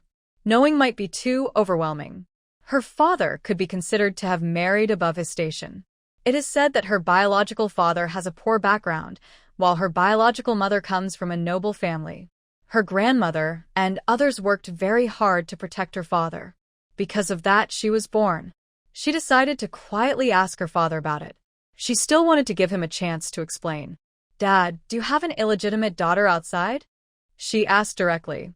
She hates infidelity more than anything in her life. If her father really did such a thing, she wouldn't cover for him. That would mean her father doesn't deserve her mother. What are you talking about? How could I have an illegitimate daughter? I only have you, my little princess. Don't say such things. If your mom hears, she will be very upset. Her father, Mr. Xia, looked around carefully. When he was sure his wife wasn't nearby, he finally relaxed. I'm serious. I know a girl who looks a lot like you. Xiaqing confidently said. Someone who looks like me? There are many people who look similar in this world. Her father suddenly remembered something. When did you meet her? Seeing her father's reaction, Xiaqing's heart skipped a beat. Could she really be her long-lost sister? On the train. I met her 2 months ago at the hospital. She seemed to be there for a checkup. Xiaqing told him what she knew. How old is she? Her father eagerly asked. Xiaqing. Her father didn't even know her age? It seemed he had been unfaithful more than once. How many siblings might she have outside? Have you thought about how to explain this to my mother? If I tell my mom, I will leave everything behind. No, I might even be made to stand in the street. Xiaqing had zero tolerance for unfaithful men. Her father looked confused. What did I do wrong that you all treat me like this? You're even making me stand in the street. What are you talking about? Her father was puzzled. You have an illegitimate daughter and don't even know her age. How many women have you been unfaithful with outside? Xiaqing questioned her father angrily, her face full of fury. No, you misunderstood. I suspect she might be my biological sister. You should know I have an older sister. Since my parents were sent away, I haven't known where they went.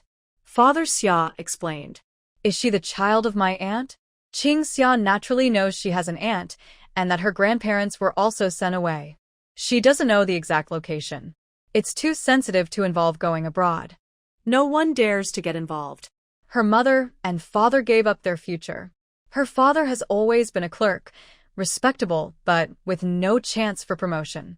But she knows her family is very wealthy. Her father showed her many of their assets. He talked about how capable and impressive her grandparents are. As for Suya, now that she thinks about it, no wonder she felt close to her from the first time they met. It turns out she is her long-lost sister. She was suddenly very excited. Do you know where she is? Father Xia asked excitedly. Qing Xia shook her head. We only met once before we parted. I heard her family is far from Beijing, and she has to take a train for 3 days and nights. It was her who encouraged me to divorce, saying there are men everywhere, and I shouldn't cling to one. Thinking back, Qing Xia has a better impression of Suya. Well said. No wonder she is part of our Xia family. Haha. Father Xia laughed heartily. Did you talk to her about her mother? Father Xia's intuition told him that the daughter's mother is his own sister. His long-lost sister he hadn't heard from in years. Who would check the household register? Qing Xia rolled her eyes impatiently. Which hospital? Father Xia said excitedly. He wants to go find a doctor to ask. Usually, people coming to Beijing for treatment have a referral letter. Otherwise, movement of people isn't allowed. Peking Union Medical College Hospital. Qing Xia told her father. I'm going to find someone to ask right now. Father Xia couldn't wait. He hasn't seen his sister in many years. He feels guilty about his sister. And about his parents. He is powerless. He watched helplessly as his parents suffered, not knowing where they are, and his sister remains missing. He knew they were doing it to not burden him. But they're family. Even though he appears happy to others, he feels sad inside. Qianqian, where are you now? Father Xia whispered. Qing'er, don't tell others about this. Especially now during these special times. Father Xia reminded Xia Qing. Dad, I'm not young anymore. I know that, Xia Qing urged. Go quickly to the hospital and find out, she added. Father Xia hurried to the hospital to ask around. Xia Qing told her mother this good news. Her mother was also excited when she heard. She had no news about Father Xia's relatives either. It was a very special time and communication was limited. Plus, there were big issues, so she dared not ask around. She knew her husband always felt guilty. If he could find his sister-in-law, maybe he would feel better. I'll go ask at the hospital, said Xia Qing. Compared to Father Xia, her maternal relatives had better connections and could find out more easily. Xia Qing was looking forward to seeing Suya again. She was happy to listen now. Her life was so good. Her parents helped take care of the baby. She could go to work. The whole family loved the children very much. Her child's surname was the father's. That man had come to see her a few times, but she rejected him strongly each time. Good horses don't go back to the old pasture. She would never go back. At first, she tolerated the man because of the children, but now that they are divorced, she would never settle for less again. She realized that if marriage isn't happy, divorce is better. At least, she would be free. She wouldn't have to watch others' faces. Suya didn't know she was being searched everywhere. She didn't ask much about Su's mother's parents. In this era, having so much property clearly meant her family was well off before. Being wealthy and marrying into the countryside was easy to guess. She naturally wouldn't dwell on past wounds. So she didn't ask Su's mother about those things. Now, her biggest happiness each day is looking forward to what delicious food Zhou Yunxue will make. Zhou Yunxue is truly a food blogger. She has made all those desserts, strawberry tarts, taro tiramisu, black forest cake, cream puffs. Suya is now in a state of pure happiness every day. She isn't even interested in her own husband anymore. Fubao also follows Zhou Yunxue around, acting like her little shadow. This eldest daughter-in-law really makes delicious food, Gu Qiujuan praised. Su's mother and the others also love to eat it. No girl can resist the temptation of sweets. Zhang Ro and the others felt shy to ask for a share. But Zhou Yunxue knows how to get along with people and send a portion to the second and third families. Second sister-in-law was surprised and delighted. Does she get a share too? This is dessert. Sweet things are precious. Thank you, second sister-in-law stammered. Try it. Zhou Yunxue managed to win everyone's hearts in the Qin family in just a few days with her cooking skills. Chen Feng was stunned to see how well-liked his wife was at home. When did you get so close to them? He asked. Just normal interactions, she said, and everyone gets along well. But Chen Feng didn't believe her. He believed that third and second sisters-in-law were easy to get along with. Those two are not easy to deal with. He could only admire his wife and feel lucky to have married such a good woman. You're returning home in 3 days. What will you bring for your parents? Chen Feng asked for Zhou Yunshua's opinion. I can do anything, she replied. Nothing too expensive. My dad is better now, and the family has enough to spend. Zhou Yunxue looked like she was thinking of Chen Feng. But he said, that's not good. You are my wife, and I want to give you face. Make your neighbors envy you for marrying into a good family. After the incident with his ex-wife, Chen Feng became more generous. but only with his family. Zhou Yunshua's family is also his family. He is definitely going to spend his whole life with Zhou Yunxua. And Zhou Yunxua is better in every way than Lu Ling. Lu Ling's family has certain things, but Zhou Yunshua's family definitely can't be worse. I am truly very lucky. Tears filled Zhou Yunshua's eyes. Marrying you is my honor. The two looked at each other affectionately. Fu Bao blinked her big, charming eyes. It seemed like she was being ignored. But when her mother returned home, she would bring many things. There's not much at home now. She really likes her family. She also wants to do something. She wants lots of meat. Nowadays, people love eating meat. Fu Bao decided to go find some meat. She could also bring some to her little aunt and others. She's not afraid of pain. I want lots of big, juicy meat, Fu Bao kept saying. Suddenly, a wild boar appeared in front of Fu Bao. She froze in surprise. This is so big.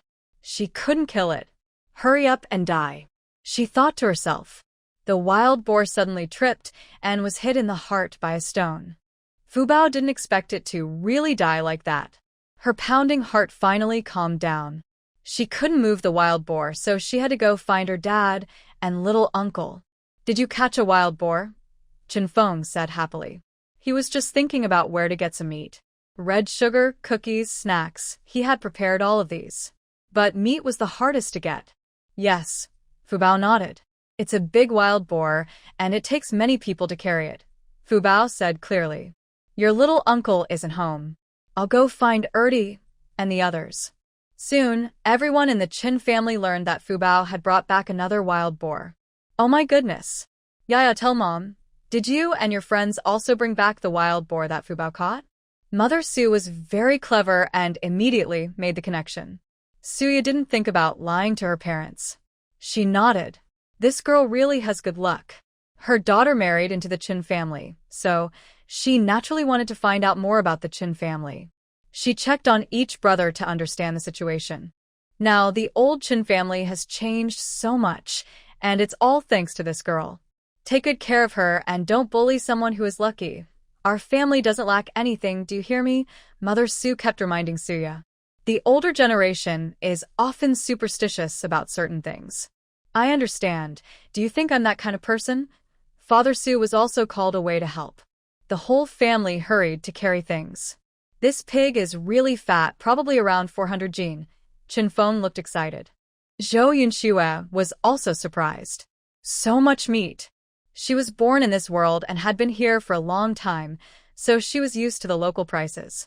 Before her father got sick, they only ate meat once or twice a month in the city. Their family was a dual-income household, so she knew how rare meat was. Her eyes unconsciously looked at Fu Bao. She thought the reason they could have such a big wild boar was because of Fu Bao. Could it be that she really is a lucky charm, just like her name suggests? Zhou Yunxua suddenly remembered the lucky fish stories she had read over the years.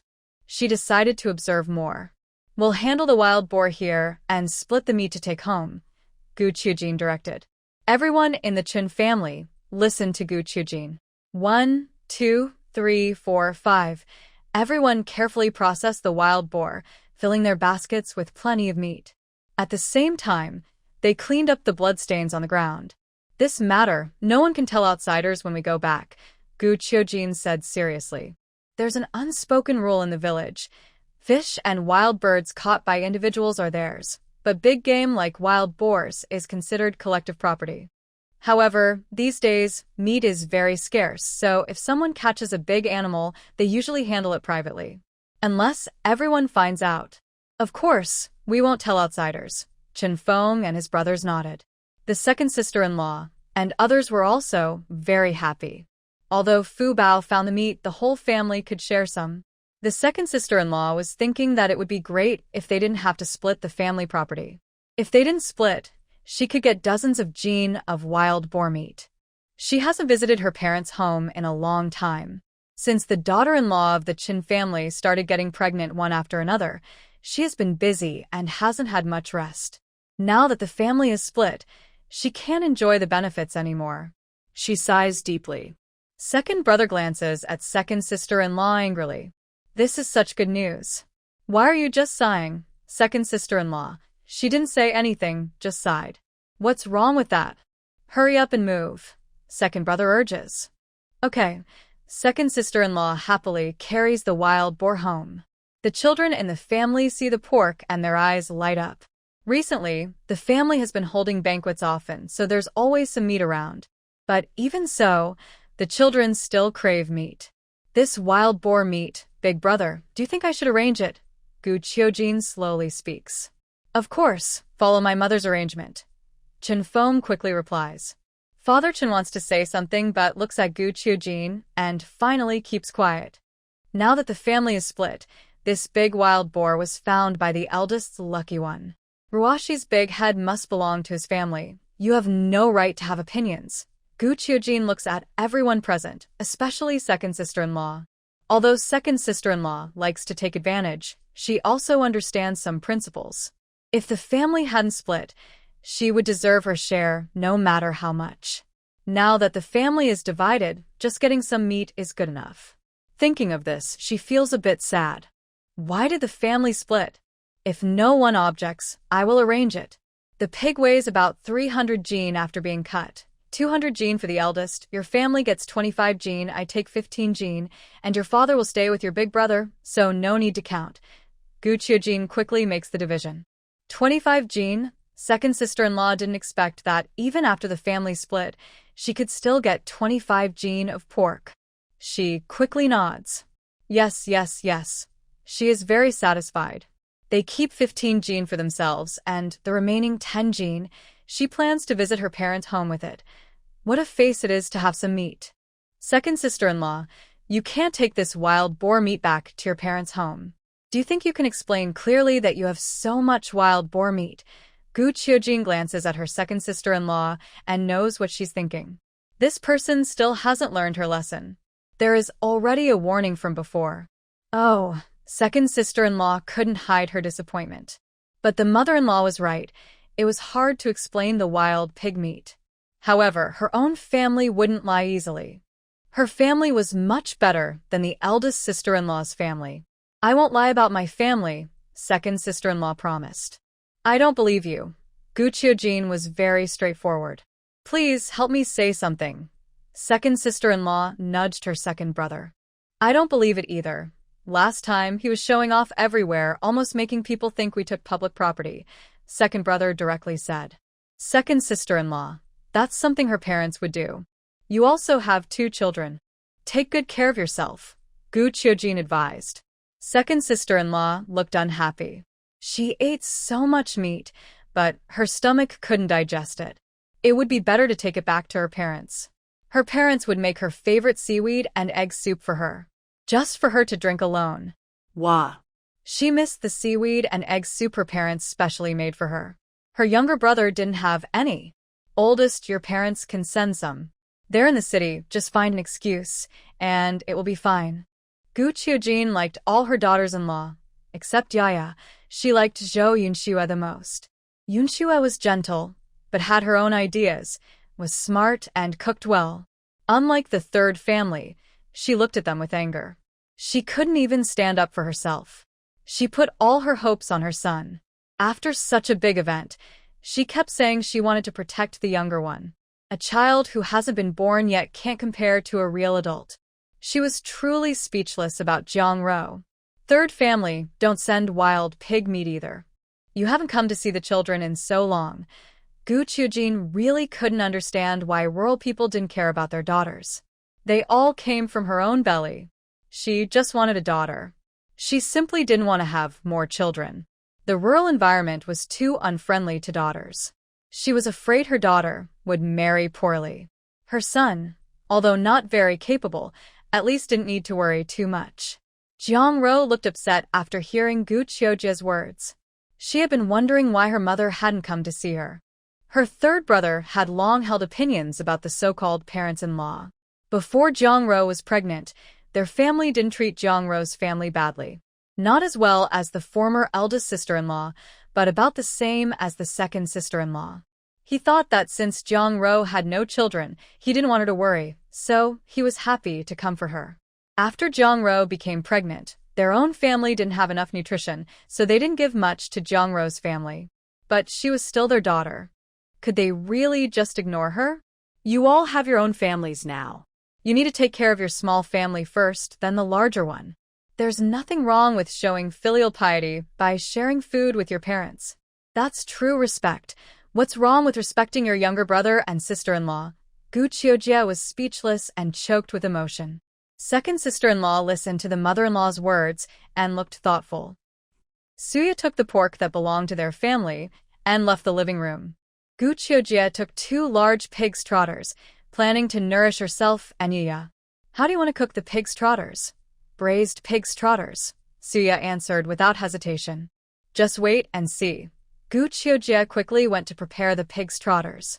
Su's mother whispered to Suya, "Your mother-in-law is very good." She sighed about the Chin family brothers, thinking how she hadn't properly held on to such a good mother. After all, her son-in-law was her own daughter's child. She really is very good. Suya nodded. She had never seen such a good mother-in-law before. It changed her view. If someone treats you well, you should treat them well too. Respect is mutual, Su's mother lectured Suya. Suya nodded. You're quite lucky, having 3 big, chubby boys. Su's mother almost never left the side of her 3 babies. Chubby boys aren't soft and sweet. What's so special about them? I want a daughter, Suya said firmly. She touched her belly, believing she could still have another child. She was sure she could have a daughter.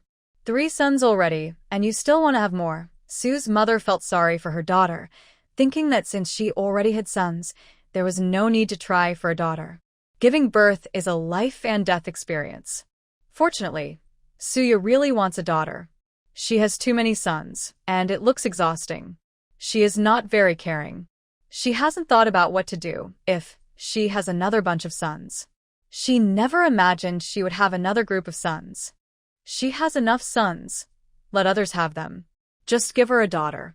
Su's mother also wants a granddaughter. Something cute and lovely, like Fubao, would be perfect. She didn't say anything more. At this moment, Chunming is on his way back from the provincial city. Today, he brought his wife her favorite roast duck. It's not as good as in Beijing, but it still satisfies her craving. Chunming is seriously looking at houses. Many people don't have enough space to live, and few are willing to sell. Thanks to Uncle Wang's help, he found a few houses with courtyards that meet his needs. But the prices are too high, around 3,000 yuan. He thinks it's only worth 2,000. Nowadays, many people prefer apartment buildings. Houses with courtyards are less popular. He plans to wait a bit longer. There's no rush right now. His wife is still postpartum, so moving out isn't convenient. Wife, I'm back. Chunming pedals his bike every day, which is very tiring. But he's happy to do it. That way, he can see his wife and children every day. He wasn't very attached to home before, but after getting married, he hates leaving even for a little while. Why do you come back and forth in this cold winter? Stay in the dorm. What if you catch a cold? Gu Qiujuan keeps nagging her son. She already has 3 grandchildren and a daughter-in-law, but she can't take care of her son when he's sick. I won't catch a cold. Chunming smiles happily. Gu Qiujuan ignores him. Wife, look what I brought you to eat. Chunming eagerly approaches Suya. Roast duck. Smells so good. Suya smells the aroma. I brought it just for you. Jujube roasted duck. I waited in line for quite a while. Chunming shows his loyalty to Suya. Nice. Kisses. Suya gently kissed Chunming on the cheek. Wow, honey, you're so affectionate. Chunming smiled happily, looking a bit shy. Today, my older sister-in-law made tiramisu. Try it, it tastes really good. Suya specifically left some dessert for Chunming. She believed her husband loved sweet treats. Oh wow, it tastes so good. Your sister-in-law is a great cook, Chunming praised enthusiastically. Yes, you're very lucky, Suya nodded. In modern times, it's hard to say every dish her sister-in-law makes is the best, but they are definitely delicious and quite versatile. She was very jealous of her older brother. If she had known earlier, she would have married her sister-in-law. Looks like you really like her. Who wouldn't like someone who makes delicious food for me every day? Suya asked back. Chunming smiled. No matter how good other people's food is, I love you the most. Suya felt a little jealousy from her husband and quickly comforted him. So, between me and the kids, who do you love more? Chunming couldn't help but ask his wife. The second baby on the bed perked up his ears. Lying in bed all day was so boring. Now, listening to gossip was his favorite daily activity. He also wanted to know who his real mom would choose between him and his dad.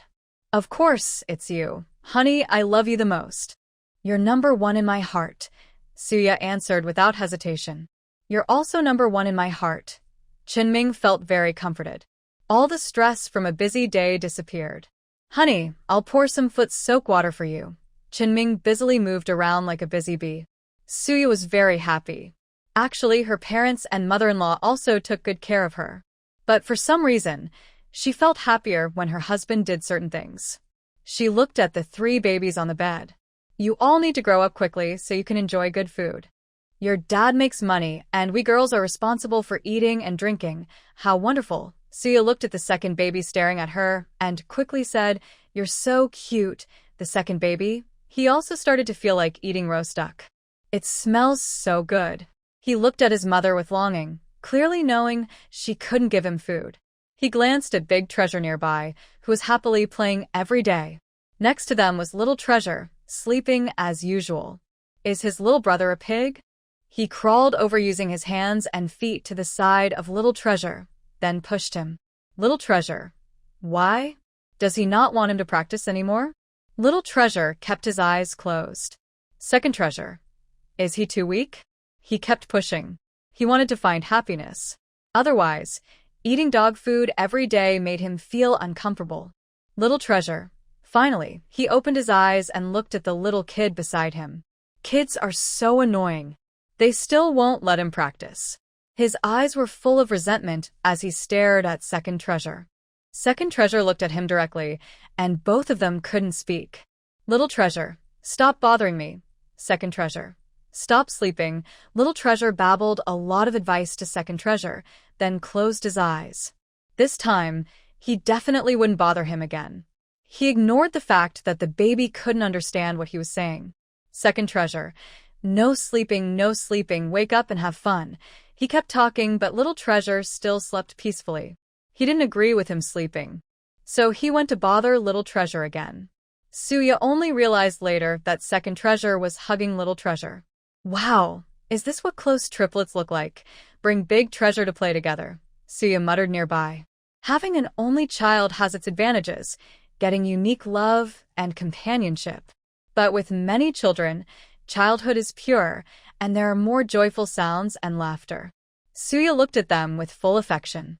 Little Treasure was annoyed by the noise and asked Suya for help. Come quickly and take him away. Second Treasure was speechless.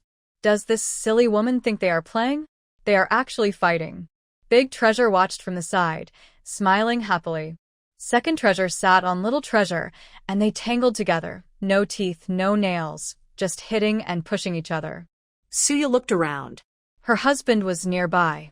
She really wanted to record this moment. Forget it. Tonight she would assign her husband a task and reward him with a camera. Chunming didn't know his wife had already planned this for him. The kids fighting finally got Chunming involved, and he separated them. You're not good kids at all. Fighting at such a young age. Each of you get a smack. Chunming gently hit each of the children once. And Dabao, how can you just stand there and laugh? No more next time. Chunming scolded them, not caring if they understood or not. The 3 kids were about the same age. It was just a matter of who came out first, so there was no question of who took care of whom. Chunming treated each of them fairly. Bao pouted. San Bao was unhappy. Clearly this naughty kid started it first. I was sleeping peacefully, and he was the one who made the first move. He deserves a good smack, San Bao shouted loudly. But Chunming hit him again. What's your name? Are you still not convinced, San Bao? He got angry. Why did he get hit more? He was so well behaved. Stinky dad. He was showing favoritism. Bao giggled happily, laughing very joyfully. Haha, the naughty little brother got hit. It was wonderful. Yeah, do you think kids these days, even at such a young age, know how to feel wronged after being hit? Chinming complained to Suya. Suya looked at Airbao, who was smiling happily. Maybe you're wrong about him. Airbao usually didn't smile much. If he suddenly did, it meant he had done something. Looking at Sanbao's wronged expression, Sanbao, besides loving to sleep, had no other faults. At such a young age, he can't even speak. I'm not a parasite in his belly. Who cares about him? Chinming casually said. Sanbao was so angry he didn't want to practice anymore. Stinky dad. He remembered what his brothers said, that crying kids get candy. Ah, Sanbao wailed loudly. What happened? What's going on? Gu Qiujuan and Su's mother and father heard the crying and immediately rushed over. My three treasures. Why are you crying? My little sweetheart, crying for a long time isn't good for your voice, Gu Qiujuan gently comforted. Usually so obedient and easy to take care of, the three treasures were now crying like this. Second brother was stunned. Can it really be like this? His annoying little brother was so unruly. The third treasure stretched out his chubby hand and pointed at Chinming and second brother. He mainly pointed at Chinming. Gu Qiujuan first comforted the third treasure. Don't cry anymore, Grandma will settle this. Second brother, how could you bully the third treasure? I hit him. Gu Qiujuan pretended to hit him, but her hand didn't actually land. Second brother blinked. Third treasure widened his eyes. Liar. There was no real hit. I'm going to teach your dad a lesson. The third treasure looked forward to it and immediately stopped crying. Why do you bully children? Gu Qiujuan's fierce gaze looked at Chinming. As the child's father, I just lightly scolded him. He's so young. How could you hit him? How could you be so cruel? Are you really his biological father? Gu Qiujuan pretended to reach out and give Chinming a light slap. Chinming. He looked at third treasure with a resentful gaze. Seeing his own father being hit, third treasure also smiled. Hit dad. Third treasure is happy now. With grandma here, no one can bully third treasure. You are all grandma's precious babies. Gu Qiujuan scolded Chinming but looked at the three children with a kind gaze. She showed her changing expressions vividly. Suya. This is truly a grandparent's love. Her son could even be abandoned. Looking at her three sons, she honestly thought these three treasures were very clever. She didn't know whether to laugh or cry. The third treasure's intelligence meant his mind was fine. Geniuses always loved to sleep. Such a clever child, she wondered if she would be the next to suffer. It's a case of mutual dependence. Since the children were born, her status in the family had lowered. Especially after her parents moved in, it became even more obvious. She let out a soft sigh. Chinming was about to cry. His dear mother, who once loved him so deeply, now only shared blood with him. Mingzai, this is your fault. The child is so young, and you did something wrong. As a father, you need to be patient. You can't just hit him. Mother Su also scolded Chinming. Chinming. They had promised to treat him like their own son. Father Su also sighed. This matter is your fault. Chinming was surrounded by the whole family. He only had his wife left. He looked at his wife eagerly, hoping she would stand with him. Suya looked at her mother-in-law and then at her parents. She kept her mouth shut. She was united with her husband in her heart, but helplessly, she could only lower her head. In the end, the three children were happily playing in Gu Qiujuan's arms, while the second and eldest children were taken away by father and mother Su. Only Chinming and Suya remained in the room. Husband, I didn't mean to side against you just now. I also have my reasons. You know how biased my mother is.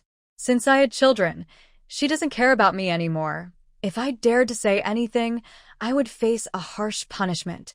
Suya explained her difficulties, tears in her eyes, looking at Chinming. I understand. We are both suffering. Chinming cried loudly. He loved his son. Could he not like him? He gently touched him, but was suddenly overwhelmed by everyone. He felt so distressed inside. The baby was upset. With me here, I will stay by your side. Suya comforted her husband. She also thought her husband was very unfortunate. When she married in, she heard that her mother-in-law loved her son very much. But after she moved in, everything changed. The one who was loved the most was her. Her son was almost like an outsider. As soon as the grandson was born, his status dropped even more. She reasonably suspected that Gu Qiujia only loved the bloodline of the Gu family. When a new replacement appeared, this lucky son. Still, I have you. Wife, you are the best to me. From now on, we won't have more children. 3 is enough. Chunming cannot imagine having another child born who would eat his food, use his things, and even step on his head. He feels like he's going crazy. Husband, don't you want a cute and lovely daughter? Unlike a son, she would be caring, obedient, and would also comfort you. Suya painted a big picture for Chunming. She really wants a daughter. Since she was pregnant, she has been wishing for one. Seeing only boys in the family, she was truly disappointed. Is having a daughter really that good? Chunming muttered to himself. He thought about their family with all boys, each one busy with their own small family. They worked hard to marry, but their hearts were with their wives. Unlike his own mother, who spent decades searching for her biological parents, she loved her family and cared for her only child. Before his marriage, she doted on him in every way, just to leave a legacy for the family. Thinking about Sue's family, their only daughter is so filial. She always thinks of her parents when she has something good to eat, and she makes her parents happy. She buys all kinds of things for her parents. He wasn't unwilling to buy things for his own mother, especially before he was beaten. He was willing. But he never expected. But, wife, would giving birth be too hard for you? Chunming remembered the last time his wife gave birth, which was life-threatening. His heart almost jumped out of his chest. He didn't want to go through that again. It is hard. But for you, I am willing to have a lovely daughter. Please be good to me and make up for me. I am willing to give birth for you. Suya's eyes were filled with tears, full of deep affection. Wife, why are you thinking so much for me? But I feel sorry for you. Maybe we shouldn't do this. Chunming was truly moved by Suya's words. But he still couldn't bear to see his wife in any danger.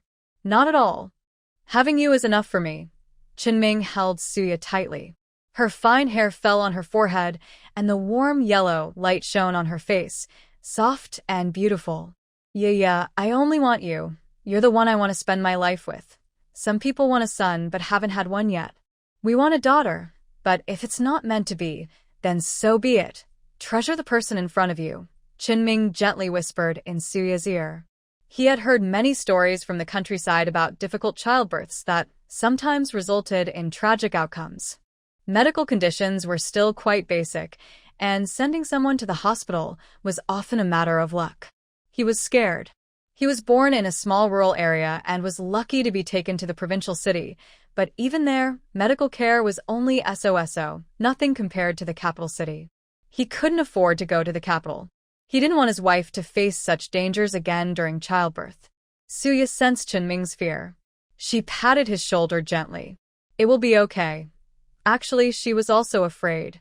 But because she had a spiritual spring and support, she dared to have children in such times. Even in modern times with advanced medical care, many pregnant women still face difficulties during delivery. So, let's wait to have children. Until our conditions improve. Suya looked up and gently stroked Chunming's head to comfort him. Okay, I'm afraid of losing you. You are more important than our daughter. Chunming answered seriously. Yes, Suya smiled. In her previous life, she was alone and had no support, wandering through hardships. But now, she had her own child, her family, and a loving partner. She felt truly happy. Life can't always be perfect or everything you want. Yaya, if you really want a daughter, let's wait until we settle in the capital city. Then we can have one, okay? Chunming had visited the capital once and was always amazed by its prosperity. It was incredible how different life could be under the same sky. Okay, Suya agreed with a smile. They would definitely go to the capital someday. After all, the future wouldn't restrict movement. Just buying a house there would be enough. Promise me you'll stay by my side and keep me company, Chunming's hoarse voice slowly sounded. Of course, I will always be with you. Oya yachet Chan Ming silipin beside her. She was so touched that she forgot to give him any tasks. Tonight, she just wanted him to rest well. She leaned in closer and carefully looked at her partner. Chunming is truly very handsome, with long eyelashes and skin so smooth that there are no visible pores. His features are delicate, and he lies quietly on the bed. She really never thought that one day someone would love her so passionately. Is this a way to make up for her past life? Thank you, Suya softly said. She lay beside Chunming, resting her head on his shoulder, and fell asleep. Chunming's eyes moved slightly. Ehak suyata itli. Yunxue, we're only bringing back 20 pounds of wild boar meat. Do you think that's too little? Chenfeng felt that since he had about 200 pounds of wild boar meat, giving only 20 pounds to his parents-in-law seemed too little. It's enough, she replied. With so many children at home, they all need to eat too. Plus, you've been working hard. You need to restock more. Zhou Yunxue looked out for Chenfeng, seeming thoughtful. Chenfeng felt very happy hearing that. Shuer, you're so sensible. Let's give 50 pounds instead. There's plenty of wild boar meat, and we won't sell it. Since this is my first visit home, I want to show respect. Too much might be too obvious to others, she hesitated. It's good to show your parents you're happy, he said. Gu Qiujie rolled her eyes when she saw her older brother acting like that. Fu Bao was especially happy to give wild boar meat to her grandparents. In her view, her grandparents treated her very well, much better than before. Here, next time, I'll find some more meat. Fu Bao realized that finding some food to eat wasn't hard for her. But paying for some things or dealing with certain issues could be very painful. But right now, she was very happy. A little pain didn't matter. She hoped her family would be very happy. She was also a child with parents. Her mother was very kind to her. Good, Fu Bao is a good girl. Chenfeng liked Fu Bao more and more. He also noticed that his wife liked Fu Bao very much. But compared to Fu Bao, he more wanted to have his own children with Yunxue. However, he knew he shouldn't rush things. He couldn't pressure Yunxue. This time, Chenfeng couldn't borrow a bicycle from Chenming. He had to borrow a cart from the village chief. There are also many family members. This time, we're going back to visit with De Chun and Heir Xia. Brother, I don't want to go. It's not our real family. Grandma and Grandpa wouldn't treat us well. Chen Heir Xia pulls Chen De Chun. Be obedient. If we don't go, Dad will be upset. Do you really want to find your real mother? You should have already visited her. Chen De Chun bites his lip. Chen Heir Xia's eyes suddenly turn red. He went to find his real mother, asking if she still wanted them and why she never came to see them. But beside her, there was an old man touching her, and when he tried to stop him, his mother hit him. He overheard others saying that his real mother was going to remarry. She didn't want them anymore. Heir Xia, if you stay with Dad, we won't have to worry about food or clothes, and you can study well. At least now, our stepmother isn't hurting us openly. Chen De Chun looks mature beyond his years, as if he has grown up instantly. But she just moved in. Who knows what will happen later? Chen Heir Xia mumbles. So, we should focus on studying. When we grow older, we can leave them behind. Chen De Chun seriously tells Chen Heir Xia. Chen Xia nods blankly. Let's go. Returning to visit family is very important for women. We shouldn't show disrespect. Chen De Chun pulls Chen Heir Xia along, keeping pace with Chenfeng and the others. Chen Heir Xia looks at his older brother and notices he has changed. Actually, what he doesn't know is that on the day he went to find his real mother, Chen De Chun also went. He even went to ask Lu Ling directly. Do you really not want us anymore? Aren't we your favorite children? Go away. I can have more children if I want. If I remarry and bring you along, people will gossip, and I won't be able to hold my head up in the new family. Just pretend I don't exist as your mother. Lu Ling waves her hand coldly. She even smiles lightly and talks about her ex-husband's son to the old man beside her. He stands there stunned, blown by the cold wind all afternoon, before stumbling back home. At that moment, his desire for his mother's love died. His biological father has a stepmother, and in the future he will also have a stepfather. He can only rely on himself now. I am truly jealous and envious of my younger sister. It seems that no matter the situation, someone always unconditionally cares for Fu Bao. I can tell that my little uncle, who doesn't like to interfere much, treats Fu Bao differently from others. And my aunt looks easy to talk to, but I notice she keeps a distance from us. Only when she's with Fu Bao does she genuinely like her. Even the stepmother who married into the family seems to treat Fu Bao like her own daughter. Clearly, when they first arrived, they should have been the ones trying to please everyone, since they're the boys who can carry on the family line. But everything feels so different. All of you, when you go to Snowy's house later, make sure Grandma, Grandpa, and Uncle hear you, okay? Chin Feng told his 3 children. Especially his 2 sons. His daughter seems to have no problem. He knows what his 2 sons are thinking. But he's so young. How can he always be a widower raising children? There's no one in this family who truly understands warmth and care. How hard life must be. Got it. Chen Dachuan nodded with a serious face. Chun Erxia also nodded reluctantly. Zhou Yunxua always has a gentle smile on her face. If kids don't want to go, there's no need to force them. After all, it's not their real uncle's family. Zhou Yunxua is very open-minded. But that can't happen. If they don't go, neighbors might think you're having a hard time at my house. Chen Feng disagreed and insisted they go. Zhou Yunxua didn't say anything. This is his child, and he makes the decision. The group got on an ox cart and headed to the county town. The Zhou family had been waiting for their return early in the morning.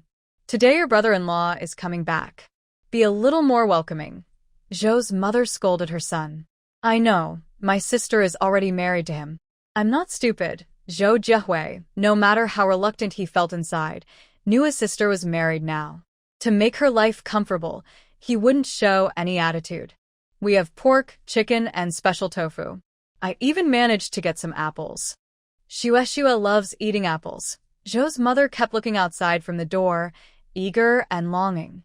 The village is quite far away, so it will take some time. Father Zhou was also waiting at the door. Other neighbors in the apartment building knew that Zhou's son-in-law was coming home. Is it that family with 3 children? Zhou family says they love their daughter, but they married her off to such a family. It's understandable. Zhou's father is sick, or else, given how much they spoil their daughter, she wouldn't have married so easily. Everyone else remained silent. That's really how it is. Some people wanted to say sarcastic remarks, but no one responded. Zhou's parents have a good reputation around here. Many people initially liked Zhou's daughter. But when Zhou's daughter asked for over 1,000 in bride price to treat her father's illness, everyone hesitated. Many had come to discuss marriage before. After all, Zhou Yunxua is quite talented and well-known. It could be said that many families wanted her. But Zhou Yunxua was very firm about the bride price she initially asked for. In the end, nothing happened. Now, many people see Zhou Yunxua married to the countryside and want to make some snide remarks. But most are kind-hearted and say nothing. If it were their own children who were sick, and they had such a caring daughter to help out. This girl is just very filial. Schwer, how do I look in this outfit? Chen Feng was very nervous. Although it wasn't his first time visiting his in-laws, this was the city. Even if Chen Feng had some money, he still felt a bit inferior. Very nice.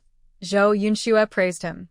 Schwer, you look good too. The cart was moving slowly, and it took an hour to reach the county town. Be careful, Schwer. Chen Feng carefully helped Zhou Yunxua down from the cart. Chen Dachuan and Chen Erxia got off by themselves. Zhou Yunxua carried Fu Bao as she stepped down. Schwer, are you returning for a family visit? Is this your husband's child? Neighbors around cast strange looks. Yes, bringing the children back to visit. Zhou Yunxua remained calm and confident. She held Fu Bao with her left hand and Chen Feng with her right, returning to her parents' house. Chen Dachuan and Chen Erxia followed closely behind. Since his father remarried, they had been called homewrecker by the villagers. When the stepmother gave birth to a younger brother, they were no longer wanted. Schwer, you're finally back. Mother Zhou was very excited to see Zhou Yunxua.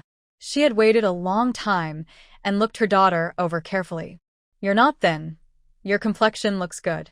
Mother Zhou sighed in relief. Regarding the 3 children in the Chen family, she actually preferred Lu's family more.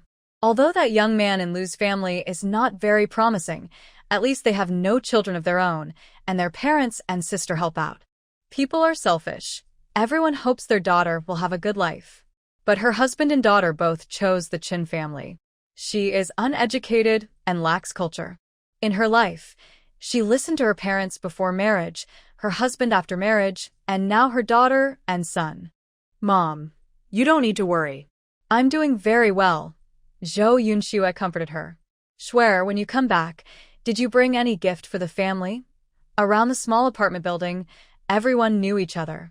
They peeked at the door to see the excitement. My son-in-law and granddaughter finally came back.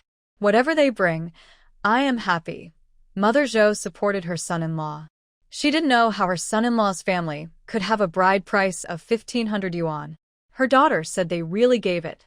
That must have been a big expense. She didn't even know if her son-in-law's family owed money.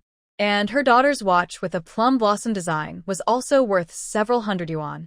She thought her son-in-law's family had already lost everything. Today, as long as they came, she would be happy.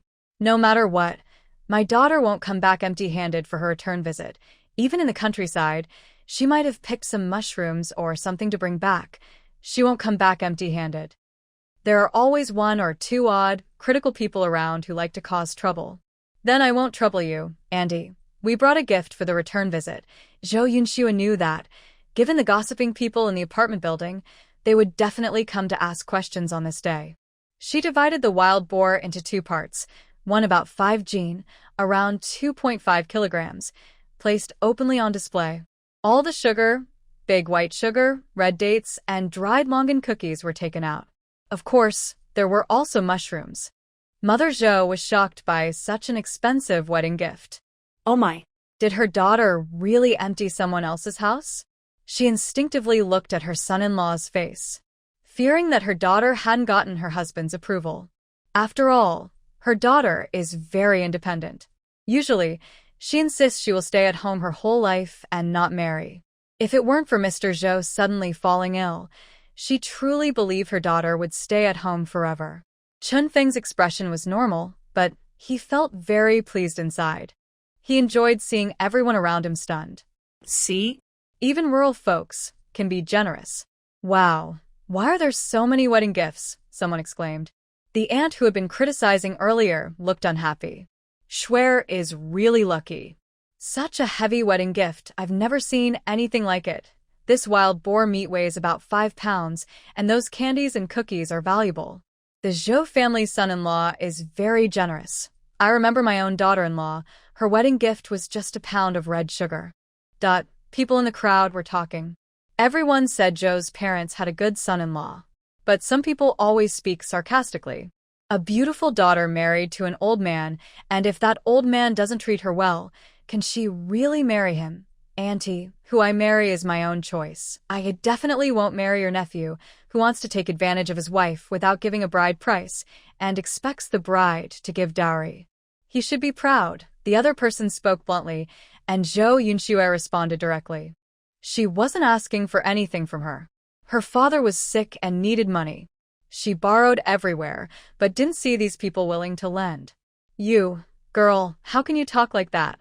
Respect your elders. The aunt couldn't help but try to assert her authority. Who do you think you are to be my elder? Is there anyone who talks like that to their elders? Zhou Yunxue was very straightforward. The aunt was speechless and embarrassed. She didn't expect Zhou Yunxue to be so sharp-tongued. Clearly, Zhou Yunxue wasn't like this before. If Zhou Yunxue knew, she would definitely roll her eyes. In the past, everyone seemed to get along on the surface, and she probably just went along with it. But when her father fell ill, few people were willing to help. Now that things are like this, they still come to provoke her, and she definitely won't give them face.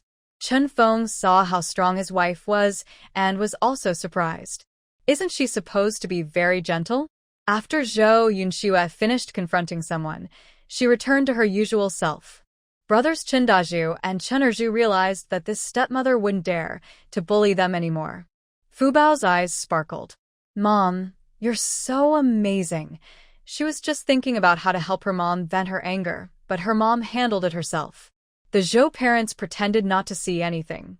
They wouldn't even criticize their own daughter, so others definitely shouldn't. Zhou Jiehui saw her older sister come back and looked at her eagerly. What's wrong, Miss Sister?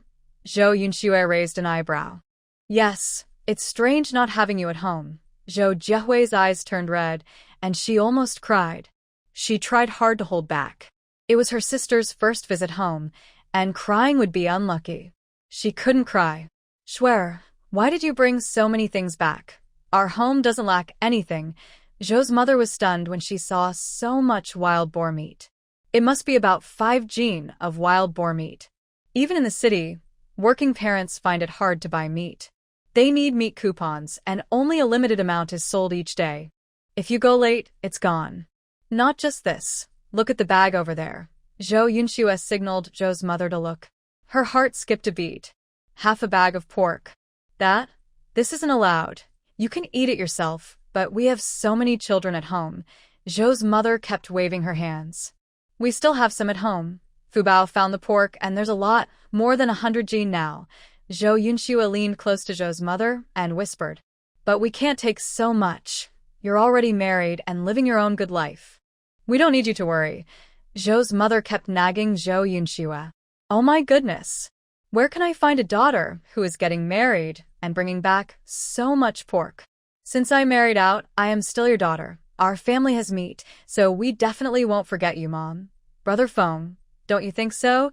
Zhou Yunxue's eyes fell on Chen Feng. Yes, he replied. This is our little gift. Chen Feng nodded confidently. Zhou's mother looked at Chen Feng with increasing satisfaction. Spending so much on the wedding gift shows they value her daughter. Suddenly, she felt there was less food prepared at home. They really had no money. Now they are empty-handed, and the remaining money was forcibly given by Zhou Yunxue. She didn't plan to touch it. She wanted to save it for Shuer. Their family truly had no money. All the food they had was bought on credit. She hesitated for a moment, deciding to use a little of her daughter's money. Today, she couldn't let her daughter lose face. How, go buy some vermicelli, tofu, and see if there's roast duck. Buy one back. Zhou's mother asked Zhou Jiehui to go shopping. Chen Dachuan's 2 brothers hadn't been to the city much, and wanted to go too. So Zhou Jiehui took them along. He looked at little Bao Bao, who was quite cute. Are you going? Zhou Jiehui asked awkwardly. Uncle, can I go too? Bao Bao blinked and asked softly. Yes, Zhou Jiehui nodded. Then I want to go too, so Zhou Jiehui, pulling the children along, took them out. Zhou's father was chatting with Chen Feng.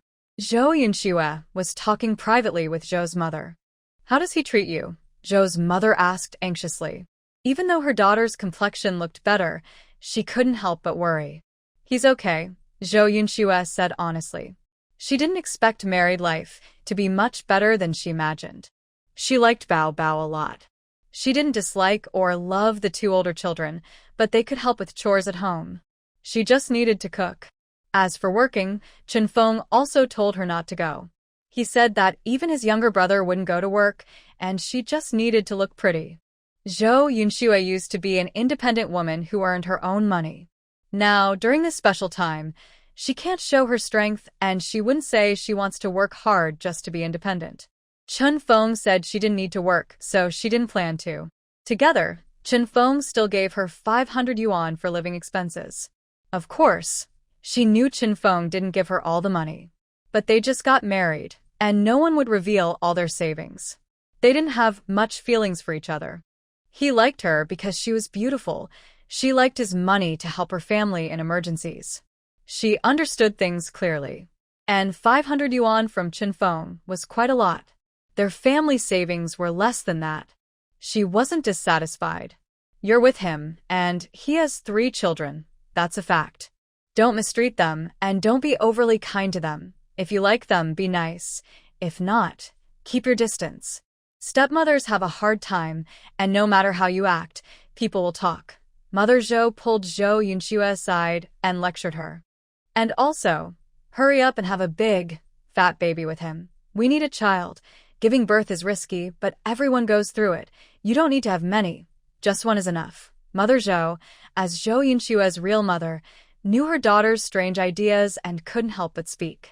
What if it's a girl? Zhou Yunxue suddenly replied. Would I have to have a bunch of daughters to compete for a son? Mother Zhou was speechless. I have a younger brother, right? I'm old, but he won't abandon me. Zhou Yunxue thought very openly. She never thought about having children herself. Your brother will get married someday and have his own family. He might not be able to take care of you then. Mother Zhou sighed. The future is full of uncertainties. How can that be? He's my real brother. It's impossible he won't care about me. Besides, I take care of Fu Bao and the others as if they were my own children. How could they not be filial to me? Zhou Yunxue raised an eyebrow. Mother Zhou sighed heavily. Zhou Yunxue remained unmoved. She definitely wouldn't have children herself. Besides that, she could satisfy her mother in every other way. But Zhou's mother only cared about having Zhou Yunxue give birth to her own child and had no other requests. Mom, don't worry so much. It's bad for your health. Just enjoy your later years and think about finding a husband for your younger brother. Zhou Yunxue comforted her mother. Zhou's mother rolled her eyes at her. She's old now, and her words don't matter much. Let her daughter do what she wants. Zhou's father then talked to Qin Feng about his future plans. Do you have any plans? I'm just a rural person with a middle school education. Besides working in factories, I can't do much else, but I will treat Shuer well. The children are sensible and can take care of themselves. I won't let her be wronged. Qin Feng tried to show himself in a good light. Are you interested in working in the city? Suddenly, Zhou's father spoke. Huh? In the city to work? Qin Feng was stunned. He had some money and thought about finding a job in the city. But when he actually tried, he found that jobs were scarce, and no one was willing to sell their positions. These jobs are like family heirlooms. When his father-in-law suddenly mentioned this, a strange idea popped into his mind, and he found it hard to believe. My daughter has been spoiled since she was young. If she gets married, we at the Zhou family will give her a dowry. I've arranged for her to get a bicycle ticket. We will make up the money later. If you have some money now, buy a bicycle first. As for work, you can start by helping your mother-in-law. I will work for a couple more years and then pass my job to you, and Huohua can take the temporary job. Huohua is still studying and hasn't married yet. We need to earn some money to support the family. Besides, I now earn about 10 yuan a month, so taking over would only give you 20. Zhou's father explained everything clearly to Qin Feng. Chen Feng's mind was a bit overwhelmed. Did he hear right? His father-in-law wants to give him his job and also the temporary work for Zhou Huohua? That's his own son. Qin Feng had already decided to be with Zhou Yunxue and didn't think about anything else. After all, when a family marries off a daughter, they usually give a dowry later. I need to talk to Shuer about this. My father-in-law and mother-in-law are very kind. Even Qin Feng, who is a bit scheming, doesn't dare to offend them. He genuinely likes the beautiful Zhou Yunxue and doesn't want to cause any trouble between them. He doesn't want to marry 3 times. Marrying a wife really costs a lot of money. Especially when the wife is educated and beautiful, it's not easy to find one. Shuer, I want to discuss something with you. Qin Feng pulled Zhou Yunxue aside. My dad wants to give you a job. If he offers it to you, just accept it. Thinking about the over 1,000 yuan, she thought it might be better for her father to do what he wanted. Should I tell your brother about this? Qin Feng was surprised by this big news. He felt dizzy. He probably already knows. Since her father mentioned it, it was likely discussed beforehand. I will treat your dad as my own father in the future. Qin Feng promised sincerely. Zhou Yunxue didn't mind much. She would be filial to her own father. Men's words are just to listen to. They had a hearty dinner at Zhou's house. Fu Bao especially loved her grandparents' home. They were very kind to her, and her little uncle was also nice. Mom, when can we come to Grandma's house again? Fu Bao was a little reluctant to leave. Fu Bao wants to come. We'll come again after a while, Zhou Yunxue said softly, lowering her head. Okay. Chen Dachuan's 2 brothers also envied life in the city. In the city, you can find anything to eat, anything to buy. Chen Erxius spoke with envy. Too bad we're not city people. Suya was at home taking care of the 3 babies. The children were growing day by day, able to crawl and talk. She looked at her children with gentle love. She never thought she could have such a warm and happy family. A family living together. Life is peaceful and steady. Besides the countryside, everywhere else is good. Suya gently touched the heads of the 3 babies. Dabao and Airbao were crawling everywhere, but Sanbao was still as if he couldn't wake up, as usual. Her parents were busy with chores, and her mother-in-law was taking care of the house. Everything was in order. Sue's mother looked at her child with deep feelings and said, "It would be so wonderful if my parents and younger brother were still here." In this time, for many reasons, losing touch means losing each other forever. Her biological mother never mentioned her uncle's family.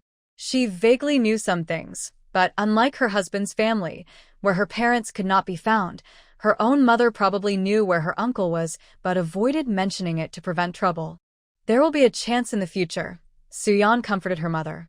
She knew that a brighter day was coming. "Maybe," her mother replied, no longer expecting to meet again.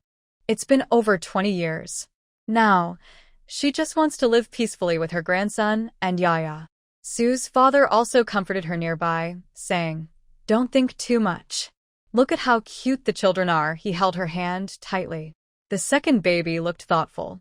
He was only 2 months old but already aware of the times he was born into. He felt that his grandmother and aunt were truly remarkable, both with impressive backgrounds. In a few years, he could relax and stop working so hard. He could become a young master. The second baby looked forward to the future with hope. Meanwhile, the older brother slowly crawled toward the second baby. Suddenly, the second baby felt wet. He reached out his chubby hand to touch it. He let out a sharp cry. Had the older brother just peed on him? Why was he treated like this? In his past life, he earned a lot of money through charity and good deeds. But now, he had been urinated on multiple times. The smell filled the air. He was about to break down. "Don't cry, don't cry. The older brother is naughty, but the second baby is the best and smartest." Sue's mother quickly went over to comfort her obedient grandson. The older brother, meanwhile, blinked with big, confused eyes. Very easy to take care of. Not like the eldest child.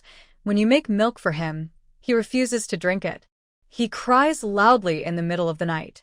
Suya kept reminding herself that all of them came from her, so she should treat them equally. She wanted to be a fair and patient mother. The third child was also woken up. He had enough of the noise. Why could the little one cry so much? Angry, he slapped both the second and third child. Children need to be taught from a young age. Second child. He was shocked that the third child hit him. The second child tried to hit back. Then the third child started crying too. Father Su quickly came to pick up the children and comfort them. Gu Qiuju stopped doing housework and rushed in to calm her grandsons. Suya stayed still. She only had 2 hands and 3 children. No matter who she held, it wouldn't seem fair. So she decided not to hold anyone. She kept a serious face. "Why are you all being so naughty?" Suya gave each of them a light pat, trying to be fair. Second child.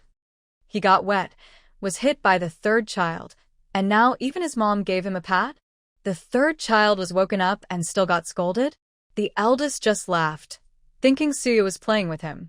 He even reached out his hand to her. Suya couldn't help but smile. This child. How could he be so adorable? Meanwhile, in the Xia family's home in Beijing, Father Xia hurried to the hospital to ask around and unexpectedly met someone he knew. "Uncle Lu, you work here?" Father Xia greeted him. "You came here for?" It took Lu Yoji a moment to recognize him. It was old Xia's son. He had grown so much. "I wanted to ask if a young woman came here for a prenatal checkup a few months ago." Father Xia described what he knew. "There are too many pregnant women coming to the hospital." "I'm not sure who you mean," Lu Yoji said. As a well-known doctor, he saw many patients every day. "Well."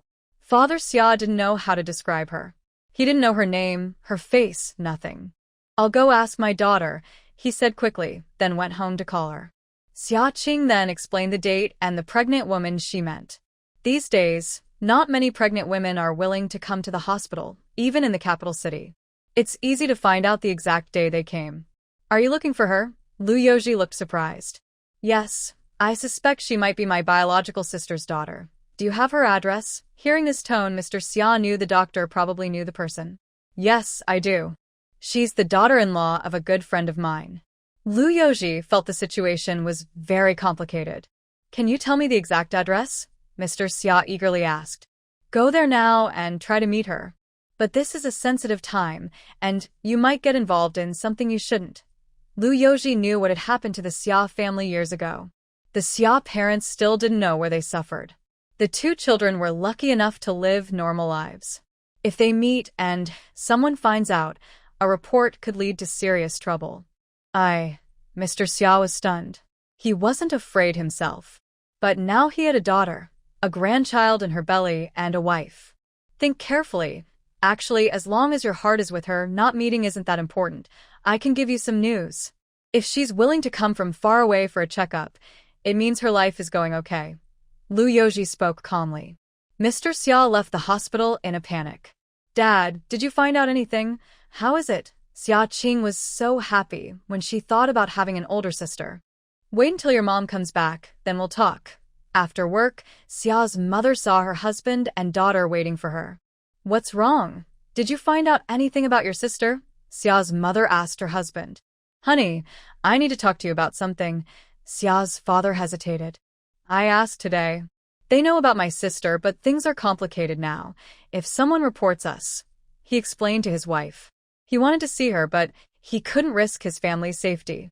If he were younger, he wouldn't hold back his wife. He'd face anything alone. Why are you telling me this? Are you worried I won't agree to go? Summer's mother raised an eyebrow. I was fully committed to you from the start. If I wanted to be with you, I wouldn't be afraid of problems. We're family. There's no need to weigh pros and cons. I'll find a chance to take a vacation and go see your sister with you. After all these years of being married, I still haven't met your family. Summer's mother teased lightly. Back then, when Summer's father was dating her, they were about to meet the parents, but then something happened to the Summer family.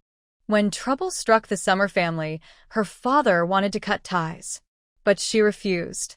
She liked that man. She asked her family for help, and with great effort, she managed to save her father. Her in-law situation was too serious. She really couldn't do anything. She tried to find out about her younger sister, but there was no news. Clearly, they didn't want to burden her back then. She felt guilty about it. In such chaotic times, her beautiful younger sister didn't know what might happen. Now that she has news of her sister, she can't just sit back and do nothing. She definitely plans to go see her. Honey, marrying you is a blessing for our Summer family. Her father looked at her with deep affection. You're getting old. Why say such cheesy things in front of the kids? Her mother nudged her husband. I see everything. Where am I? I'm sleepwalking. Summer suddenly turned and disappeared, giving her parents some space. Her father wanted to say a few words to Summer. This kid, why do you say that? Don't you know what kind of daughter we raised? Her mother rolled her eyes at him. How about we visit them at the end of the year? Her father couldn't help but agree. He wanted to see how his sister was doing. Okay, bring some gifts. She's pregnant, so buy some things for the kids too. Her mother smiled warmly. Summer was also looking forward to meeting Suyo in her room. It turned out the girl she liked was her sister. Now she had a sister too. She used to envy others who had many siblings at home. Now she has some too. Suyo was just dealing with her 3 noisy children.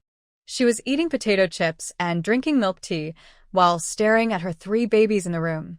Second child. Does this era also have potato chips and milk tea? Her big auntie doesn't seem to make these, right? How come her own mother has them here? Suya didn't realize that her potato chips and milk tea might reveal her secret. But she wasn't worried. Chunming was there to help her. She knew Chunming gave her the snacks. And she was eating in her own room, so it was okay if the 3 little ones saw. Oh, you 3 keep fighting.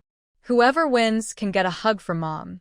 The 2-month-old babies didn't understand everything, but she didn't care how much they understood. She just dropped her words. Second child. Who cares about her hugs? Third child.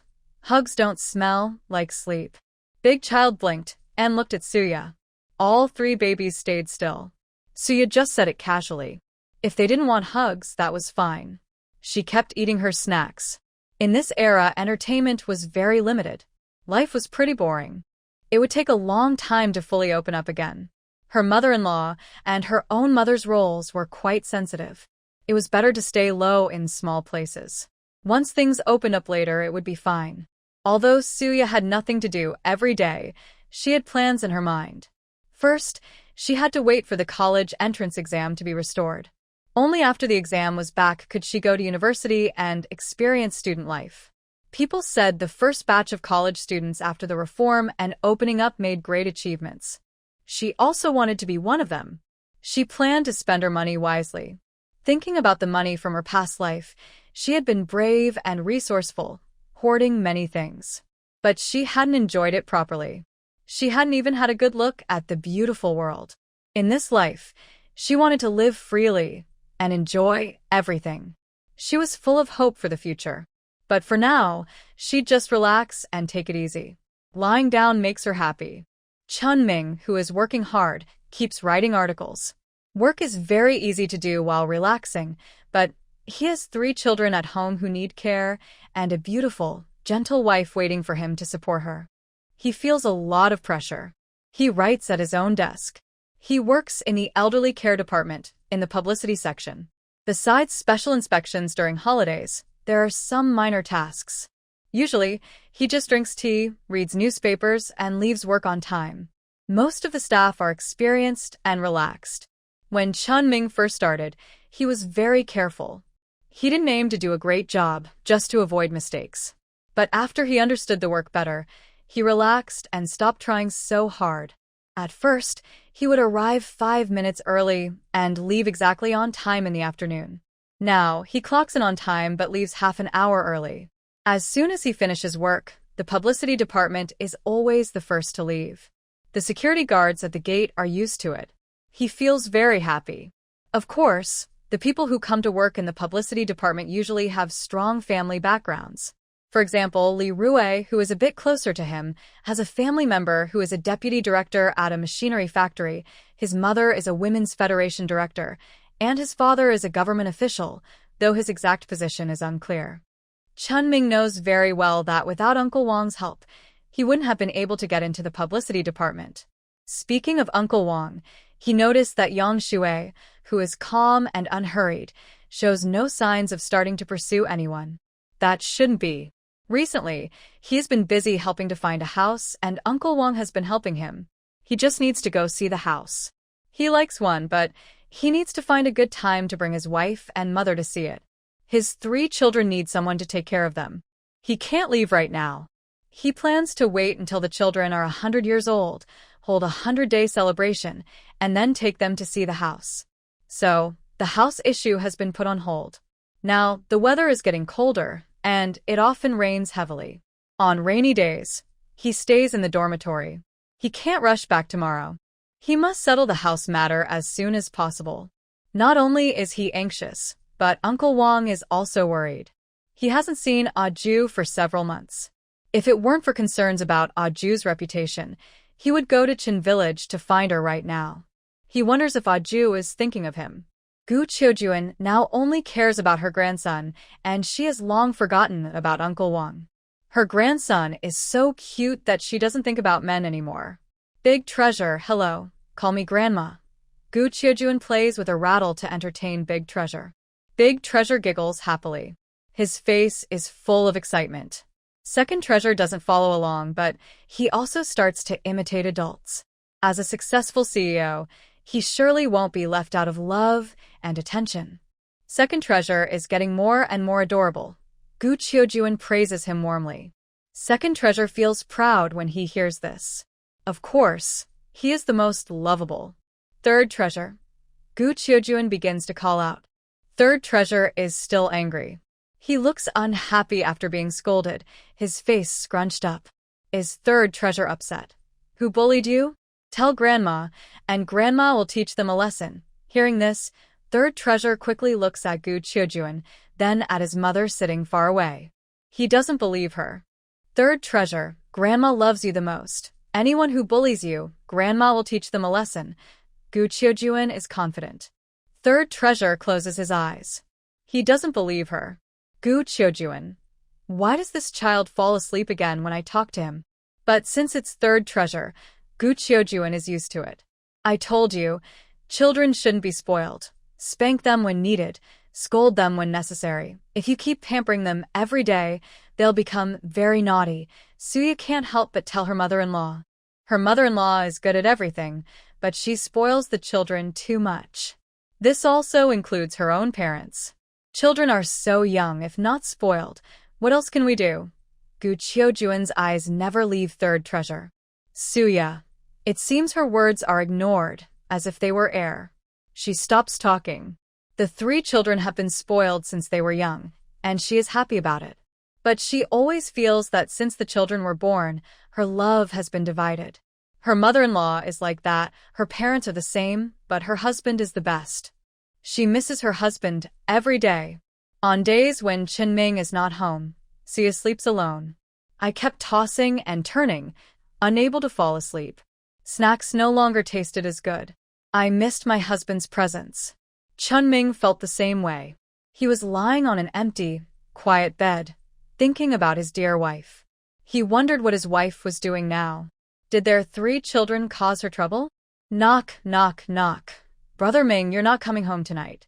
Want to go out and get something to eat? Li Rui came to Qinming's dorm to find him. Chunming thought about how they were colleagues and needed to get along, so he agreed. They went together to a state-run restaurant for a late-night snack. Li Rui talked about everything, gossip and stories. Chunming listened carefully and responded from time to time. Brother Ming, I never thought you'd get married so young. You don't know. When you first arrived, the female colleagues at the factory were all looking at you with bright eyes. Li Rui teased Chunming. My wife is the most beautiful and best. I married her early before someone else could her away, Chunming answered seriously. He didn't care much about the admiration from female colleagues. If he didn't have a good job and support behind him, these city girls wouldn't even look at him. They liked his money, his job, and his connections, but no one liked him for who he was. Only Yaya loved him from the beginning to the end. Her love was for his good figure, handsome face, and everything about him. She didn't mind his laziness or his bold ideas. She supported him wholeheartedly. So, he only spent his money on Yaya, and he worked LY for her. Everything he had was for Yaya. No one else, not even the children, should think otherwise. I really don't know what my sister-in-law looks like. Brother Ming talks about her so highly. Li Rui was very curious about Suyaya. What kind of woman could make Ming so devoted?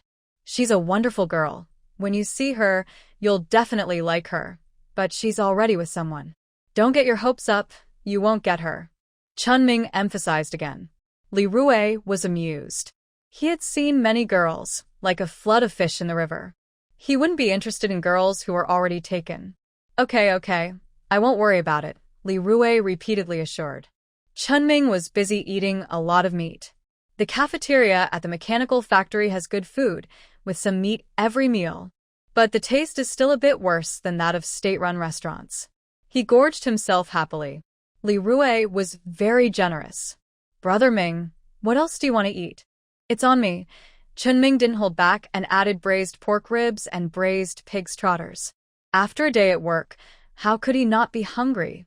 Li Rui also joined the eating team. He watched Chunming eat happily, and his own appetite improved. At this moment, Su Tao entered the state-run restaurant and saw Chunming. Why is he here? Su Tao looked stupid. It's already evening. How could he be in the provincial city? But thinking about their current relationship, he didn't go over. Next to him, a girl looked in the same direction as Su Tao. It was a very handsome young man, and she looked amazed. She had never seen such a handsome man. His presence was just right. Every movement was pleasing to the eye. Do you know him? The girl asked quietly. No, Su Tao refused to admit his connection with Chunming. A country bumpkin, what's there to know? It made their family a mess. He hated it. His face twisted in anger. Wu Ran looked a little scared. Ran, what do you want to eat? Let's get some food. Su Tao tried to suppress his twisted expression and put on a gentle smile. Okay. Wu Ran kept glancing at Chunming. She no longer had much interest in dating Su Tao. Her family has 3 sons. only one apartment building, and recent family issues are making a lot of noise. Rumor has it that the family's only daughter took away most of their savings. With such a family, she really wasn't interested. She just wanted to meet people and cast a wider net. Now that she saw someone better, she naturally lost interest. It was just an introduction from a matchmaker, and the formalities still needed to be completed. Chun Ming also noticed Su Tao over there. Now, Su's family has nothing to do with them anymore. He doesn't care much about it. He chats casually with Li Rue, joking and laughing. Meanwhile, Su Tao holds the 5 yuan given by his parents. That's all the savings his family has. Usually, his salary from work didn't need to be handed over.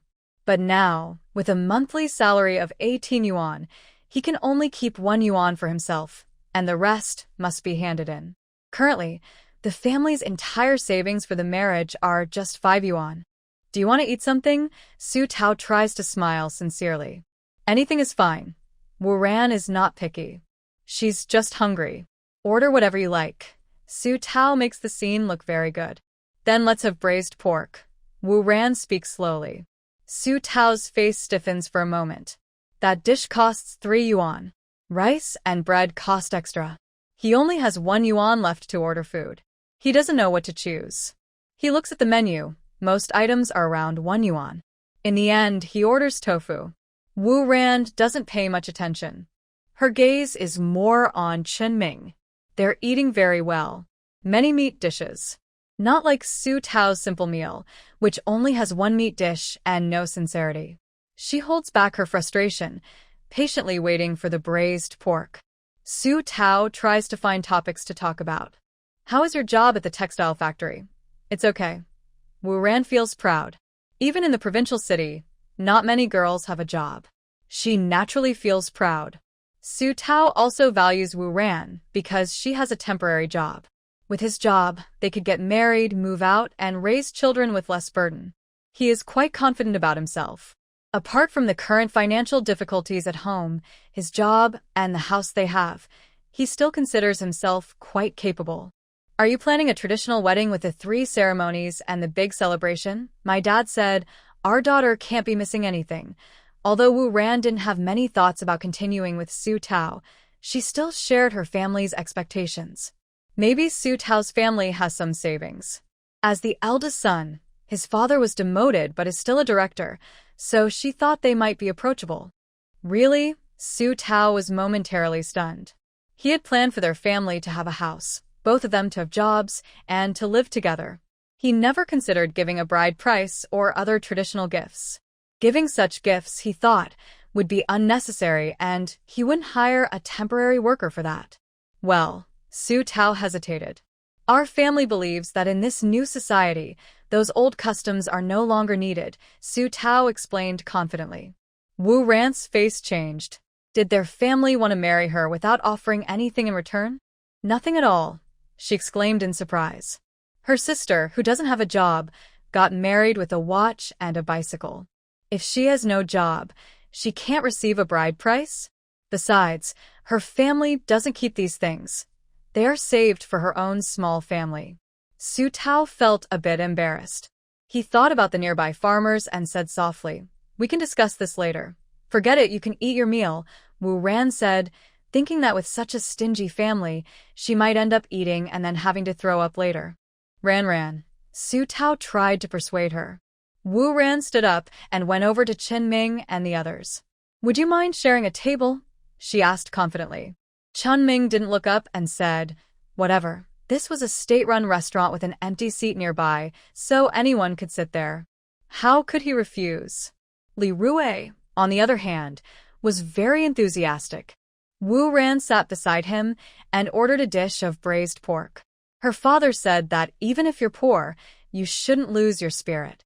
Although braised pork is expensive, it's okay to have a meal once in a while. And if she doesn't finish it, she can pack it to take home. Her family is average, and it's unlikely she would marry into a wealthy family to help them. Su Tao was already completely removed from her dating list. Looking at the 2 men beside her, her intuition told her that these 2 probably come from well-off families. She casually started a conversation without showing any special interest. Chun Ming ignored her completely. Li Rui responded with a couple of words. Wu Ran was surprised to be treated so disrespectfully for the first time. She thought she looked pretty good and wondered why no girl would take the initiative. Is this how men behave? She felt annoyed inside. Chun Ming didn't care at all and kept chopping meat. With so much meat, of course, it had to be eaten. Su Tao saw the girl who didn't show any friendliness toward him and lowered his head to talk to Chun Ming. He felt very uncomfortable. Why are you talking to that country bumpkin? Do you like him? Are you planning to go to the countryside to dig land with him? After some recent setbacks, Su Tao's words became more sarcastic than before. Li Hui frowned.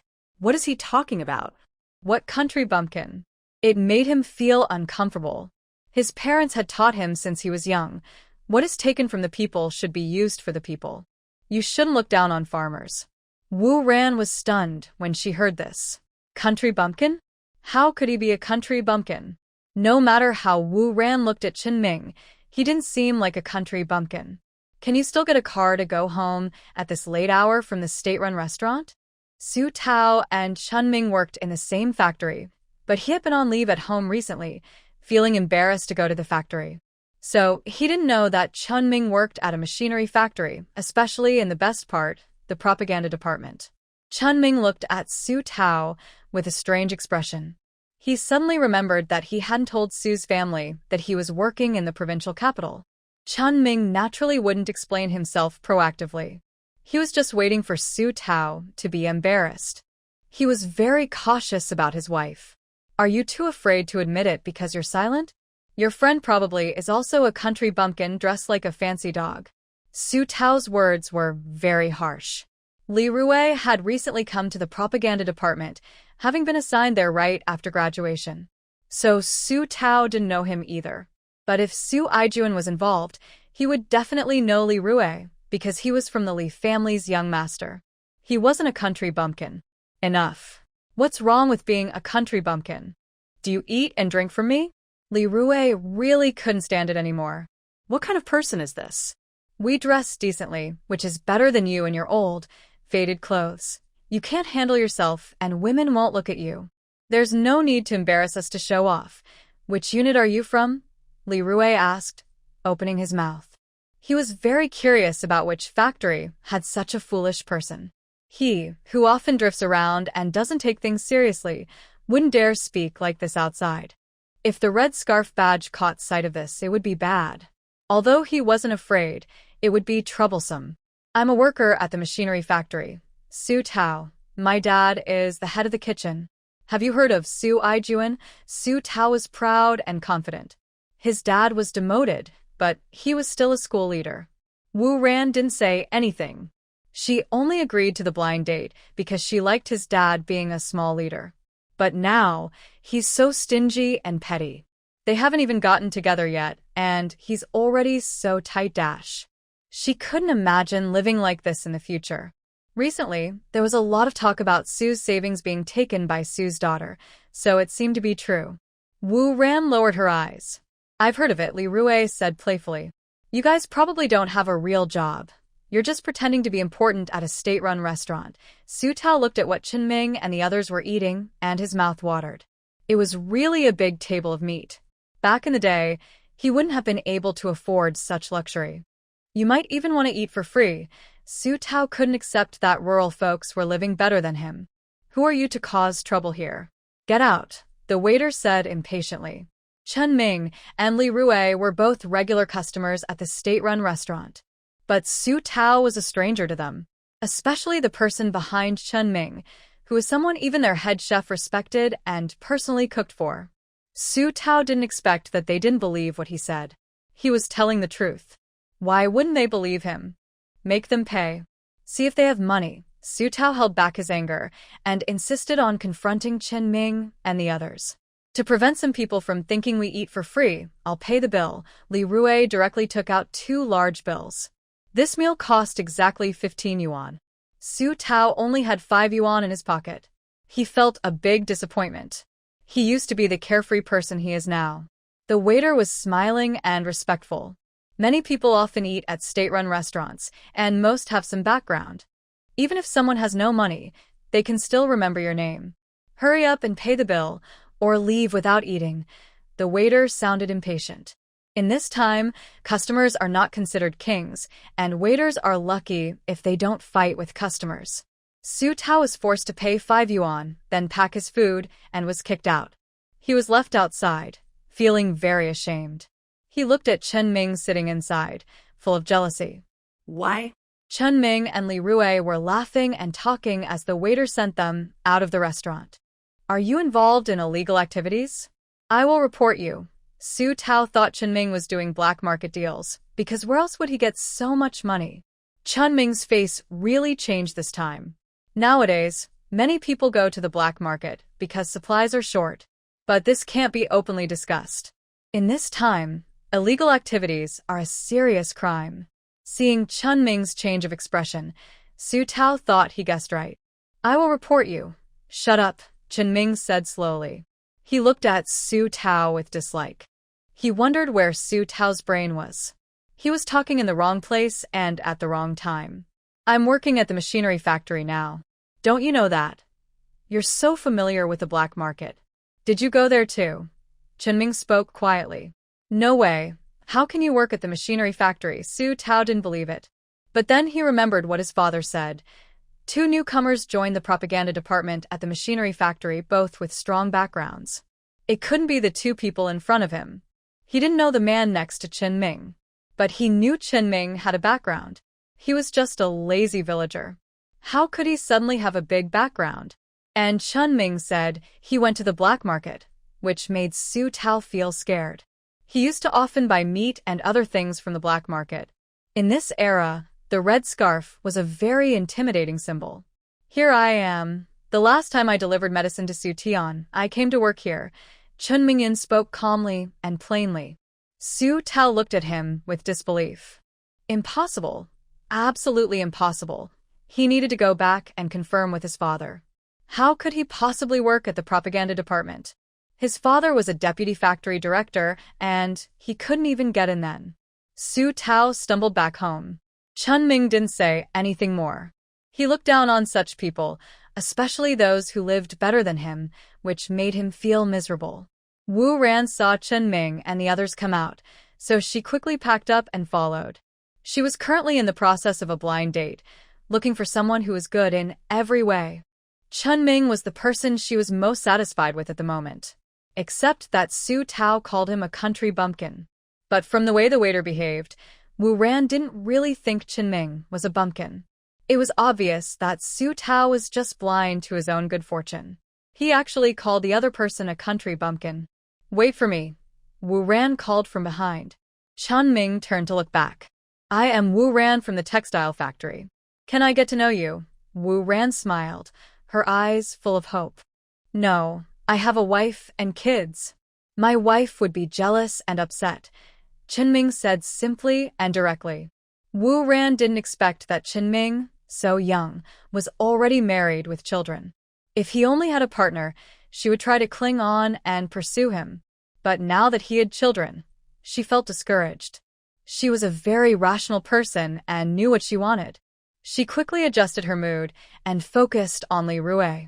So, what about you? I'm Li Rui from the machinery factory's propaganda department. Li Rui introduced himself confidently. Propaganda department. Wu Ran was secretly surprised. Most factories' propaganda departments were hard to get into without connections. They had good benefits, were usually relaxed, and you could show off if there was something to do. Everyone wanted to get into such a department. Moreover, she still works in the publicity department of the machinery factory. Her gaze at Li Rui changed completely. Can we be friends? Let's get to know each other, Wu Ran said confidently. Her father told her that opportunities are earned through effort. With her family's current situation, if she wants to improve her social status, it depends on her own efforts. Okay, Li Rui agreed quickly. After hearing Li Rui's response, Wu Ran left. The braised pork she packed was still warm, just right for adding to her family's meal. Chen Ming looked at Li Rui nearby. Are you interested in her? No, I just made polite conversation. She probably won't really come looking for me, right? Li Rui said casually. He has many girls who like him because of his good looks and nice qualities. As a gentleman, he naturally wants to give girls some face. Chen Ming, is he not afraid she might take it seriously? Brother Ming, do you know that man just now? Li Rui's eyes were full of curiosity. He saw them exchange glances, like a secret confrontation. Yes, I know him. Chen Ming answered simply. He didn't want to talk about the complicated past relationships. Anyway, they are no longer connected. Li Rui waited and waited but didn't hear more, so he could only hold back his disappointment.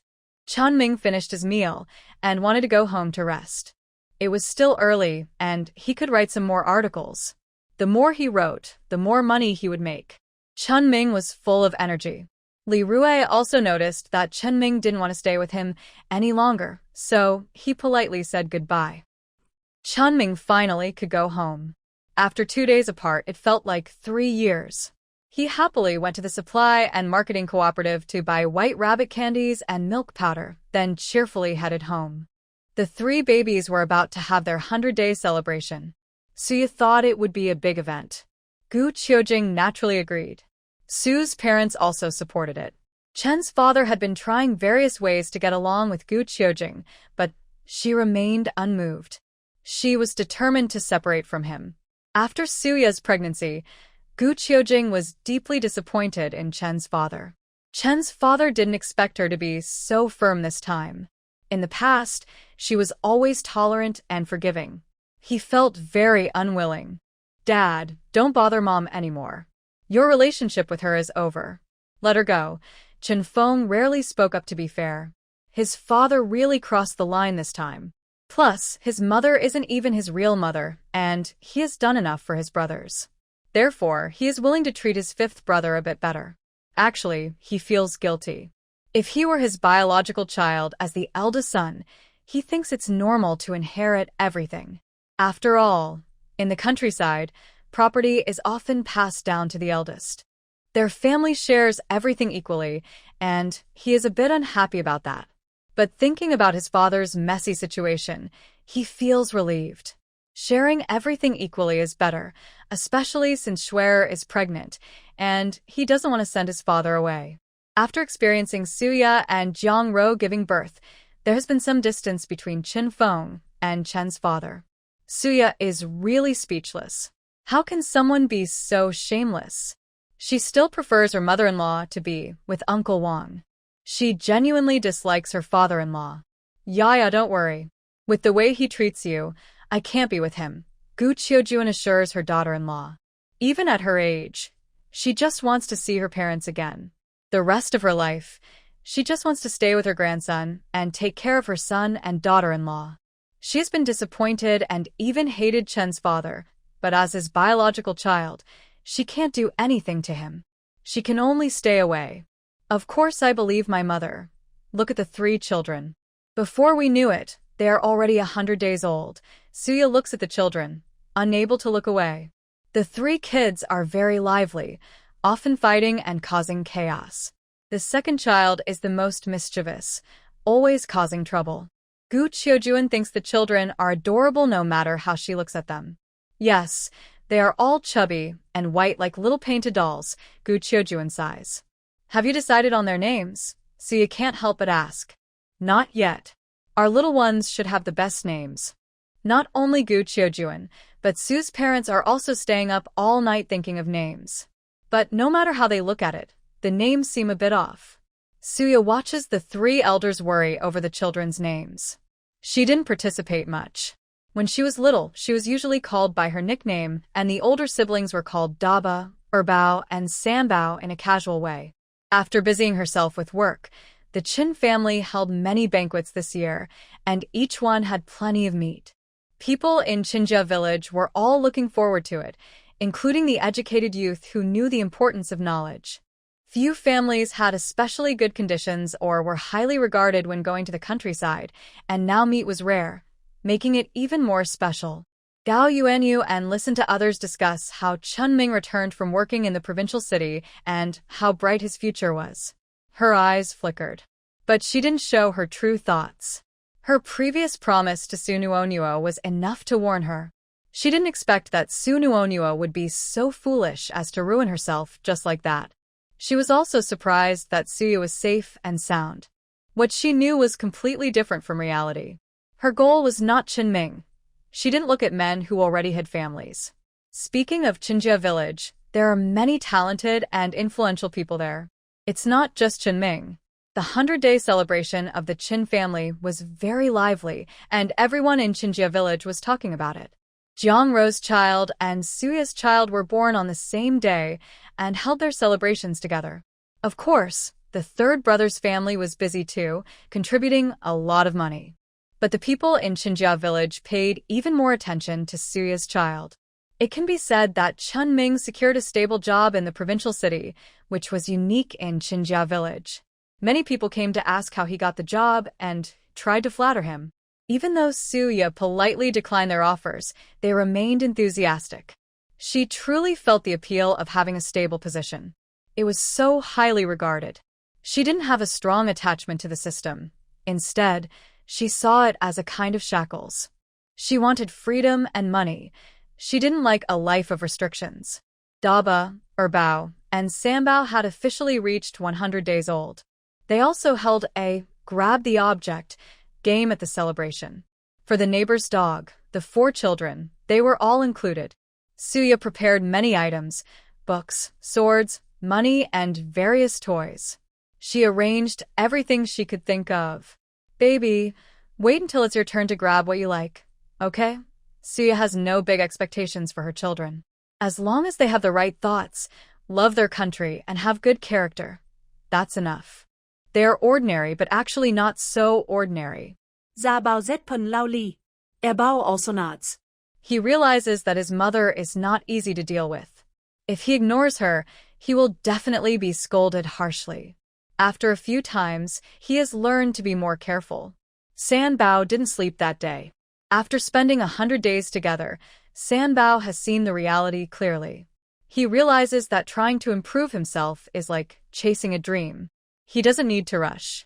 So, all 3 children sit obediently on the prepared mat. These 3 kids are chubby and fair, looking very happy. They are well taken care of. Their real father works in the city, so their upbringing is different from rural children. There are always some harsh words in the village. Suya doesn't care at all. If they criticize her, it just shows they're not doing as well as she is.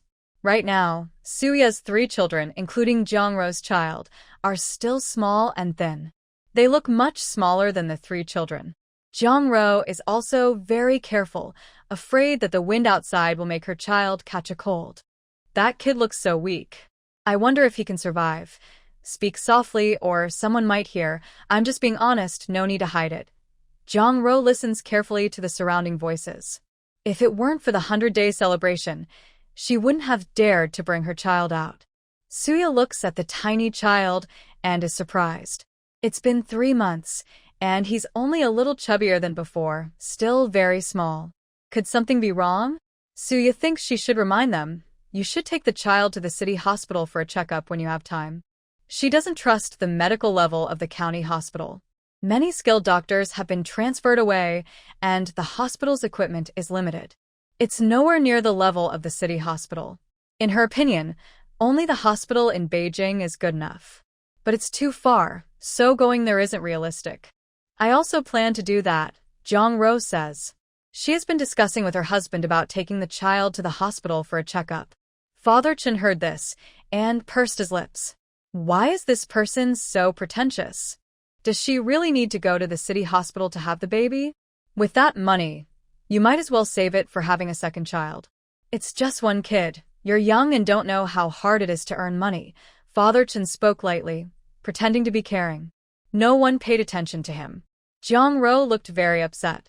She thought that since she married into the Qin family, she was respectful to her father-in-law and obedient at home. Why does he treat her child like this? And his words are so harsh. If you can't speak properly, just stay at home. You weren't invited to come. Third brother looked cold. The lively atmosphere immediately quieted down. How are you talking to your father like that? Everyone, judge for yourselves. Where's the son's attitude like this toward his father? Father Chen immediately looked heartbroken. No one in the village listened to him. Even the strangest person wouldn't harm their own grandchild. Father Chun felt ashamed. In this village, no one cares about face. Jiang Ro felt a lump in her throat. She was standing at the door, looking at the village entrance. She wondered if her parents would come. She still hoped they would.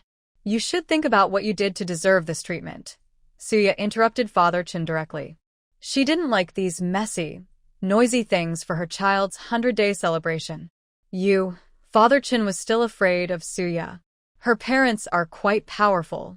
Last time, a bunch of Su family members beat him up, and he still has psychological scars from it. He closed his mouth. He looked at Gu Qiujie beside him. It's been over 2 months. They live under the same roof, but she doesn't say a word to him. Has she really decided not to be with him anymore? He doesn't believe it. In this era, women who divorce usually have nowhere to go. For someone like Suya, he doesn't believe Gu Qiujie can live a good life with her. Soon, she will come crying to him, asking to get back together. He kept imagining the future, looking down on Gu Qiujie from above. Once a woman divorces besides him, who else would want her? Gu Qiujie didn't realize that this thing still looked so proud of itself.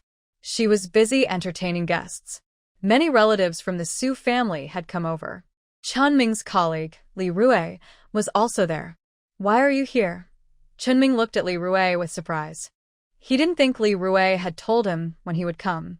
We're having such a good time and you didn't invite me. That's not very nice. Li Rui laughed loudly. Guests are welcome, so Chunming warmly greeted him. So, this is my sister-in-law. She's really beautiful. No wonder Ming always thinks about her when he's at work. Li Rui looked at Suya and was amazed. He thought Chunming said she was pretty, maybe a little attractive, but he didn't expect her to be so stunning that you couldn't look away. Hello, Suya greeted with a gentle smile on her face. Li Rui's sincere compliment left a good impression on Suya. This young man is really good at talking. Sumu laughed happily. Everyone likes to hear their daughter being praised. Are these 3 kids Chunming's? Call me uncle. I brought you some goat milk powder and imported baby nutrition products. Li Rui played with the 3 babies. He was truly envious of Chunming. He couldn't believe he married such a beautiful wife, and their children were so adorable. Your presence is enough. Buying so many things is a bit wasteful. Suya was a little surprised. These items were very expensive. Baby products, especially in this era, are mostly imported from abroad. Given the current special period, the value of these items Li Rui brought can be imagined. This is my gift. You can't refuse it. I bought it specifically for the children. If you don't take it, it would be a waste. Li Rui directly handed the goat milk powder to Chunming. If it were other things, Chunming might refuse. But when it comes to the children, he simply couldn't refuse and could only thank him. The second child looked at the man in front of him, who looked very wealthy, young, and definitely a rich second generation. He also wanted to be a rich second generation in the future. He looked at his own father, and then at his lazy mother. He wondered if his chances were really that small. He needs to grow up quickly. He must encourage his father to study hard and get into college. He heard that his father only has a high school diploma. In today's world, a high school diploma is very valuable.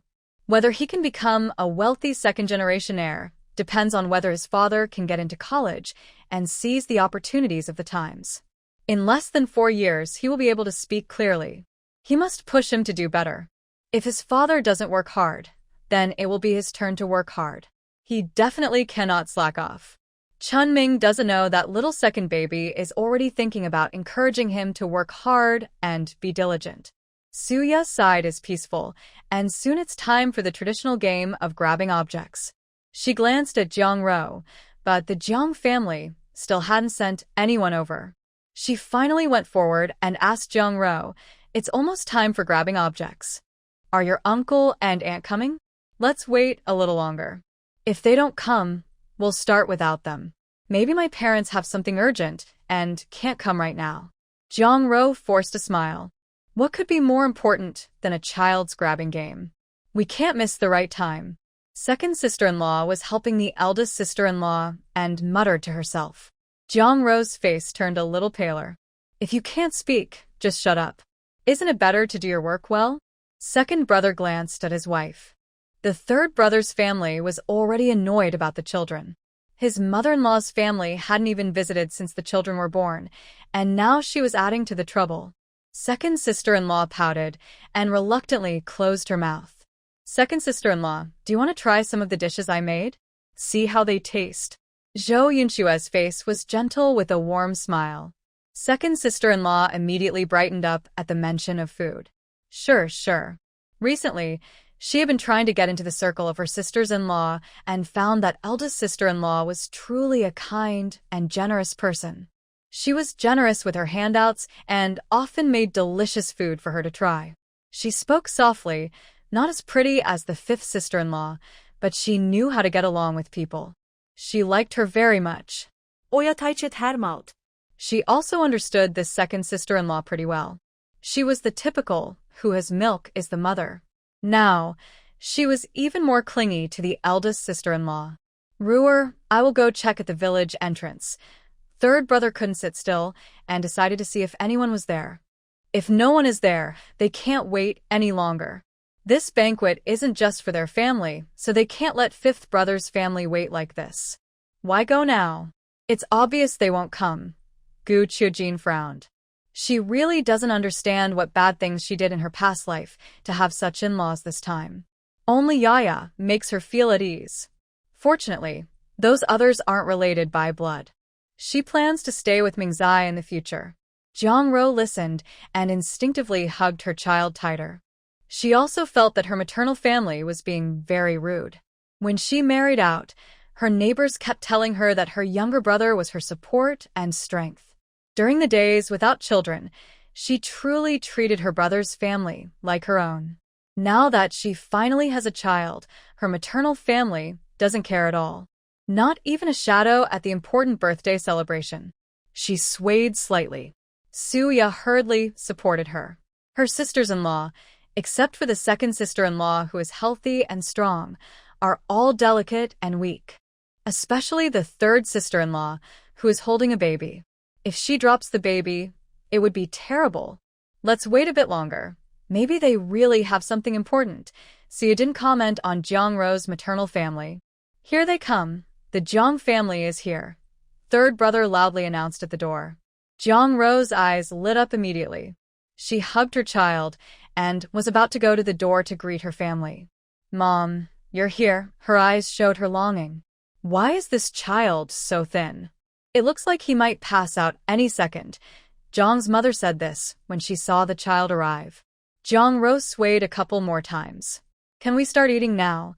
Jiang's mother had heard that the food at Chen's previous banquets was very rich. She didn't want to come at first, thinking her daughter only had a son and probably wouldn't have much, just wild vegetables and bread. But when she heard it was a banquet with Chun Ming's little brother, she quickly decided to stay and eat meat. It's been a month since they last smelled meat. Now she just wants to start eating. Not yet. We still have to wait for the meal, Jiang Ro explained to her parents. Why haven't you done the traditional first birthday ritual yet? I'm starving, Mother Jiang said impatiently. Jiang Ro seemed like a submissive daughter-in-law. Third brother was unhappy with his mother-in-law, but he held back because of today's special occasion. Doing the first birthday ritual is a good time for elders to give the child blessings. I'm just an uneducated woman. I don't know how to say nice words. Mother Jiang didn't want to bother with polite talk. Suya looked on and shook her head. In comparison, she truly felt happy. In this era, she was lucky to find a family that didn't dislike her for being a girl and loved her dearly. Come here, it's time for the ritual. Chunming called Jiang Ro and the others over. Dog Egg could only crawl a little and was slow. Unlike Daba, Erba, and Siba, who looked like bandits ready to fight when together. Be good. Look at the things in front of you. Pick whichever you like. Jiang Ro rarely spoke gently to the children. Erba was not used to this. Siba looked up at his mother, the one who would be with him for his whole life. It felt strange. Daba was quiet now. Suya looked at the children and herself, wondering if something was wrong. Oh my, how can children be so united during the ritual? Mother Jiang exclaimed. You ungrateful girl. No matter how much money you have, you don't help your family. We've had a hard time. Kids don't understand money. That's from Yaya's family. Our family has had a tough time too. Since I was pregnant until the baby was born, you never saw it. Jong Ro's tone was full of resentment. You ungrateful girl. Are you still holding a grudge against me? Our family has so many problems. I'm busy all the time. I carried you in my belly. How could I not care about you? Mother Jong scolded Jong Ro. Jong Ro didn't speak. Mother Jong then went to get her grandson to participate in the ritual. Dog Egg, bring the money. Her voice was very loud, scaring Dog Egg, who looked scared. She looked at third sister-in-law. Jong Ro didn't speak, and she didn't say much. Whoever's child, whoever cares. Mom, speak softly to the children. Jong Ro pulled her mother. What's wrong? I've raised so many children. I know how to take care of them. Her mother, while instructing Go Dan to catch the big toy, said impatiently. The baby's naming ceremony officially began. Dabao stood still, happily giggling, clearly excited by the toys, food, and various items in front of him. San Bao also opened his big eyes wide this time. He was holding something that might make his mother less annoyed with him. Air Bao wasn't in a hurry. He planned to wait until his older brother and younger brother took their items first. Under her mother's coaxing and urging, Go Dan started crying loudly. But because he was weak, his crying was barely louder than a mosquito's buzz, just a little louder. Hurry and get the big toy. Her mother was persistent. Many guests had already frowned at this. There was no need to force children to choose things. The traditional zhuazhou ceremony is about letting the child pick freely.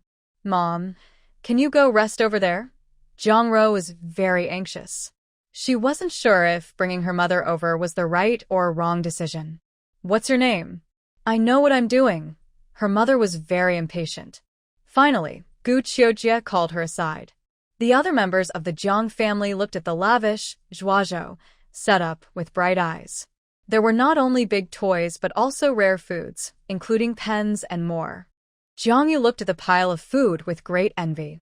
But he knew he wasn't in his own home. His sister's family probably didn't have such good things either. They came from Chun Ming's family. Chun Ming was now a city person, and he knew that too. Maybe in the future, he would have to ask for favors from them. Thinking this, he calmed down quite a bit. Dabao moved quickly, grabbing a big white rabbit candy and reaching out with his other hand to take a toy gun. This Dabao will definitely be a soldier someday. He loves candies too, living a sweet life. Someone immediately started praising him.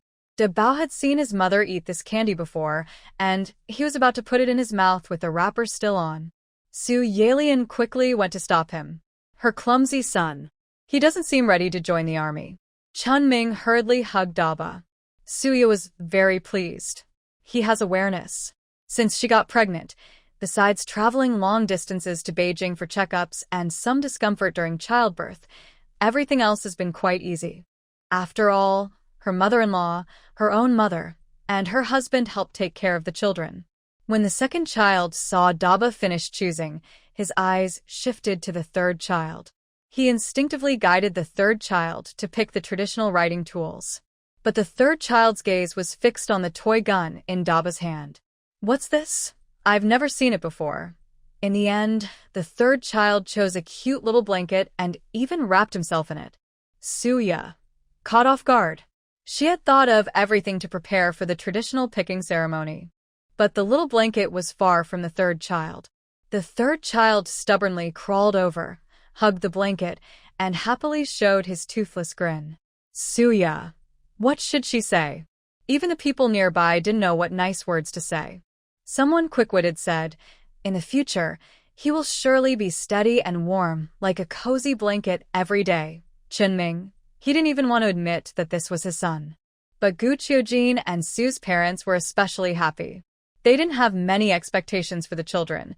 Just safe and sound was enough. The third child loved to sleep. Their family could afford that. The second child had just wanted to stop the third child, but the third child was usually very active. He had just gotten up very quickly. He didn't manage to stop him. Oh well. This family still has him. He took a quick look at Go Dan, who was his little cousin. He saw that Go Dan's grandmother wanted him to take the big unity token. A young child who doesn't understand anything, yet they want to impose adult ideas on him. He felt very sad. He thought about Go Dan's parents. From what he had learned recently, they still loved Go Dan very much. He planned to take care of his younger brother and let him choose what he wanted. But Go Dan was not as good as his other brothers. The premature baby was too weak to crawl much. Second brother reached out his hand to try to help Dog Egg, but with a thud, he fell flat on the ground. He was careless. He is no longer the person he used to be. Now he can only stay close to Dog Egg. Yaya, did you see that? Second brother was just trying to take care of Dog Egg. Chunming watched his son from start to finish, and seeing his son's actions, he couldn't help but smile. Really? Who would have thought that at such a young age, he would act so caring for his brother? Suya was very surprised. This was very different from the usual second brother. In the past, second brother was always causing trouble. That's worth praising. Chunming nodded in approval. With second brother's help, Dog Egg managed to grab his favorite milk powder. From now on, this kid definitely won't have trouble eating or wearing clothes. People immediately started praising. Jiang Ro also felt very happy listening to this. Nowadays, being able to go through life without worries about food or clothing is the best blessing. But Jiang's mother still kept thinking about Unity. She couldn't possibly milk powder from a baby, could she? Next, it was second brother's turn. Everyone was watching closely. What would second brother choose? Suya was also very excited. Among the three children, second brother was the smartest. Without hesitation, second brother picked a big Unity card and tried to stuff it into his pocket. Then he kept grabbing things, including a small silver bean. Oh my, the Chin family even prepared small silver beans. These kids are so spoiled. Such precious items are just casually placed around. The small silver beans were tiny and easy to overlook among the various pickled vegetables. When second brother took it out, many people couldn't stay calm. They all knew the Su family had savings, but they didn't expect them to be so wealthy. They deeply regretted not having someone propose marriage to the Su family. If there was a fiancé, they could just sleep and get married, and he could be brought home as a lucky mascot. Not to mention, Suya was so beautiful. Many people even felt like they had missed out on billions. They didn't even think about the possibility that Suya might not like their son. In their view, their child is the best. Suya was also stunned. Her son really knows how to choose. He immediately found two valuable items. Suya originally wanted to give him gold beans, but considering the current times, it was too eye-catching, so she replaced them with silver beans. To her, her child deserves the best in the world. These two little ones will be very successful in the future. Yes, they're only 100 days old and already know how to choose money and silver beans. The Chun family will have a promising child. Many people kept praising them non-stop. Suddenly, someone interrupted. This child doesn't have the surname Chun. His family name is Gu. Why is the child's surname Gu? People nowadays love gossip very much. Many in Chen's village have heard that not all children have the Chen surname, but they think it's just talk.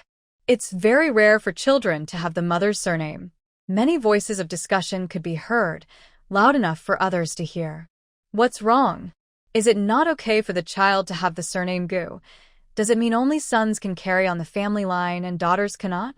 Men can do anything, women can do too. Women can give birth, but men cannot.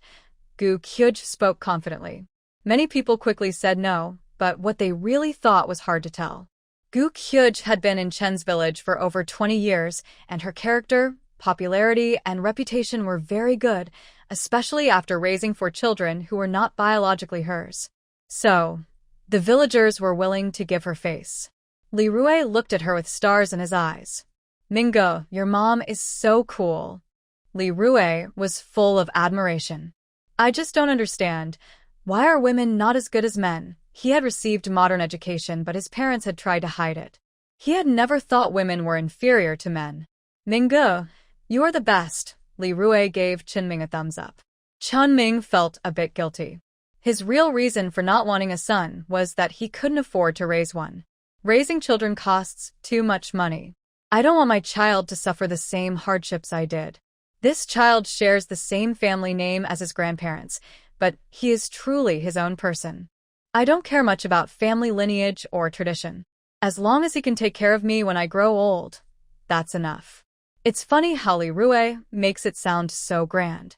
Cough, cough. That's okay, that's okay. Chunming responds in a dismissive way.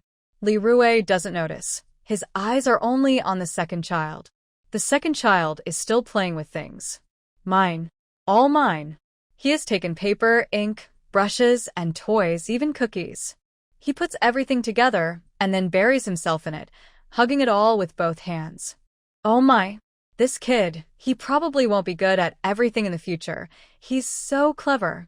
I've never seen such a smart little kid at this age. This child is destined to be extraordinary.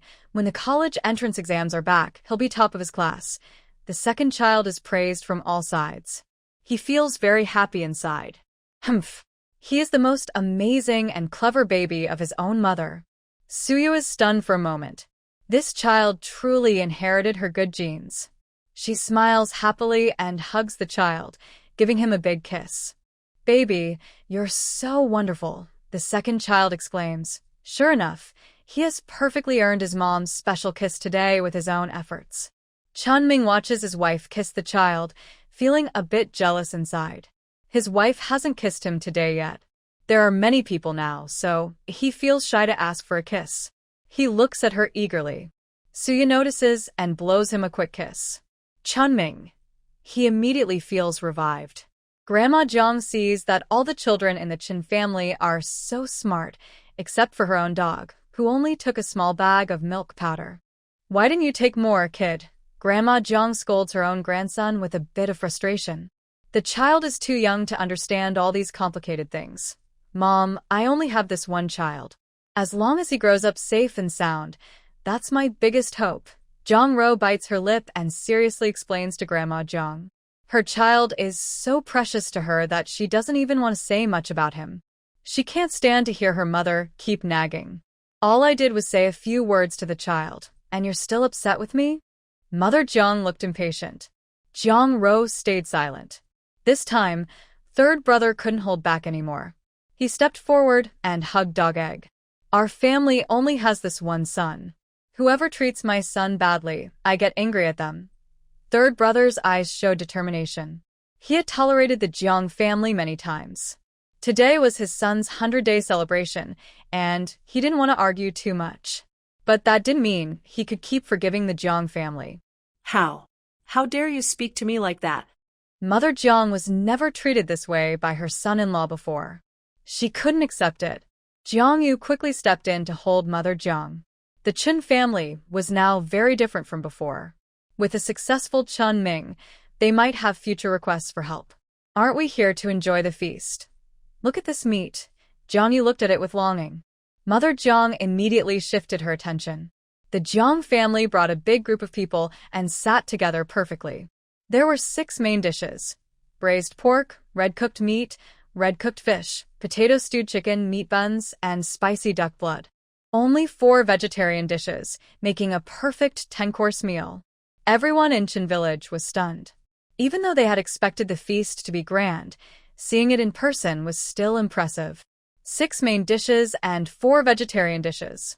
Wow. I've never had such a meat-filled feast before. This is so generous. So thoughtful.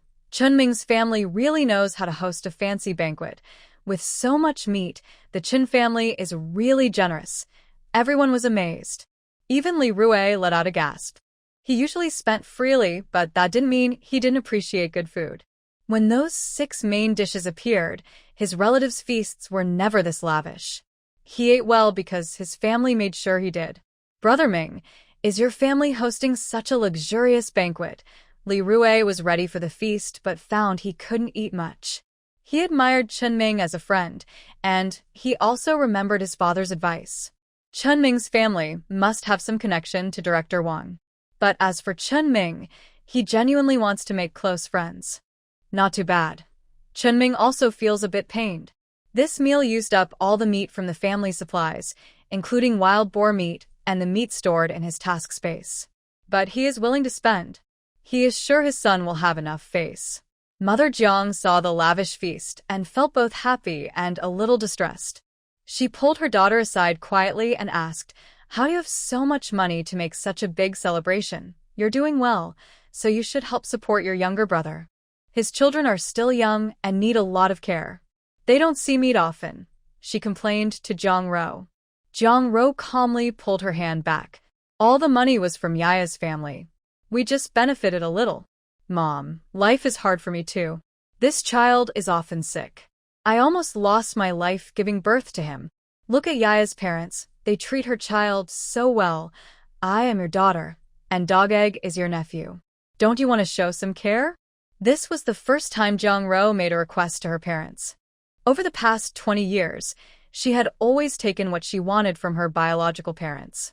Now she just wanted to know if she still held a place in their hearts. "Oh, I feel sorry for you too. Our family is really short of money and can't help you. Dog Egg is so weak. I feel sorry for him too." Mother Jong's smile turned fake. As long as her daughter gave her things, she had no right to give her daughter anything. She immediately started pretending to be pitiful. Jong-ro was unaffected and said, "We have plenty of chickens at home. Can we give some eggs to Dog Egg to help him? Our family is split, and the man isn't the biological son of the mother-in-law. She also kills chickens to get eggs." Jong-ro kept her money inside. How can you compare yourself to Soo Yaya's family? She's an only child and inherited the family's legacy. In this village and nearby areas, everyone favors their sons first. And I take eggs from home. Your sister-in-law wouldn't be happy. You probably don't want your mother to be so difficult, right? Mother Jong nodded in agreement. Jong-ro felt upset and didn't want to continue talking to her mother. Suya's wood-type special ability is now only at level 1, but her senses of sight and hearing have become stronger. She hears everything Jong-moo and Jong-ro say very clearly. Really, what a master manipulator. Since she can't get what she wants, she doesn't bother pretending anymore. As the third sister-in-law, she sighs. She doesn't judge. Every family has its own problems. She can't interfere. It depends on whether Jong-ro can figure things out and make decisions herself. Jong-moo's whole family is showing off their good food. Finally, Suya can enjoy a nice meal. This is cooked by the eldest sister-in-law herself. It smells so good. Sigh. When she goes to the city, who can cook these delicious dishes for her? She is most reluctant to part with her eldest sister-in-law's cooking skills. She focuses on eating. The guests are being served by Gu Cheojuan and third brother Chinming. Her parents are taking care of the 3 babies. The babies look at the food on the table and drool. "Not yet, you can't eat now. Wait until you're a little older, then you can eat. Mom definitely won't treat you unfairly. We'll take you to eat tasty food." Suya makes a promise to the 3 babies. Sue's father patiently cares for the children. Sue's mother joins Suya's eating group. The 100-day celebration is successfully completed. Everyone in the village praises the banquet highly, and some even give a small gift of 8 cents. Don't think Suya's family spends a lot. They are really just relying on her parents. Back to rural life. Eating and drinking at banquets usually costs 3 or 4 cents. This time, someone gave 8 cents, showing how generous the gift was. The smallest gift was 5 cents. Suya looks at the gift list with great interest. After dinner, the Jong family didn't leave immediately. They stayed a while longer with Jong-ro. They mainly talked about Jong-ro's situation and Chunming's work, subtly.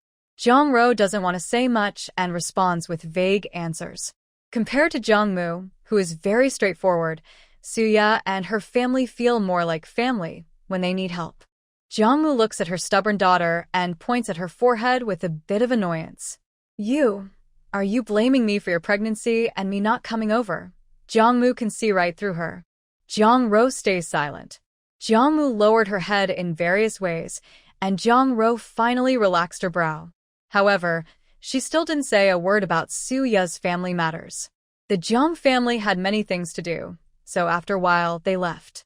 When they left, they also packed up a lot of leftover meat and vegetables from the pot. After all, when hosting a village feast, the exact number of guests isn't certain. Only an estimate is known. Usually they prepare a little extra, which benefits Jong-moo. She boldly asked for some. Gu Cheojuan, considering Jong-ro's feelings, also agreed. This feast is already a blessing for our family, and it's all because of your busy efforts. That's what I mean. Jong-ro went to Suya and gave her 50 yuan. She and her third brother had discussed this together. Today's feast was very lavish, including a traditional celebration for the baby's first year. In rural areas, such things are often done casually. All right, if you give it to me, I'll take it, Suya said without hesitation. She wasn't someone who liked to argue over small matters, but since someone offered, she wouldn't refuse. Who would want to keep losing out? Not being meticulous doesn't mean she was unaware of everything. Now that you have your own children, you should pay more attention to your small family, Suya advised Jong-ro. Her own children were so young that she had many expenses to consider in the future. In books, Jong-ro's family was shown as never having children in a lifetime. That child was likely lost from the start. Later, Jong-ro also wanted more children, but it was very difficult. That's why she reminded her. Of course, Jong-ro replied with maternal love on her face when mentioning her own children. Suya had 3 children to take care of, so she naturally didn't have time to focus on Go-dan. She also gave Go-dan some spiritual spring water. But her spiritual spring water was running low. She could only drip a little now and then. Her half pool of spiritual spring water had to be used sparingly. A lifetime was long, and she would definitely prioritize her family's needs. She didn't have that much kindness. She couldn't just use all her spring water on Go-dan to make him as healthy as a normal child. She simply couldn't do that. She never did things against her conscience. Yaya, you seem very concerned about Go-dan. Chin-ming looked at his wife. He found that after his wife became pregnant and had the baby, she became much gentler. His wife used to be someone who didn't interfere in others' affairs. She looked cheerful and smiling, but inside, she seemed like someone from another world, facing everything with a playful attitude. He was often afraid that his wife might suddenly disappear. Until she was pregnant and gave birth, he gradually felt that his beautiful wife had a touch of real life, making her more genuine to him and everyone else. Don't I care about you? Suya said, annoyed. Can you care about me a little more? Chun-ming suddenly reached out and hugged Suya. More than you care about the baby, Chun-ming whispered. Are you still jealous of the baby? I definitely care about you the most. Suya patted Chun-ming's head, which was fluffy and felt nice. Remember, you can't say one thing and do another. Chun-ming playfully hooked his finger with Suya. Hooking my finger and not changing for 100 years. Suya helplessly reached out and made a promise. The 2 little ones on the bed. Daddy is so childish. He originally wanted to crawl over and compete for attention, but after thinking about how hard his own father worked outside to earn money, he decided not to disturb the happy atmosphere. Suya and Chin-ming ignored the person on the bed. They were lost in their own world. While Suya enjoyed a happy moment, someone in another room couldn't sleep. Ruru, about your family from your mother's side, can we keep some distance in the future? Third brother couldn't take it anymore, angry about how Jiang-mu treated his child today. But when facing his wife, he softened his attitude. She is still my mother no matter what. Jong-ro looked conflicted. She knew her parents hadn't done well, but she had no choice.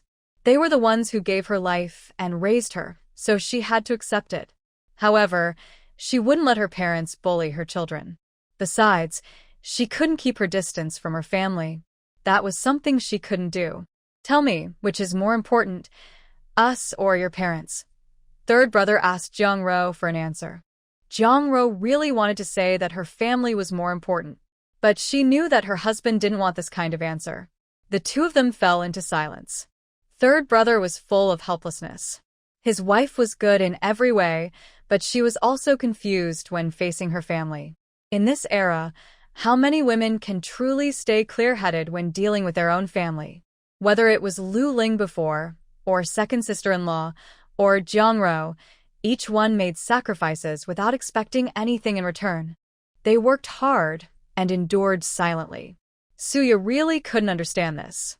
To her, relationships between people should be based on mutual kindness. You treat me well, and I will treat you well. Otherwise, even if there is blood relation, it's almost nothing. The second sister-in-law of the Chin family was the most impatient. Didn't you see how much meat Jong-ro's parents took home? If I had known, I would have asked my parents to come too. She was genuinely worried. Everyone took some, so her parents taking a little wouldn't be a problem. She felt as if she had missed out on hundreds of yuan. She was distressed. You want her parents to come, but they come empty-handed. That's embarrassing for us, second brother said, without mercy. What are you saying? My parents raised me. They can't even come to eat at the Chin family? Second sister-in-law instinctively retorted, sounding guilty. Our family has split up. That's the fifth and third brother's families, second brother corrected her.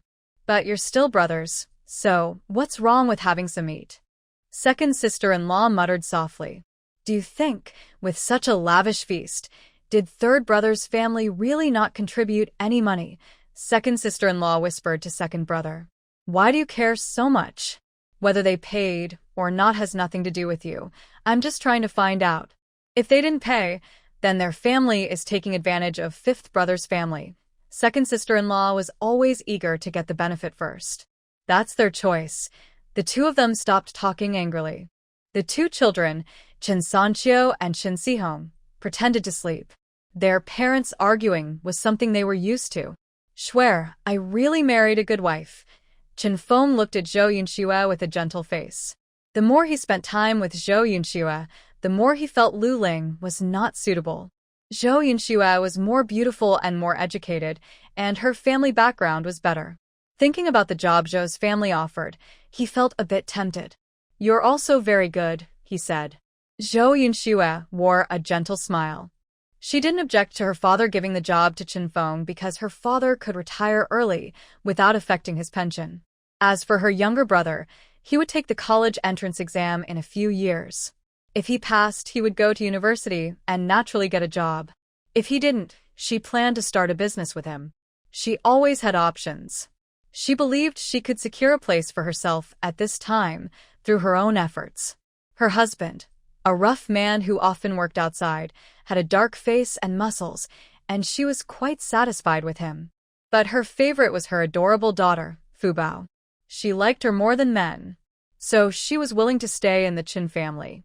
Her second and third brothers' wives are too concerned about their own families, Chen Feng complained to Zhou Yunxue. Zhou Yunxue. She didn't really think there was a problem with caring for her own family as long as her family cared for her too. After all, a good family is always your own.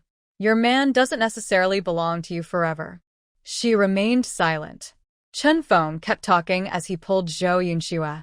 Later, they exercised a bit before going to sleep. Fubao had already gone to bed early. She felt like the happiest girl in the world. She had a caring mother, grandmother, and auntie, and her father was okay too.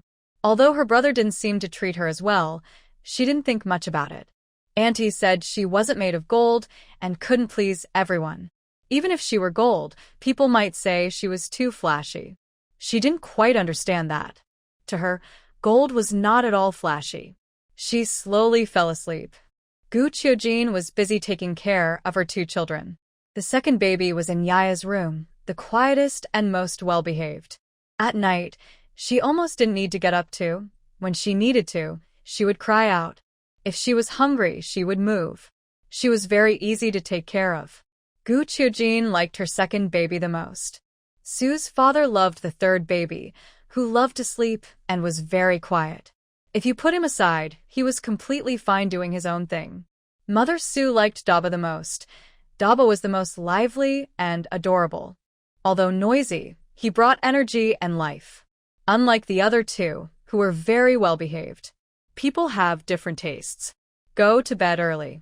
We need to go to the city tomorrow to look at houses. Father Sue told Mother Sue to sleep early.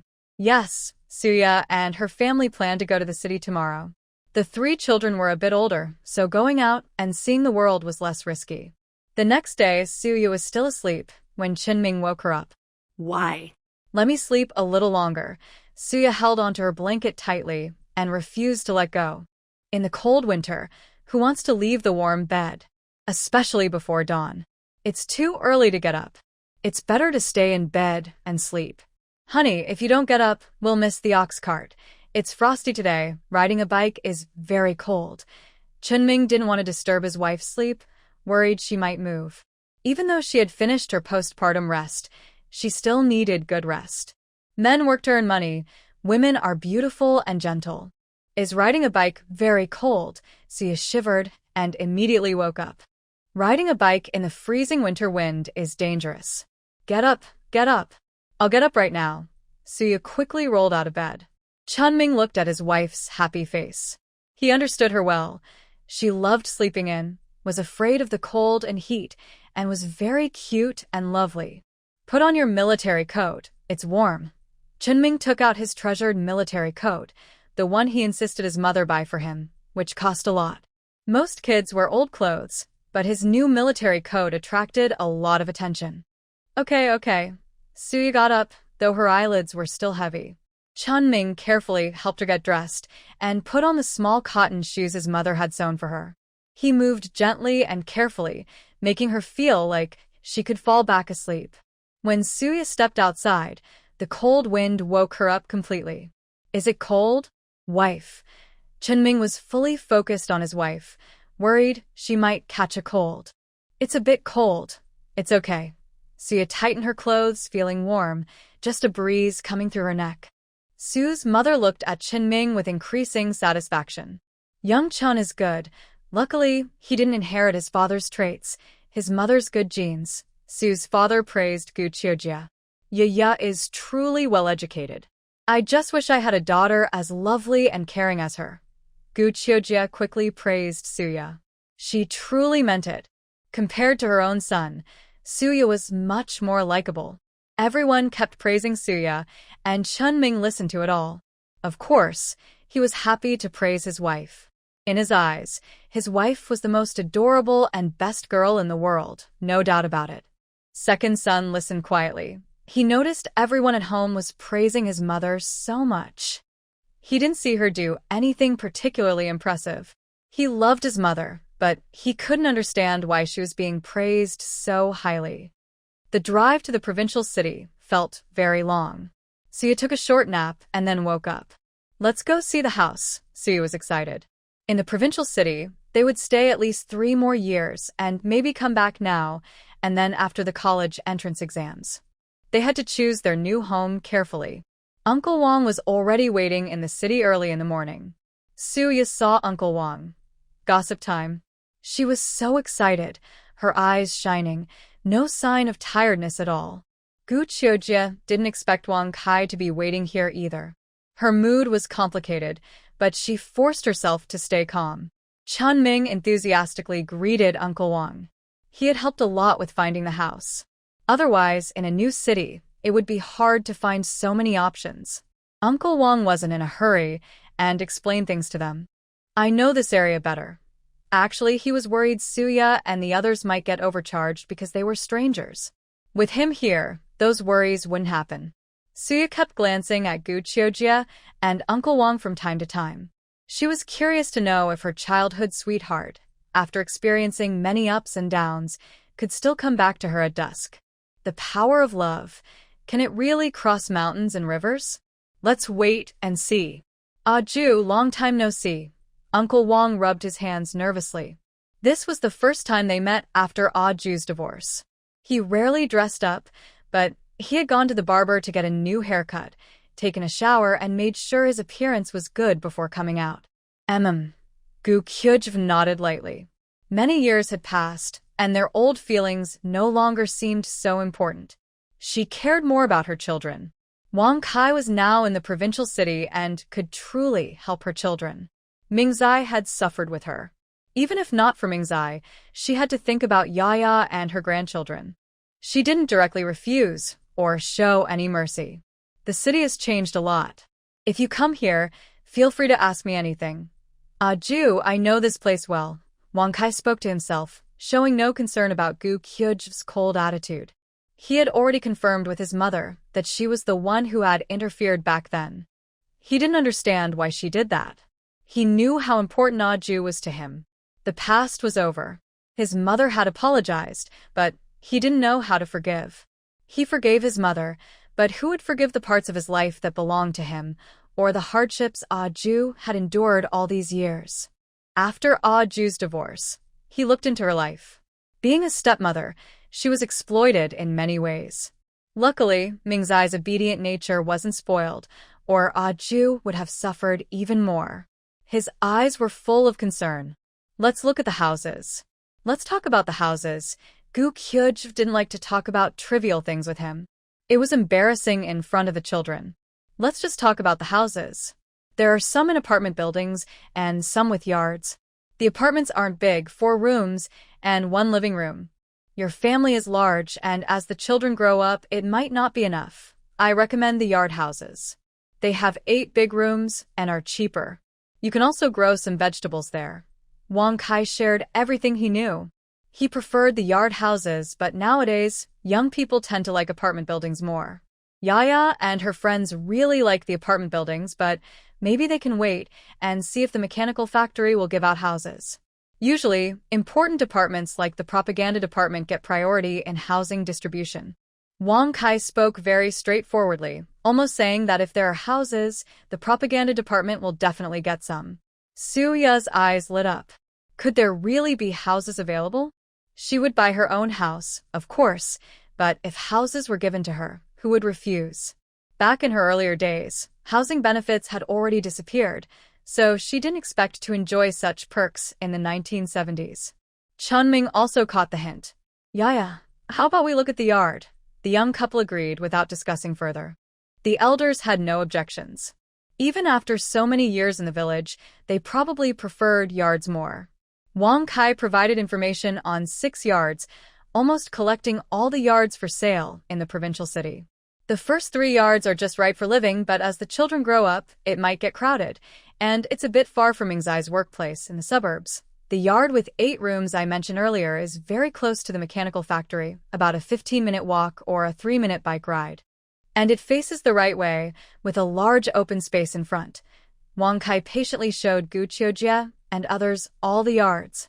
Su's mother and the others thought that as long as they were with the children, it didn't matter where they lived. The most important thing was to consider Suya's opinion. Suya thought the yard with 8 rooms was good.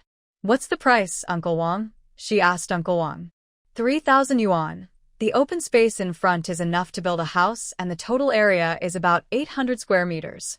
And it's in the center of the provincial city. This is the best deal, Wang Kai explained to Suya. Is this land ours if we buy the house? Suya didn't want there to be too many complications later.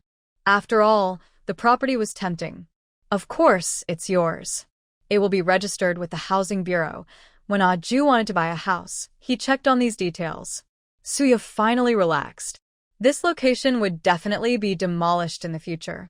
When that happens, she wouldn't care if the land was collective property. It wouldn't be her concern. She would scream if that happened. With Uncle Wang's words, she finally felt safe. Then let's buy this house. Suya really liked that the yard had a built-in toilet. No need to go outside to use the bathroom. The seller was very eager to sell because they needed money. They had 3 sons, and each of them was about to get married. Moreover, the eldest son's wife insisted they must live in a small apartment building.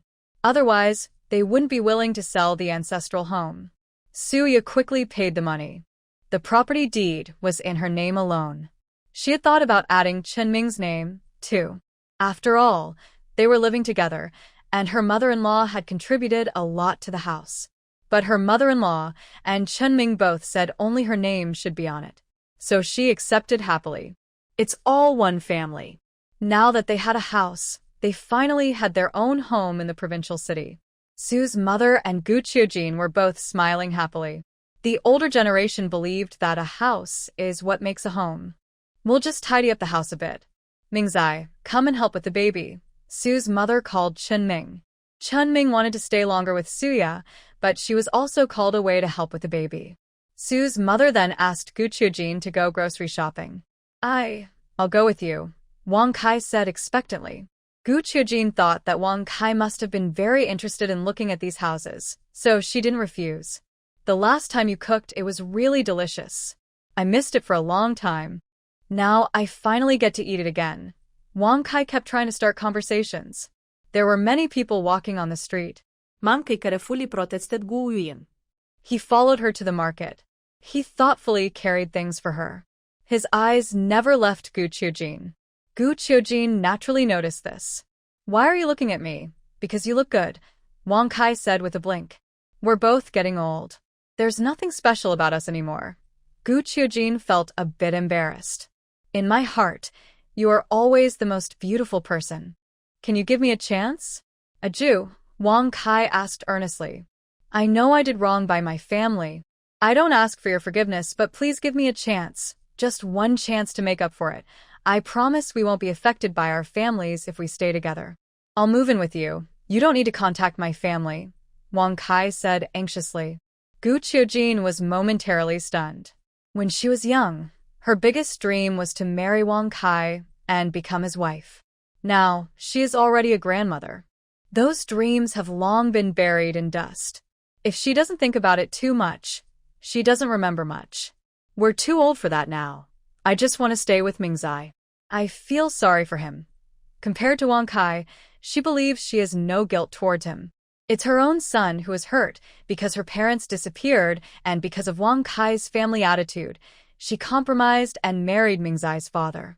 She feels she has ruined Mingzai's life. He grew up in the countryside, without good education. Materially, he was quite average, but he was targeted by several older brothers. He even lost the chance to join the army. Mingzai, who was so good at studying, just happened to face the cancellation of the college entrance exam that year. People say her son doesn't like to work. But her family's men, even if they do nothing all their lives, still have enough to eat and wear. Ju, I can stay by your side and protect Mingzai forever. Wang Kai couldn't help but reach out, wanting to hold Gu Qiujin. We're not kids anymore. Be realistic. Do you think that's possible? Gu Qiujin raised an eyebrow. She didn't refuse Wang Kai. She couldn't deny she had feelings for him. But she really didn't want to deal with petty, annoying things anymore. Yes, I can do it. What do you want me to do to give me a chance? Wang Kai ignored everyone around and looked straight into Gu Qiujin's heart. Let's go back first and talk. Seeing the crowd around her, Gu Qiujin didn't like to make a fuss. Why does Wang Kai seem more and more childish? Wang Kai, hearing that Ju was willing to talk about this, quickly took advantage of the situation. No backing out now. Suyana saw the two people leave and wished she could have a radar to follow them. Since she didn't have a radar, she could only wait anxiously at the door. The three children. The second son was being held by Chen Ming. The other two were sent to Su's mother and her family. Suyana, as usual, didn't hold the children herself. Husband, do you think your mother and Uncle Wang might develop something while they're out? Suyana's eyes sparkled with curiosity. I don't know, maybe. Chen Ming wasn't very sure. He supported his mother pursuing her happiness at a young age. He also knew that his mother wouldn't neglect him. In her heart, she loved her grandson and her son more than anyone else, even more than a man outside. Gu Qiujin gave him full motherly love, and naturally, he hoped his mother could receive love that belonged to her. Aren't you curious? We'll see when they come back. Chen Ming happily joined his wife in gossiping. Gu Qiujin and Wang Kai had just entered the yard when they saw two figures staring at them intently. They almost got scared. Mingzai, why are you and Yaya sitting at the door? Gu Qiujin suddenly raised her voice, as if trying to hide something. Isn't it to see when Mom will come back? I'm just waiting at the door, Chen Ming said with a look of grievance. Go away, Gu Qiujin said impatiently. Suyana watched her husband get scolded and felt happy inside. Chen Ming looked at his wife with a resentful expression. She was so good, just watching the show, not helping him say a word. Mom, I want to report. Chen Ming stretched out his hand. Just tell me what's wrong. Gu Qiujin looked visibly impatient. It's not me sitting at the door. It's Yaya bringing me to sit here too. You can't just say it's me. Chen Ming decided to stand up for himself. He didn't want to take the blame. You're accusing Yaya? Yaya is such a good girl. She wouldn't sit at the door. It must be you who brought her. Gu Qiujin didn't hesitate and firmly blamed Chen Ming. I don't accept this. Chen Ming shouted to the sky.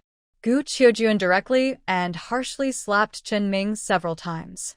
You're a man with children, yet you still want your wife to take the blame for you. How irresponsible and unaccountable are you? Gu Qiujin scolded Chen Ming loudly. Chen Ming's eyes filled with tears as he listened. Wah wah wah. He didn't do it. Why is it always me who gets hurt? Hiding in Chinming's arms, the second child felt less noticeable. Luckily, I am still just a baby. The second child already expected that his position in the family might only be slightly better than his biological father's.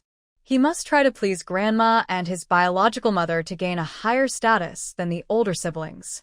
Chinming felt very miserable, especially seeing his wife smiling smugly beside him. He hung his head, letting Gu Qiujuan continue her scolding. Suya looked at her husband and couldn't help but enjoy his misfortune a little. But after watching the lively scene, she decided to say a few words to help her husband. Mom, there's so many people here. Let's forget it. Don't mention him. He didn't do it on purpose. He's just afraid I'll feel bored. Suya spoke calmly. For your sake, I won't argue with you. Shouldn't you go back and take care of the kids? Holding the second child outside and making him catch a cold, Gu Qiujuan put down her hand and looked at Wang Kai nearby, feeling a bit awkward. She was never like this in front of Wang Kai. She couldn't quite remember how she used to appear in his eyes.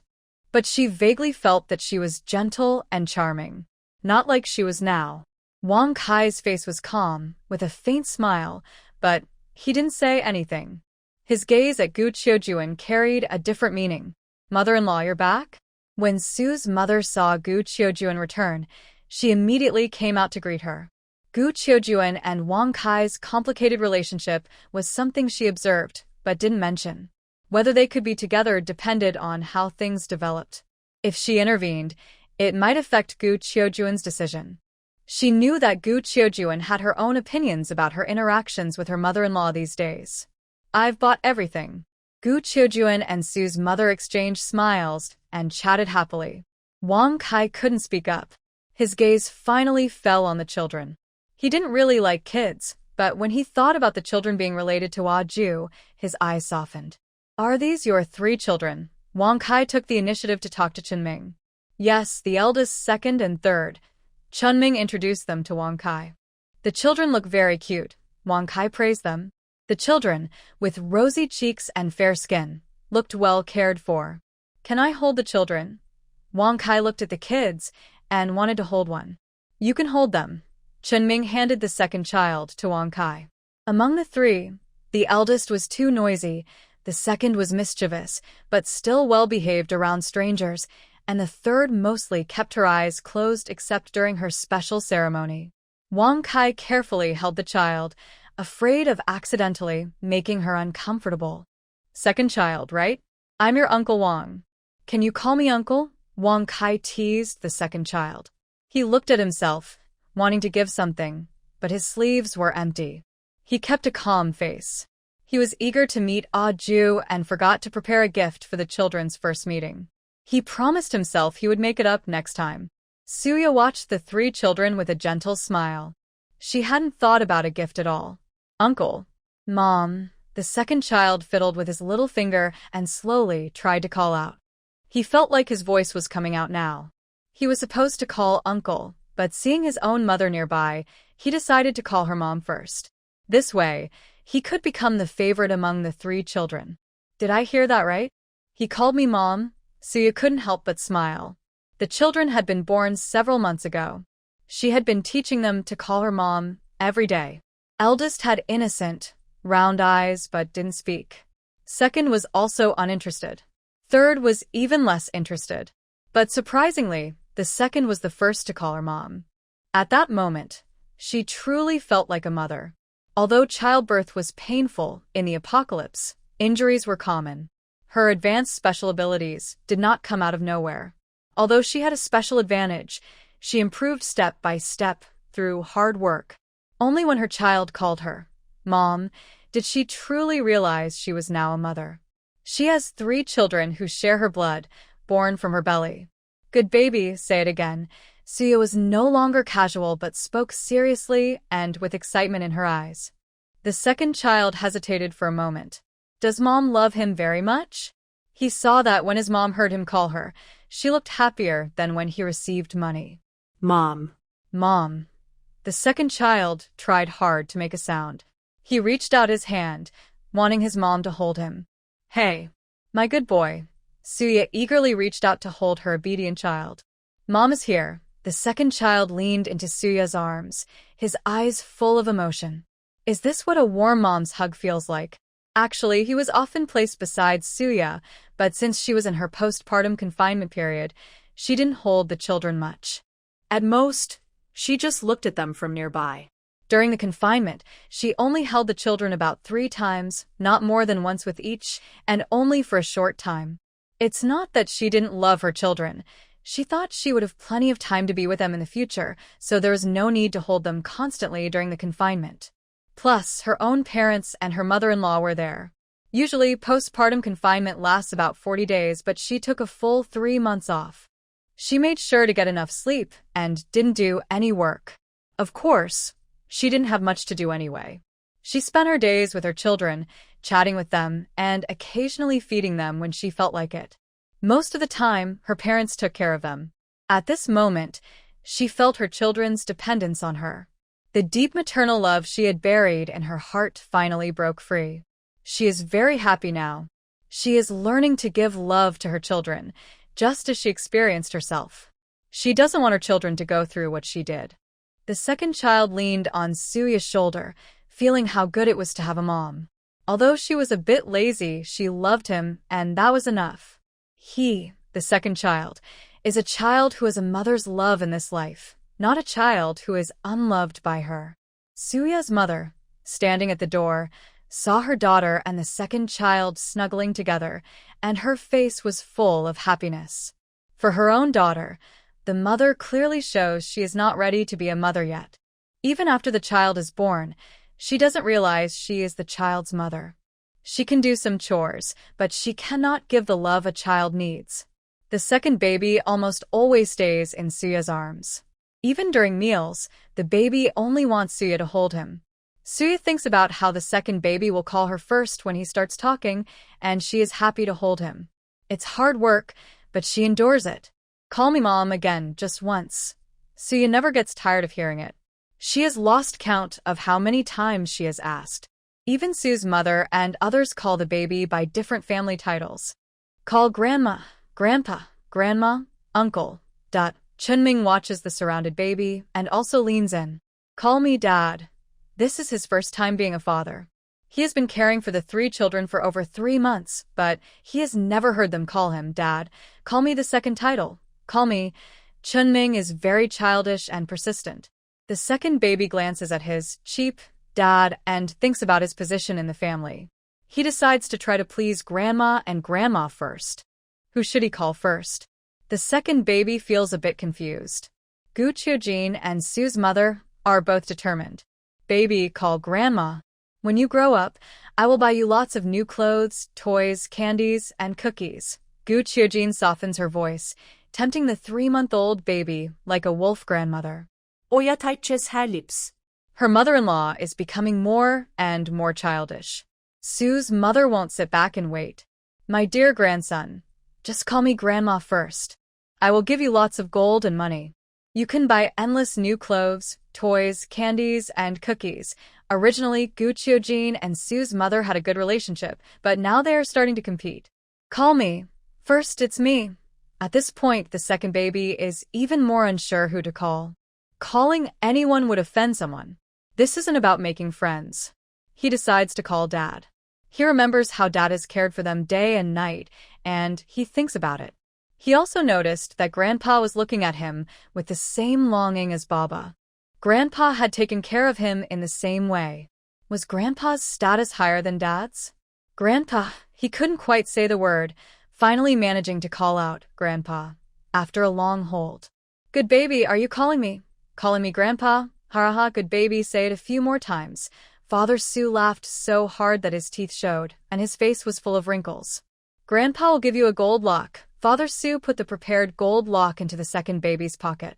Was this something he had already planned to give, or did he make it himself? He had just never decided how to give it. It was originally meant for the 100-day celebration, but it was too obvious, so he left it alone. Now is a good time to give it. Big Brother saw the shiny gold lock, and his eyes lit up. He reached out to try to grab it from the second baby. Why does he have it, and I don't? Kids don't understand much. They just feel like they want it too. He reached out to take it. Of course, the second baby didn't agree. He cried loudly. He wanted the gold lock but couldn't get it. He threw himself into Suya's arms, trying to wipe away tears, but only air came out. Don't cry, don't cry. Big brother, as the older brother, how can you take your brother's things? Suya was one-sided. Who asked the second baby to call her mom?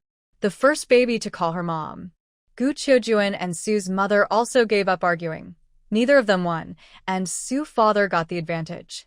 Big brother, don't cry. You have your own too. Su's mother looked at Su's father. Of course, Su's father only gave the second baby the gold lock. He slowly took out another one from his pocket. Here's one for Big Brother. When Big Brother got the gold lock, he immediately smiled through his tears. Even at such a young age, you already have a greedy streak. Wonder who you take after. Gu Qiujuan sighed. Suya listened. It definitely isn't her. She loves money, but doesn't have a greedy streak. She was so confident about it. Gu Qiujuan and Su's mother also played with the second baby, trying to get him to call someone. The second baby realized he still didn't know who to call first, as if calling anyone would be wrong. He wanted to cry, but had no tears left. He really wanted to cry. He couldn't believe he was faced with such a difficult choice. At this moment, Sanbao also slowly opened his eyes, with a slight smile on his face. Serves him right pretending to be serious. Sanbao is awake too? Grandpa also made you a gold lock. Father Su, who is very skilled at making things, handed a gold lock directly to Sanbao. Finally, a small smile appeared on Sanbao's face. So he also has his own. He tightly held the gold lock in his hand. Sanbao seems to like the gold lock too. It's rare for this child to have something he likes. Our 3 children, I wonder if they all like gold. Mother Su suddenly spoke honestly. Suya's hand trembled, almost dropped baby air. She quickly held him tight. No way. 3 sons born to compete with her for gold? She was thinking about her own parents' property. After all, she is the only daughter, and sooner or later, it will all be hers. With 3 more sons, a big part of the inheritance will definitely go to them. She felt like crying but had no tears left. Why did she have to have so many children? Yaya, hold the baby carefully. If he drops, it would be terrible. Mother Su's heart skipped a beat.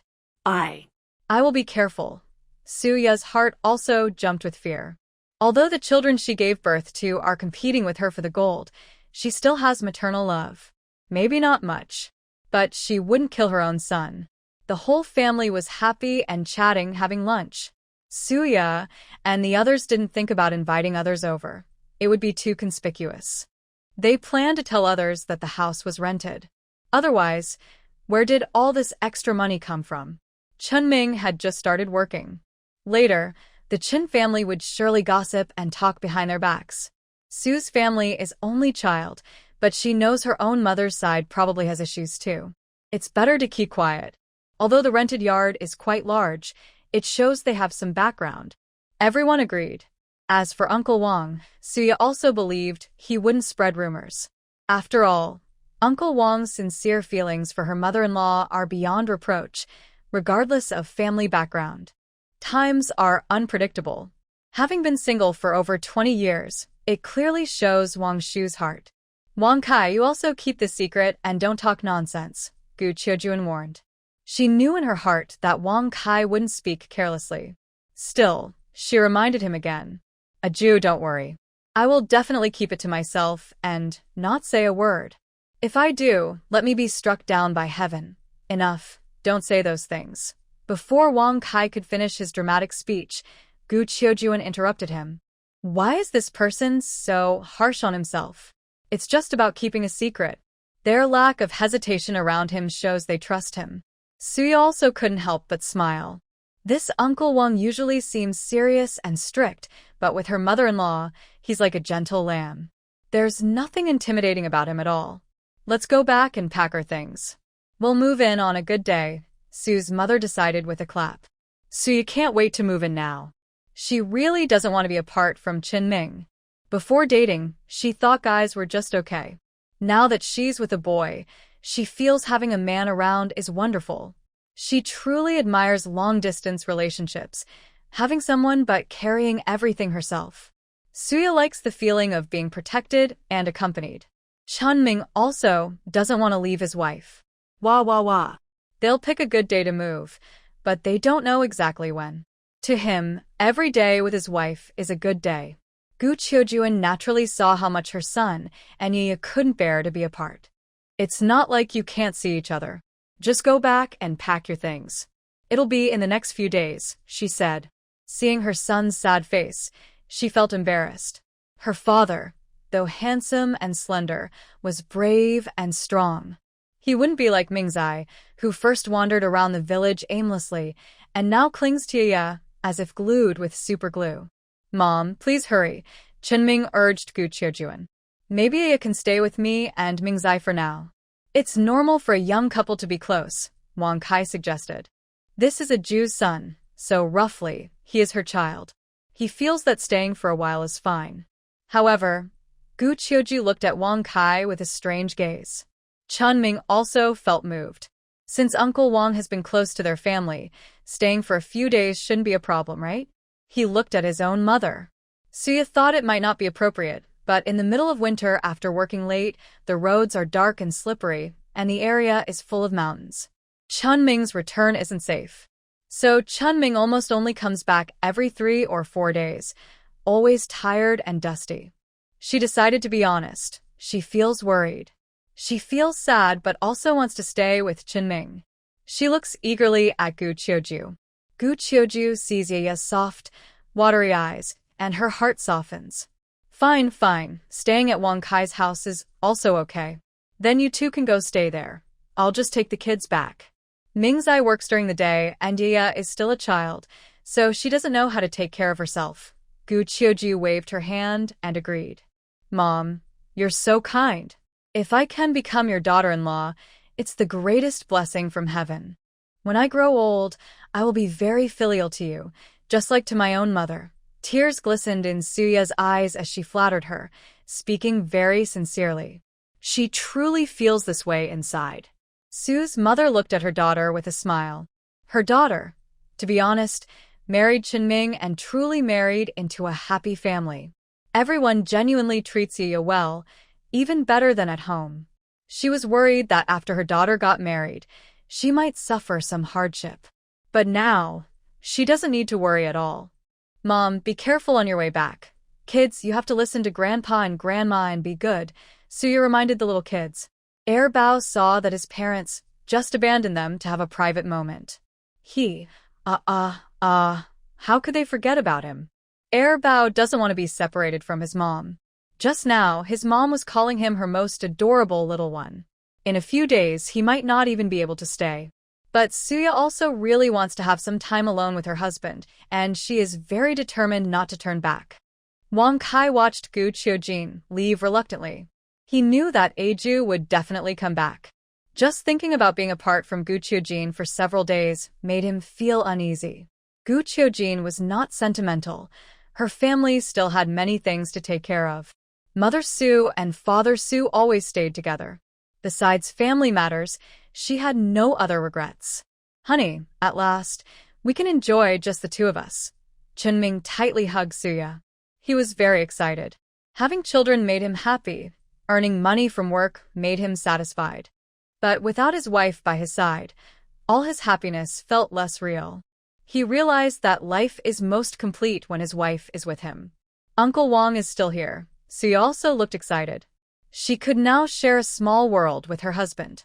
But looking at Uncle Wang nearby, she felt a bit awkward. As an elder, close behavior made her a little uncomfortable. I have some things to do, so I'll go now. You two can come back later tonight. Uncle Wang tactfully made space. Honey, now it's just the two of us. Chunming looked steadily at his beautiful, lovely wife.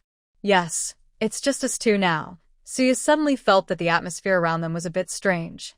I miss you so much. Chunming hugged his wife tightly, showing affection. In this space, just the two of them, they could do whatever they wanted. Suya now understood why modern couples prefer to live alone. She no longer wanted to stay with her mother-in-law. It was truly happy. In the large yard, Only Suya and Chunming were there. They held hands and looked around the yard.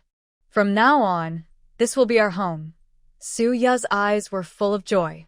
We can set up a study here. We can read books inside, and the kids can study here too. Let's live in this room. The small room next door can be my closet, filled with clothes and jewelry.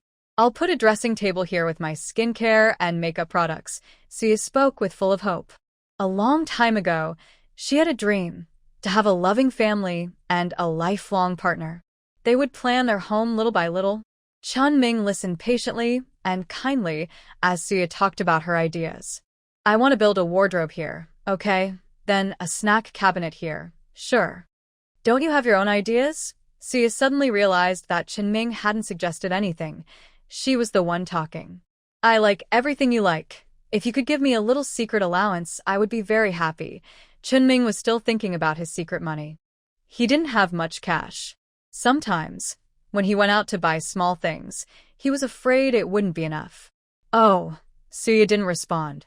She loved her husband very much. But money was a different story.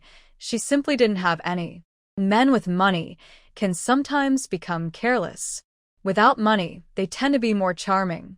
Chunming waited for her reply. Husband, shall we go on a date? Suya thought for a moment. They've been living together for a long time, and she wanted to keep things fresh. She didn't want to become a tired-looking wife. Although she didn't work, she was beautiful, sweet, and charming. Being a lovely, eye-pleasing flower vase was also a skill. A date? Yes. Chunming agreed happily. He wondered where to take his wife for their date. He and Yuya got together because of an arranged meeting. Yuya announced her feelings first, and her mother also urged him to marry. That's how he married her. When they were together, he would definitely treat Yuya well. But now he wanted more than just that. He wanted her heart. He thought he should show his best during the date. He tightened his grip on his wallet. Usually, the man pays for dates, right? The first choice for a date was naturally to go see a movie. Suya and Chunming arrived in front of the cinema. She originally wanted to watch a romantic film to set the mood. But all the movies were romantic comedies, so she had to pick one at random. Chunming was very interested in watching movies. He has been to the cinema a few times, but not many. There are also very few times when the village shows movies. Buy some snacks to eat. How can you watch a movie without popcorn and drinks? Suya asked Chunming to go and buy them. Chunming patted his pocket. He still had 20 yuan in pocket money. Don't ask why only this much is left. He's not someone who would neglect himself. In the city, hanging out with Li Rui, although Li Rui usually pays the bill, Chunming also contributes a little. And every time he goes back, he brings something for his wife. Not once empty-handed. Over time, that leaves only 20 yuan. He bought 2 servings of popcorn and 2 bottles of soda. Seeing the sunflower seeds nearby, he also bought some. When outside, men shouldn't be too stingy. Chunming fumbled and took out 3 yuan. He still had 17 yuan left. Maybe he should find a time to remind his wife that it's time to give him some pocket money. He suddenly realized, has his wife ever actively given him money? He's unsure if he can ask his wife for pocket money, so he decides to save his spending for now. His wife just had a baby, after all. Earning money and spending it on his wife is natural. What's wrong? Suya saw her husband looked upset and asked curiously. Nothing. Let's go inside and watch the movie, or we'll miss the show. Chunming changed the subject and hugged Suya to avoid being pushed by the crowd. Few people in the commune go to the cinema. But in the provincial city, the cinema business is really good. It's only around 3 p.m. and many young couples are already at the movies. Young couples are very shy and innocent. Most don't even dare to hold hands. People like Suya and Chunming, who openly hug each other, are rare. Plus, Suya and her friends are a group of handsome and beautiful women, so they attract a lot of attention. Almost everyone looks back. Suya let people look at her freely. That's the trouble of being beautiful. Wherever she goes, she's always the focus. She happily munches on sunflower seeds and popcorn. When they first entered the cinema, it was a bit noisy, but as the movie started, everything became quiet. Chunming focused on watching the film. At first, Suya had a hard time getting into it. She usually liked romantic dramas, and as she watched, her eyes started to tear up. In peaceful times, some people carry heavy burdens. When facing modern weapons like airplanes with old weapons, it's like trying to fight a storm with a small boat, futile. Yet, even so, those brave ancestors never backed down. Even someone as exceptional as Suyo admired them. Chunming was also moved by this. Growing up in China, no one can ignore the future of their country. Many people in the cinema even started crying. Suya didn't cry, but she was close. At that moment, Chunming had many things he wanted to do. His eyes shone with determination. Suya was thinking about the historical path her ancestors faced. If she shared this with others, would it change the course of history? Would it? Suya usually kept herself detached from worldly affairs, but now she thought about her country's hardships over the past decades. She had access to a lot of information and data. If she shared it, could her country avoid being bullied in the future? And maybe she could find her grandmother and grandfather, so they wouldn't have to suffer anymore. Suya hesitated, unsure whether to take a risk. How could she explain her decision? If she had valuable information but couldn't protect herself or her loved ones, she felt she needed to think carefully. But she could start by sharing some information anonymously. She looked at Chunming beside her. Should she ask him to do it? She immediately shook her head. He was her beloved husband. If something happened to him because of this, she would be left alone. Both of them now had their own goals, a clear direction. These things were far away. For now, she just wanted to take good care of her small family. "Hubby," Suya called softly, with a tender tone. Huh? Chunming turned to look at her. Smack. Suya quickly leaned in and kissed him passionately. "Husband, I love you." Her eyes sparkled brightly, shining into Chunming's heart. His heart suddenly felt very uneasy. Quick, hold your little cutie." Suya immediately threw herself into Chunming's arms. Many young couples around them were doing their own small gestures, and no one paid attention to others. In the dark environment, people's senses were heightened. "Yeah, be careful." Chunming's tone was trusting, but his eyes looked dangerous. "Careful about what? Huh?" Suya playfully hooked her hand under Chunming's chin. "Husband, what should I be careful about?" Chunming couldn't hold back anymore. When they left the cinema, both of their faces were flushed. Suya even felt a sudden pain in her waist. It hurt a little. "Husband, help me." "Ouch, ouch, ouch." Chunming reached out to help, but Suya was in so much pain she couldn't stand. Suya realized that people need to move around more. She remembered how agile she used to be, and her small movements shouldn't have caused her waist to hurt like this. "Should we go to the hospital?" Chunming pursed his lips, full of worry. No need. Suya didn't want to go to the hospital and embarrass herself.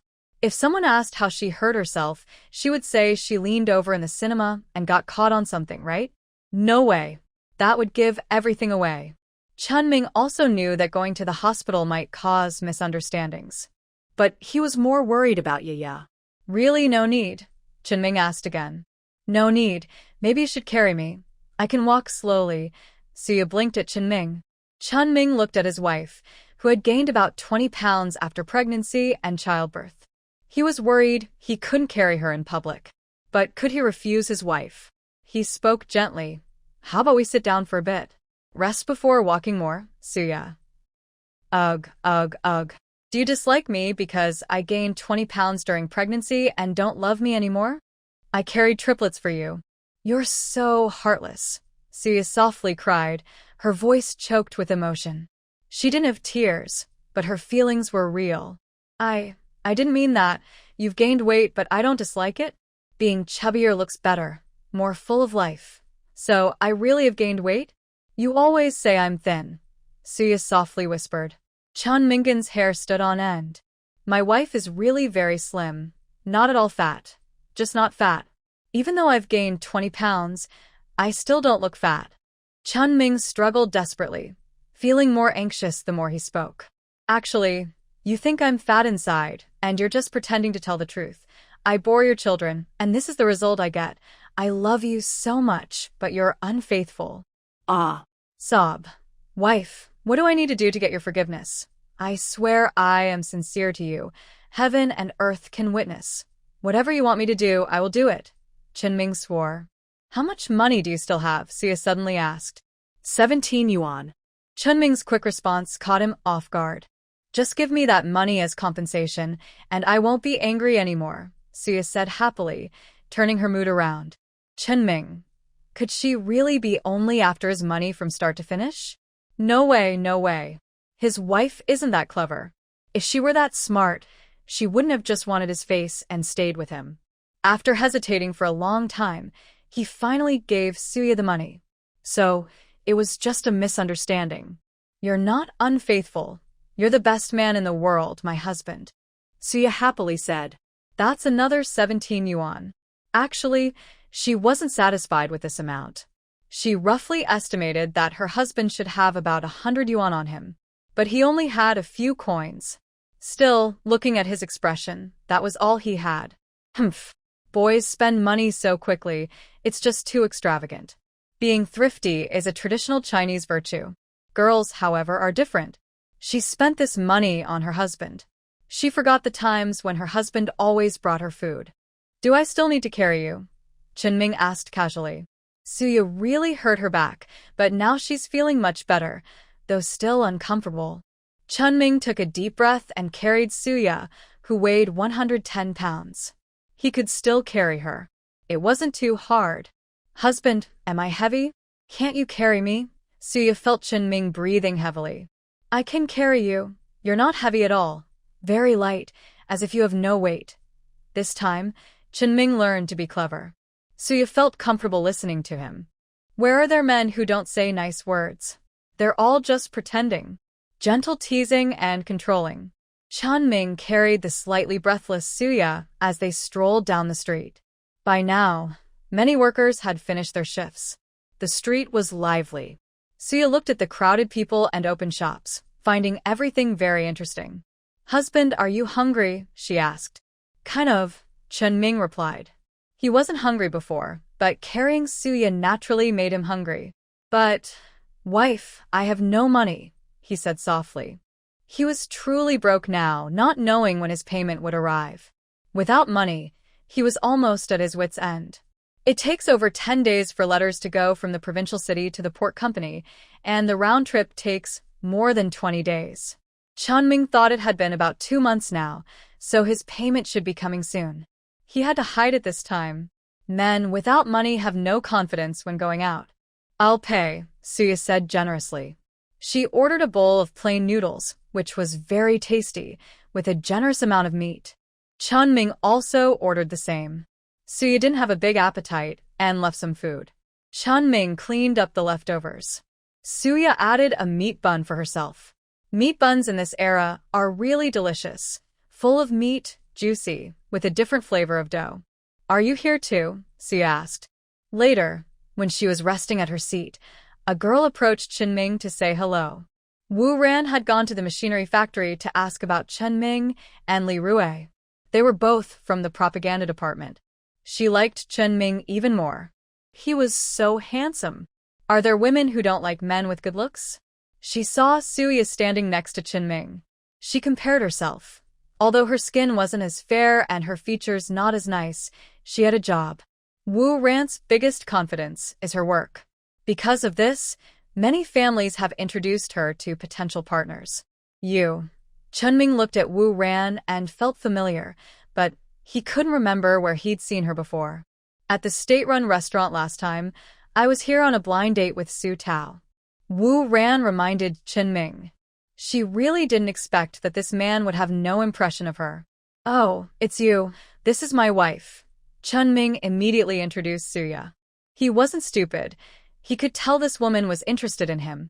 He only liked Suya, no doubt about it. Wu Ran knew Chenming was married and to a rural wife.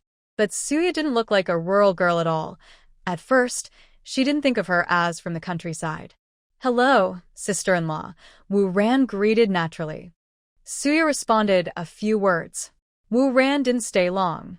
But Suya's eyes were full of curiosity. Why didn't you tell me about her? Were you on a blind date with Su Tao?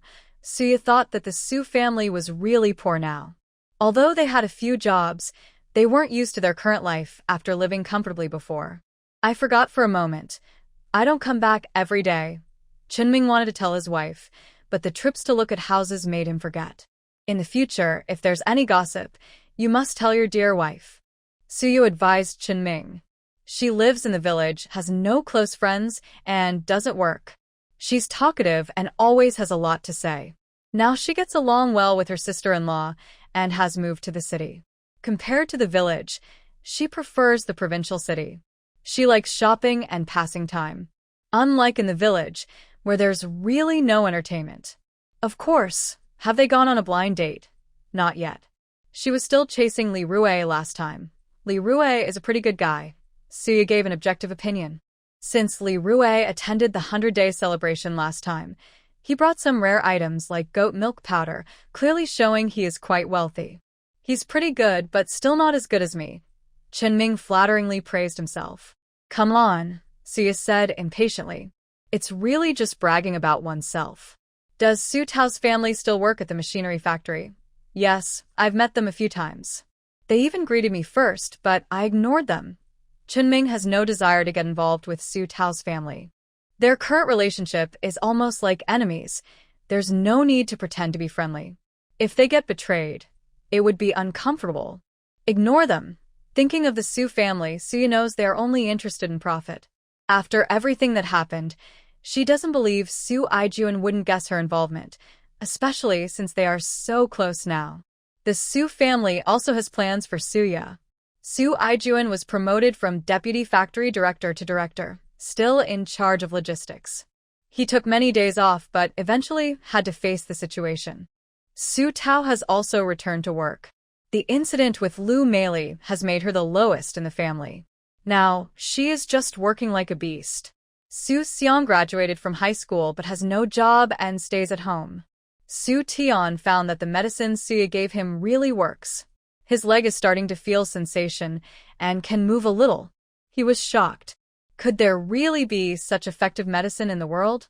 If he could get this medicine and report it, he would definitely make a big contribution. Su Tian was in the army, so he has some ambition. But now, Suya is no longer the obedient little sister she used to be. Their relationship isn't close enough for Suya to hand over the medicine. But reporting it could bring some credit. He already had ideas in mind, and his expression relaxed. Lu Meili was caring and attentive to Su Tian. Among the men in the family, only Su Tian treated her kindly. Tian, is your leg feeling better? Lu Meili's face was full of smiles as she served tea and water to Su Tian. I'm exercising, Su Tian replied briefly. You came back from the army, injured for the country. Do you get any compensation or benefits? Li Meili carefully chose her words and spoke cautiously. Su Aijuan replied confidently, saying that veterans usually have money, and it's unlikely they have neither compensation nor a job. They must have at least one. Su Tian clenched his fists. He hadn't expected them to still be thinking about the money he had. He did receive a compensation of 1,500 yuan and was offered a clerical job at the police station. However, his family had been very chaotic lately, and he hadn't had a chance to talk about it. Later, he realized that his family members were different from what he had thought, so he didn't bring it up again. When the family's money was gone, he didn't even take any of it. It was his family who gave up on him first, so he had to think about himself. Tao Tao is now dating, but the family has no savings. The better girls don't want to be with Tao Tao. Although Su Tao no longer looks at her the same way, she still worries about her son's marriage. And Xiang, he's graduated from high school, but still has no job. Without work, he might have to go to the countryside eventually. Li Meili didn't want her precious son to suffer in the countryside.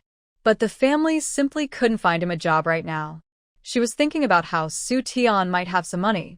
Su Tian said nothing, giving no response. Li Meili looked a bit embarrassed. At this moment, Su Aijuan also came back. Su Tian, come here. I have something to talk to you about. He looked at his son in the wheelchair, disappointment flashing in his eyes. He must have gone out of his way to find out, even using some contacts, and learned that Su Tian had money and a job after returning from the army. But Su Tian said nothing. Does he really see them as family? Dad, is there something you want to say? Su Tian's expression was calm, his eyes empty. The recent events at home had hit him hard. You got out of the army, right? Did you receive some money and a job? Su Aijuan asked directly, looking straight at his son, with the commanding presence of someone used to authority. Yes, getting a job and a severance pay, Su Tian calmly admitted. Since Su Aijuan asked openly, it was clear he already knew, and there was no point denying it. Why have you never told your family? Su Aijuan questioned Su Tian. Lu Meili also looked at her younger son in disbelief. He got a job, so why not tell them? Xiangxiang is currently unemployed at home and really needs a job. She was about to speak. Su Xiang was about to go to the living room to get some water when he heard Su Tian's words, and his eyes lit up. Third brother, are you saying you have a job? Xiangxiang said excitedly. Now, he wouldn't have to go to the countryside. He had been living in a daze lately. He knew the family couldn't help him anymore, but he really didn't want to go to the countryside. That unlucky Su Tian even took the family's money and ran away. Now, the family was truly at a loss. Suddenly hearing that Su Tian had a job, he was surprised. Third brother, you're paralyzed now, and even if you have a job, you can't work. Why don't you give me the job? I don't have to go to the countryside then. Xiangxiang spoke confidently, thinking about Su Tian having a job and feeling a bit resentful. Why didn't you tell us earlier? I've been so anxious these days. Are we not real brothers? Xiangxiang's tone also carried some blame. Su Tian looked at his second brother. Since he returned with a limp, the family had been indifferent, ignoring him, even showing subtle disdain. As a brother, Xiangxiang didn't show any concern for him. All he ever said was that he was paralyzed and lame. And yet, Xiangxiang still had the nerve to ask for his job. Yes, Tian, this is your fault. You don't know how worried Xiangxiang has been these days. Lu Meili also chimed in. She was a typical traditional woman, raising children to prepare for old age. Now that Su Tian's leg was lame, she felt a bit of filial piety, but in old age, she couldn't rely on him. She still relied on Su Tao and Xiangxiang. Use your military severance pay to marry Tao Tao. You've done so much for them. Tao Tao and Xiangxiang will also take care of you in old age. Lu Meili looked out for him. Su Tao just got off work and, hearing about the severance pay, perked up his ears. Mom, what is this compensation money? Lu Meili saw her eldest son and said excitedly, this kid always comes back with a limp, and he gets some compensation and a job, but he never mentions it. Third brother, really? Su Tao looked surprised. If there is compensation money, it would be enough for him to get married. He is somewhat satisfied with Wu Ran. Having a job at home is good, even if they aren't very close. He understands the reason. It's because the family can't afford the bride price. Yes, Su Tian nodded. How much is the compensation? Su Tao asked next. Su Aijuan also looked hopeful.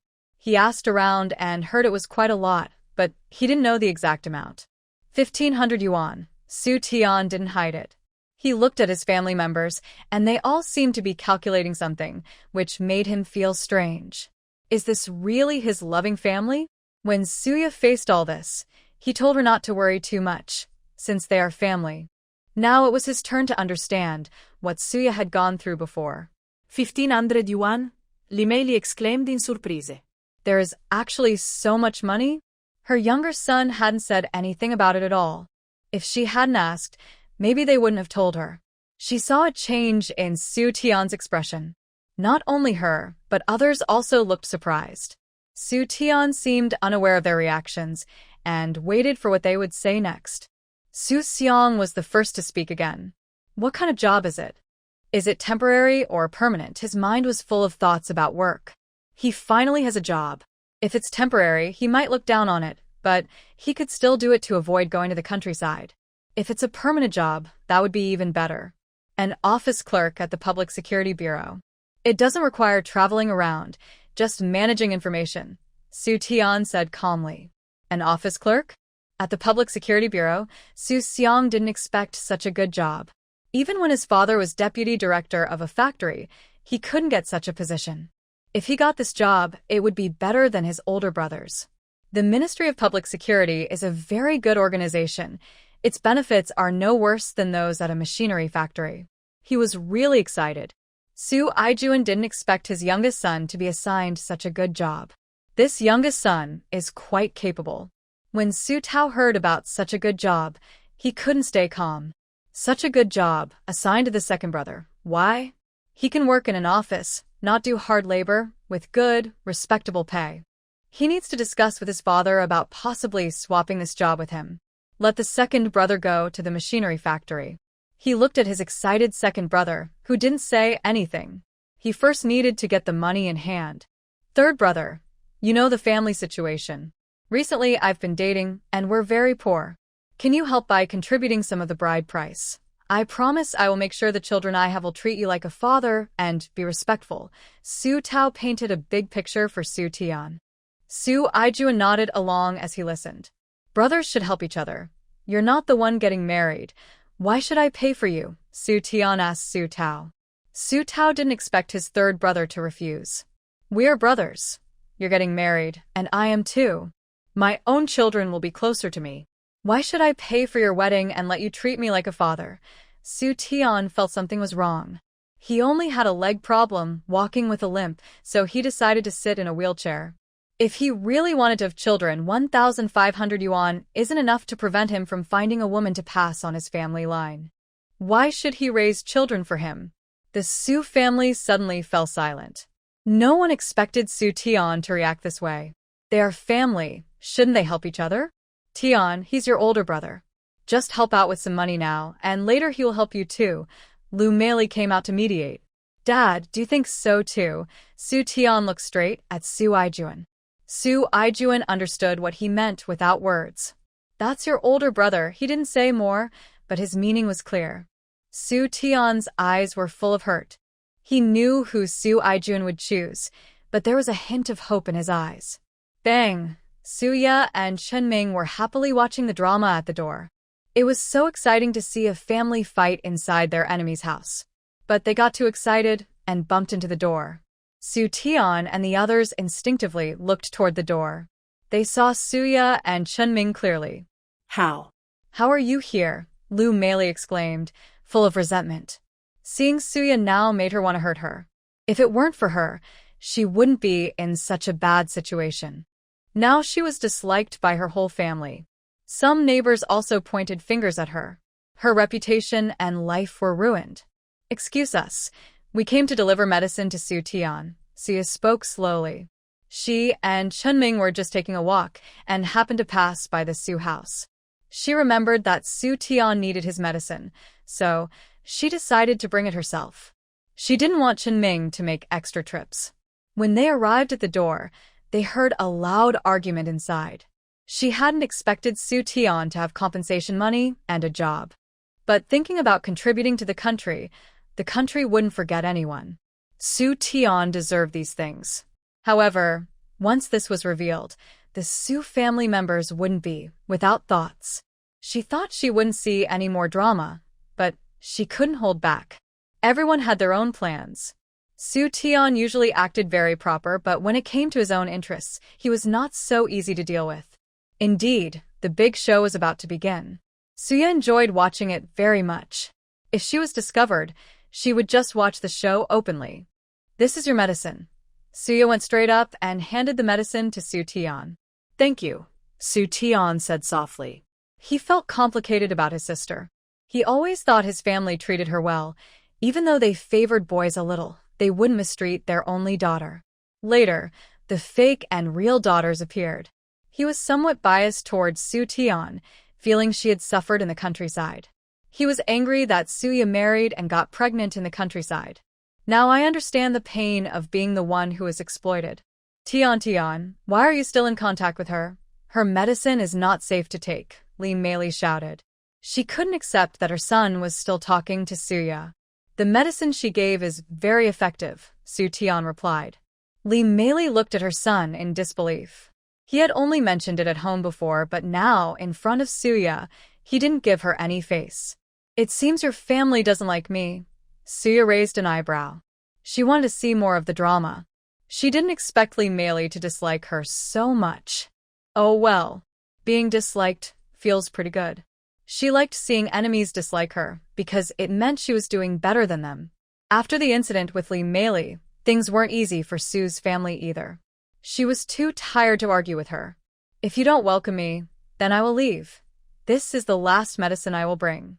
I won't come back with more. Suya waved her hand and was about to leave without a single sleeve. Wait, since you're here, help me witness this. When it's done, I will reward you greatly. Su Tian tried to stop Suya. His leg wasn't completely paralyzed now, but he still walked with a limp. If the Su family members acted aggressively, he couldn't do much about it. Although they were family, now they were more guarded than strangers. Suya agreed quickly. She had only seen a little of this big scene, and didn't want to leave. Especially since Su Tian said there would be a big reward. That made her even more unwilling to go. Su Aijuan and the others wanted Suya to leave, but they didn't want to lose face.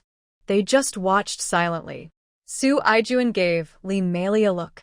Chunming worked in the publicity department and he might need favors in the future. The people behind the publicity department had connections. He had almost managed to get Su Tao into the department before. Chunming was just from the countryside, but suddenly he was connected to important people. Until he was sure, he couldn't afford to clash with Chunming again. Lee Mei could only reluctantly stop speaking. Su Tao's attitude toward Chunming's current situation was also complicated. Everyone now worked at the machinery factory, constantly seeing each other. Thinking about the last time Wu Ran chased after them, he inquired about Li Rui's identity, and the more he found out, the more frightened he became. This also made his attitude toward Chunming become subtle. He couldn't do anything to him, so he could only try to stay calm. The most important thing now was to get some compensation money from Su Tian. Even if it wasn't all, as brothers, he hoped to get some. Thinking of this, he carefully chose his words. Tian, I am your older brother. I don't mean to harm you. I'm just short of money right now and want to borrow some from you, and I will pay it back later. He ignored Suya and Chunming and focused on Su Tian. He didn't directly say he wanted to take the money, but borrowing it meant he would return it. When he would pay it back was up to him. Suya listened and thought this plan was really well thought out. When close family members borrow money, whether they pay it back depends on when the other person is willing to return it. Su Tian clearly understood this. He definitely wouldn't lend money to Su Tao. This money, I want to keep it for my own wedding. Our family is now very poor. My leg is like this, and I don't know when I'll get better. I need money to support myself. Otherwise, who would want to marry me? Raising someone else's child is someone else's business, and even brothers need to establish their own families. The meaning behind Su Tian's words was very clear. Lee Mei was stunned listening. He's your real older brother. How can he be someone else? And you're like this now. Who would want to marry you? Lee Mei instinctively defended him. Su Aijuan's face looked unhappy. This younger son was really not listening at all. With 1,500 yuan, it shouldn't be hard to get married and have a child. But our family has nothing now. Would they still give money for me to get married? Su Tian looked steadily at his father, Su Aijuan. Since Su Tian became disabled, he had already started to give up on his son. If the family had more money, maybe he would help a little. Given the current situation, how could he possibly still spend money on Su Tian, his son? Su Tian was not bothered by Su Aijuan's actions. He was already mentally prepared. Big brother, second brother, you see how our father is behaving. Since it's like this, I have to think about myself, right? Su Tian wore a cold smile, and his voice was a bit sharp. Su Tao was also surprised by Su Aijuan's attitude. Did he really give up on Su Tian so easily? As the eldest son, he knew that their parents had most of their hopes and love placed on him. But they also treated Su Xiang and Su Tian well. He felt a bit disappointed that Su Aijuan was so quick to abandon Su Tian. He had some plans for Su Tian, but he never thought about abandoning him completely. There's always a way to get by. Suya was impressed by Su Tian. She didn't expect her third brother to be so decisive. She thought he would take a long time to leave the Su family, involving money and work. It's not that she thought her third brother was particularly good, He was just very good at pretending to be kind. She thought that 1,500 yuan and a job wouldn't be enough to make him turn against them quickly. TSK, TSK, yes. It's in their blood, naturally cold and distant. Do you really not want to help me? Su Tao spoke slowly again, expecting a positive answer. No, Su Tian, why have you changed so much? Did you learn it from Suya? Lu Meili's first reaction was to think he learned it from Suya. Watch your words and actions. What did I ever do to you? I'm just using their own methods against them. If I did something bad, it was because you started it first, and your own daughter ran off with your family's money, just like her, sharing the same bloodline. Suya nodded in approval. Lu Meili was so angry her head was spinning. Su Tian's actions kept her awake many nights. Her secret savings had all been taken by Su Tian. Her other sons and Su Aijuan weren't spared either. But Su Tian was the only one who wasn't involved. In fact, Su Tian's money was kept in the bank, and only with his signature and personal approval could the work be sold. Otherwise, how could Su Tian not be tempted? In reality, Su Tian also tried to make Su Tian feel sorry for her, but he was not moved and didn't give her a single cent. Eventually, Su Tian grit his teeth and left. Fine, Tian, since you want to keep that money for yourself, I can understand. Can you give this job to Xiang? Otherwise, he will also have to go to the countryside. The countryside is very hard. Su Aijuan spoke with emotion and reason. Yes, the countryside is indeed tough. Su Tian agreed with Su Aijuan's words. Su Aijuan's eyes lit up. Was this going to be interesting? Xiang also looked like he was suffering. But Sister Tian can go to the countryside too. A girl can go to such a place, so, as a boy, I think it should be okay. Su Aijuan's smile stiffened for a moment. Xiang's face twisted in frustration. Suya giggled. It was surprising that Su Tian could get such a good job. Su Tian wouldn't have to go to the countryside either. From Su Tian's series of actions since her rebirth, it was clear she wasn't someone eager to go to the countryside as a young worker. She also knew Su Tian had a job and was fighting for it. She probably only left in frustration because she had no other options. Since Su Tian couldn't persuade Su Tian, how could Xiang be swayed by just these two sentences? This scene was truly exciting. Watching dogs bite dogs was really satisfying. How can you compare your second brother to that dead girl, Su Tian? Lu Meili was furious. To her, Su Tian was just a girl who would marry someone eventually, and Xiang was part of the Su family. Third brother, can you help me? You can't work anyway, so just go work at this job first. I'll give you all the wages I earn until there's enough money to buy this job, okay? He is lazy and likes to take small advantages, but he also has his limits. He wouldn't have the audacity to take such big benefits. Suya didn't know what to say. Isn't this just freeloading? And acting like she's suffering quietly. It's a shame that Su Xiang isn't acting in a deep emotional scene. This job is easy, just counting things. I only have one injured leg, and the other leg is fine. I can still go to work. You're asking me to work, but you haven't shown any effort, Su Tian said in disbelief. We are brothers. Why are you becoming so petty like Suya? Su Xiang accused Su Tian. Then I will be petty. I definitely won't give in. I want to go to work myself, Su Tian said firmly. If his leg could get better, he would continue to join the army and climb higher. If his leg can't get better, he will work at the police station, with compensation in hand, and live a good life. He is truly disappointed in these so-called family members. They weren't like this all those years, so happy and harmonious. How did it come to this? What he doesn't know is that a family's happiness often involves someone suffering in silence behind the scenes.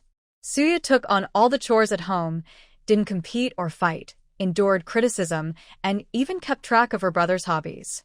Everyone in the family felt comfortable when they returned home. Now that Suya is gone, they feel uncomfortable everywhere, but they have no outlet for their frustrations. Plus, with all the scheming and counterattacks, their mental state and environment reveal their true selves. Seeing this, Suya thought quietly, I will make them regret abandoning you. The pain she felt from seeing her family fall apart gradually faded. She always knew she had a knot in her heart. Even when she was called back willingly, it was because she couldn't bear it anymore. She would seek justice for herself. She would watch as Sue's family slowly hit rock bottom. Now, at least, they no longer worry about food and clothing. Why are you going to work? Going to work on crutches? How embarrassing for our Sue family. Sue Ijuan was very angry. He thought about Sue Tian going to work and how neighbors talked about his son with a limp. I really do walk with a limp. People will talk about me at home too. Sue Tian originally couldn't accept his limp. Now that he felt his leg getting better, he felt much happier. Maybe what he said was true. In the end, it was his sister who always stood by him and never left. He couldn't quite understand how he felt about that. No matter what the Sue family said, whether Lu Meili was hysterical, Su Xiang begged on his knees, or Sue Ijuan scolded him, or Su Tao was disappointed, they wouldn't give up what was theirs. Su Tian is really determined. He protected what belongs to him. Chunming was surprised. After all, he was the closest person. If he had a brother and his own mother begged him, he wouldn't refuse. If he were single, he wouldn't give up anything. Like Chen's father once was, he really didn't know. When he was young, he also sought a little fatherly love from Chen's father. Otherwise, how could someone as outstanding as him be willing to back down?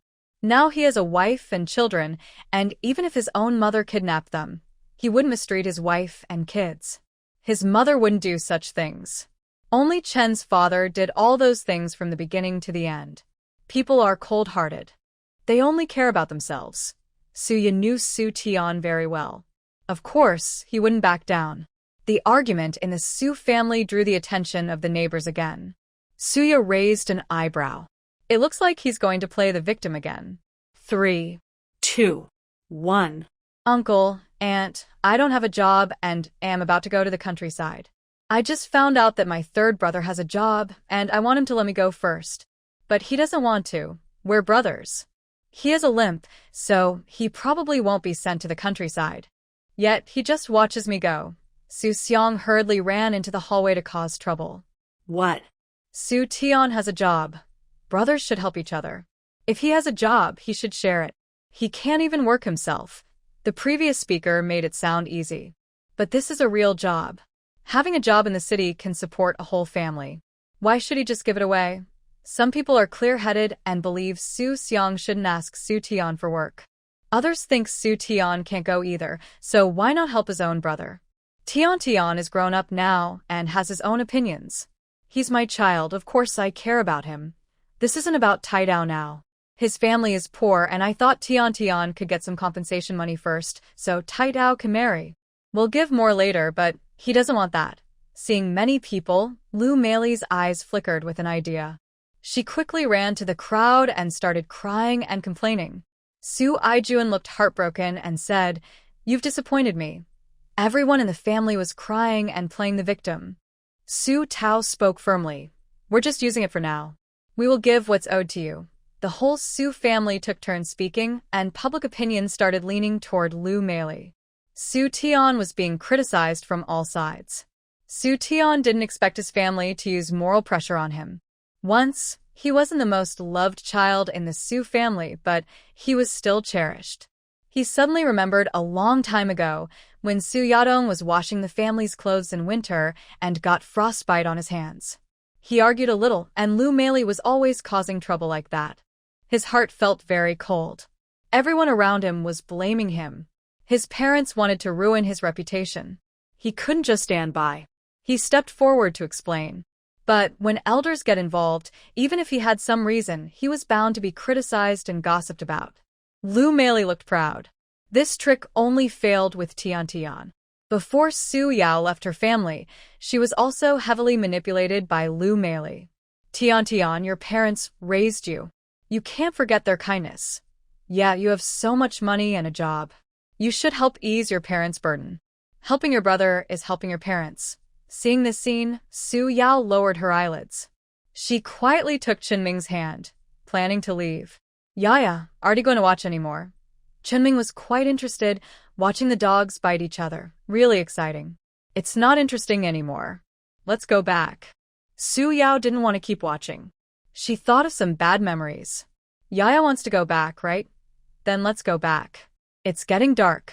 Chunming always puts Suya first in everything he does. He also noticed that Suya was in a bad mood. She didn't say anything, so he didn't ask. He just silently stayed with her. Although Yaya never talked about her life at Sue's family, he could imagine how sad it was. At his own home, his father was biased, but his mother made up for it and gave him lots of love. Only when he was a child, craving his father's love, did he do some things he didn't understand. And Yaya, in such a family where everyone was selfish and cold-hearted, how did she manage all these years? Suya, let's talk. Seeing Suya walk away, ignoring the gossip, Su Tian quickly followed her. I think we have nothing more to say.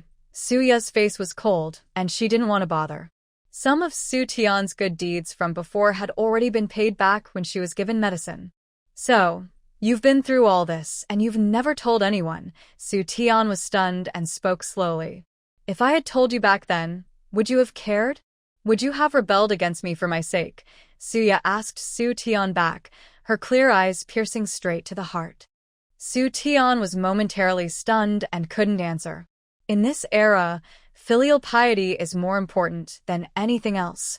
If he wanted a good future, he couldn't argue with his parents. Even now, even if his parents were wrong. But if they really tore into each other, the cost would be huge. His future, if his parents interfered, he could be dragged down hard. Would he have been willing to rebel for Suya back then? Would he? He asked himself honestly, and he already knew the answer, but didn't want to admit it. I'm sorry. He was crying uncontrollably. Sugeri mandul moved. Pay up. Give the money, and don't try to cheat. Suya had almost forgotten about it, but now that he caught up, she naturally wanted to get her money back. Su Tian finally realized what Suya meant. Here, Su Tian took 10 large bills out of his pocket and handed them to Suya. They contained his guilt and his misguided attempt to make amends. Suya didn't care what Su Tian was thinking. She accepted all of it. She had just bought a house and had paid a high price for it. To her, this 100 yuan was hers. Apply medicine to your leg for 3 more days and it will heal completely. We're no longer in debt to each other. From now on, if we meet somewhere, let's pretend we don't know each other, Suya said coldly. She wanted to make the Su family suffer forever. If Su Tian didn't get involved too much, she could ignore his past indifference. She didn't believe he truly knew nothing. He was just avoiding trouble and instinctively staying away. Okay, take good care of yourself and be happy, Su Tian said sincerely. He clearly realized he had lost his sister, who was always in his heart and eyes.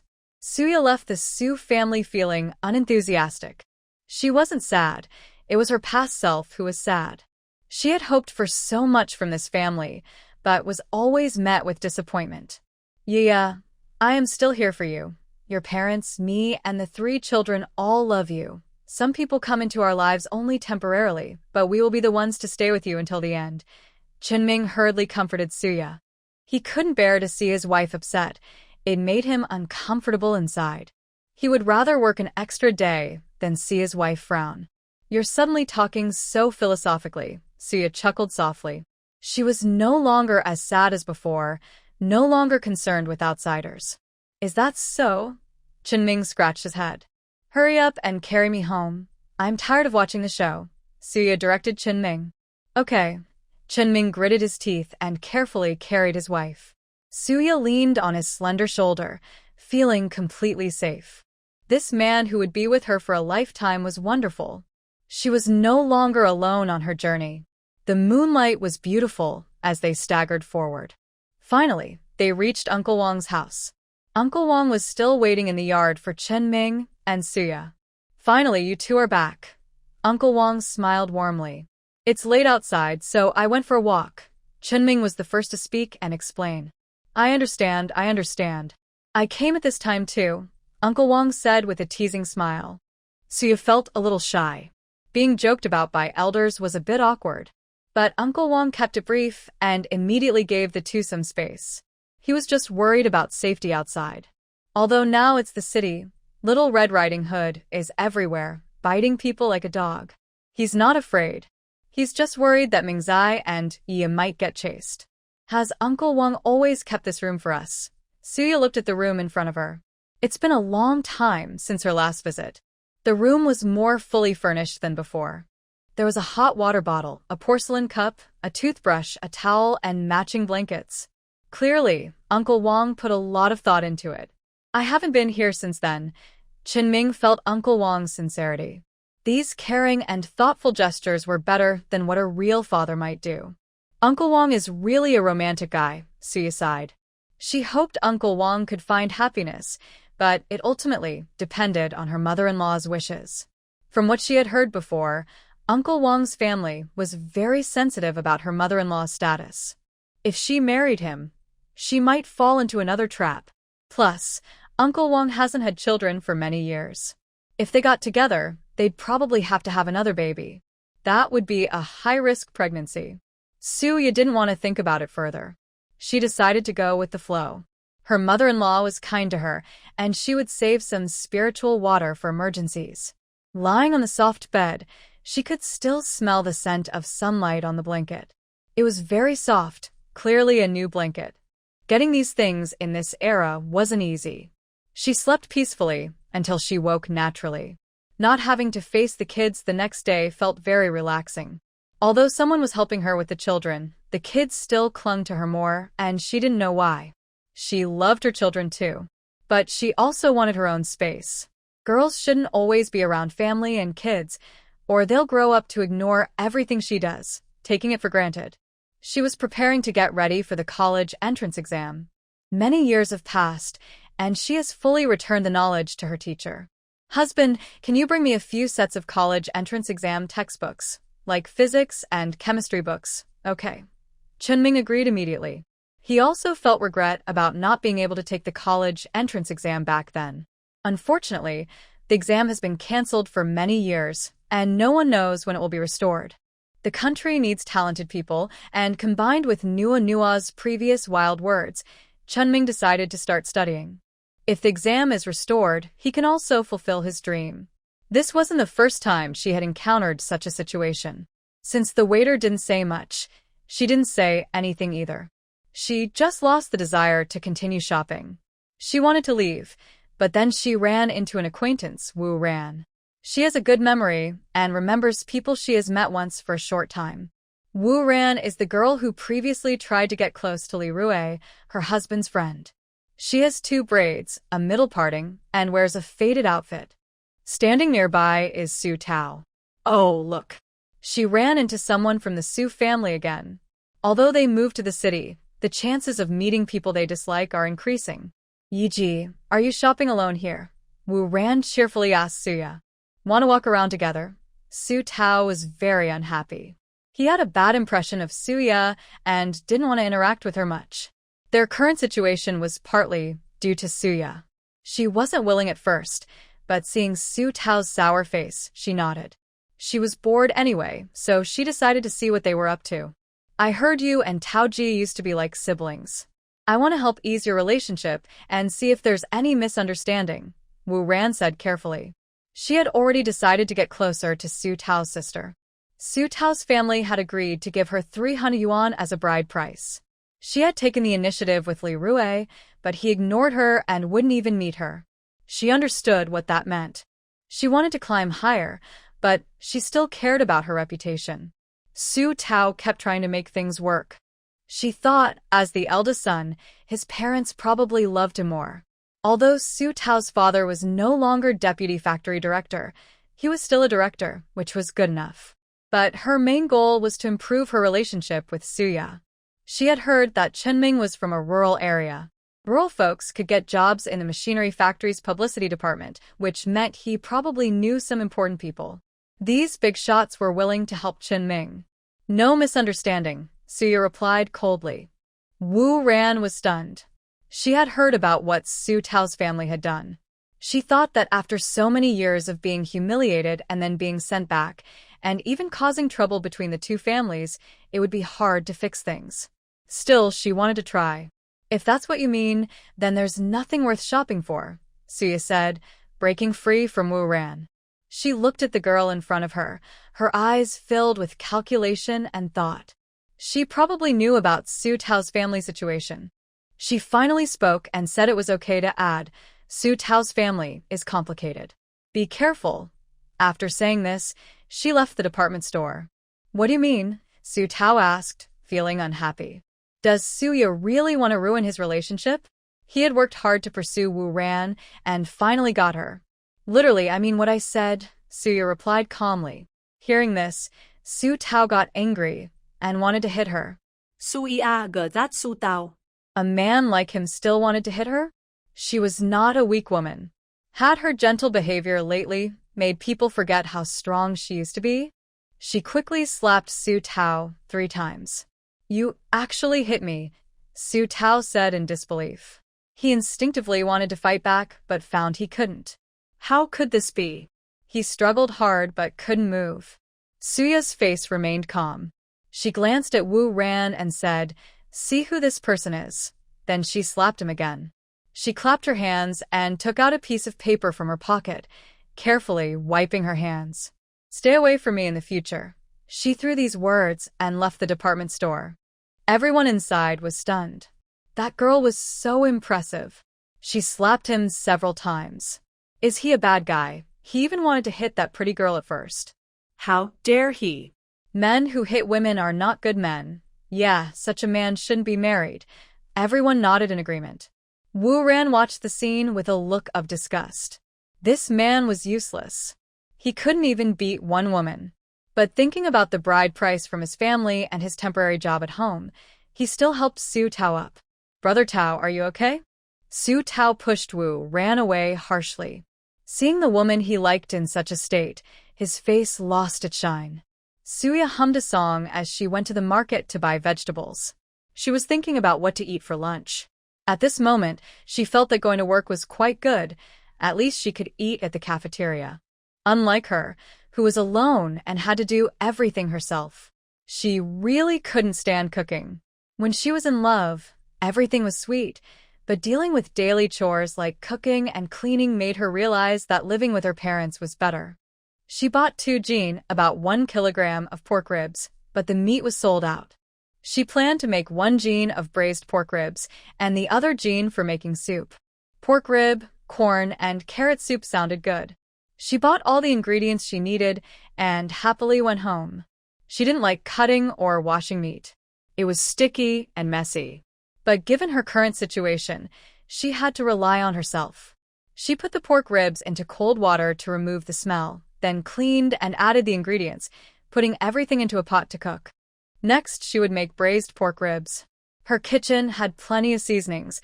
As long as she had enough spices, even a simple cloth could turn into a delicious meal.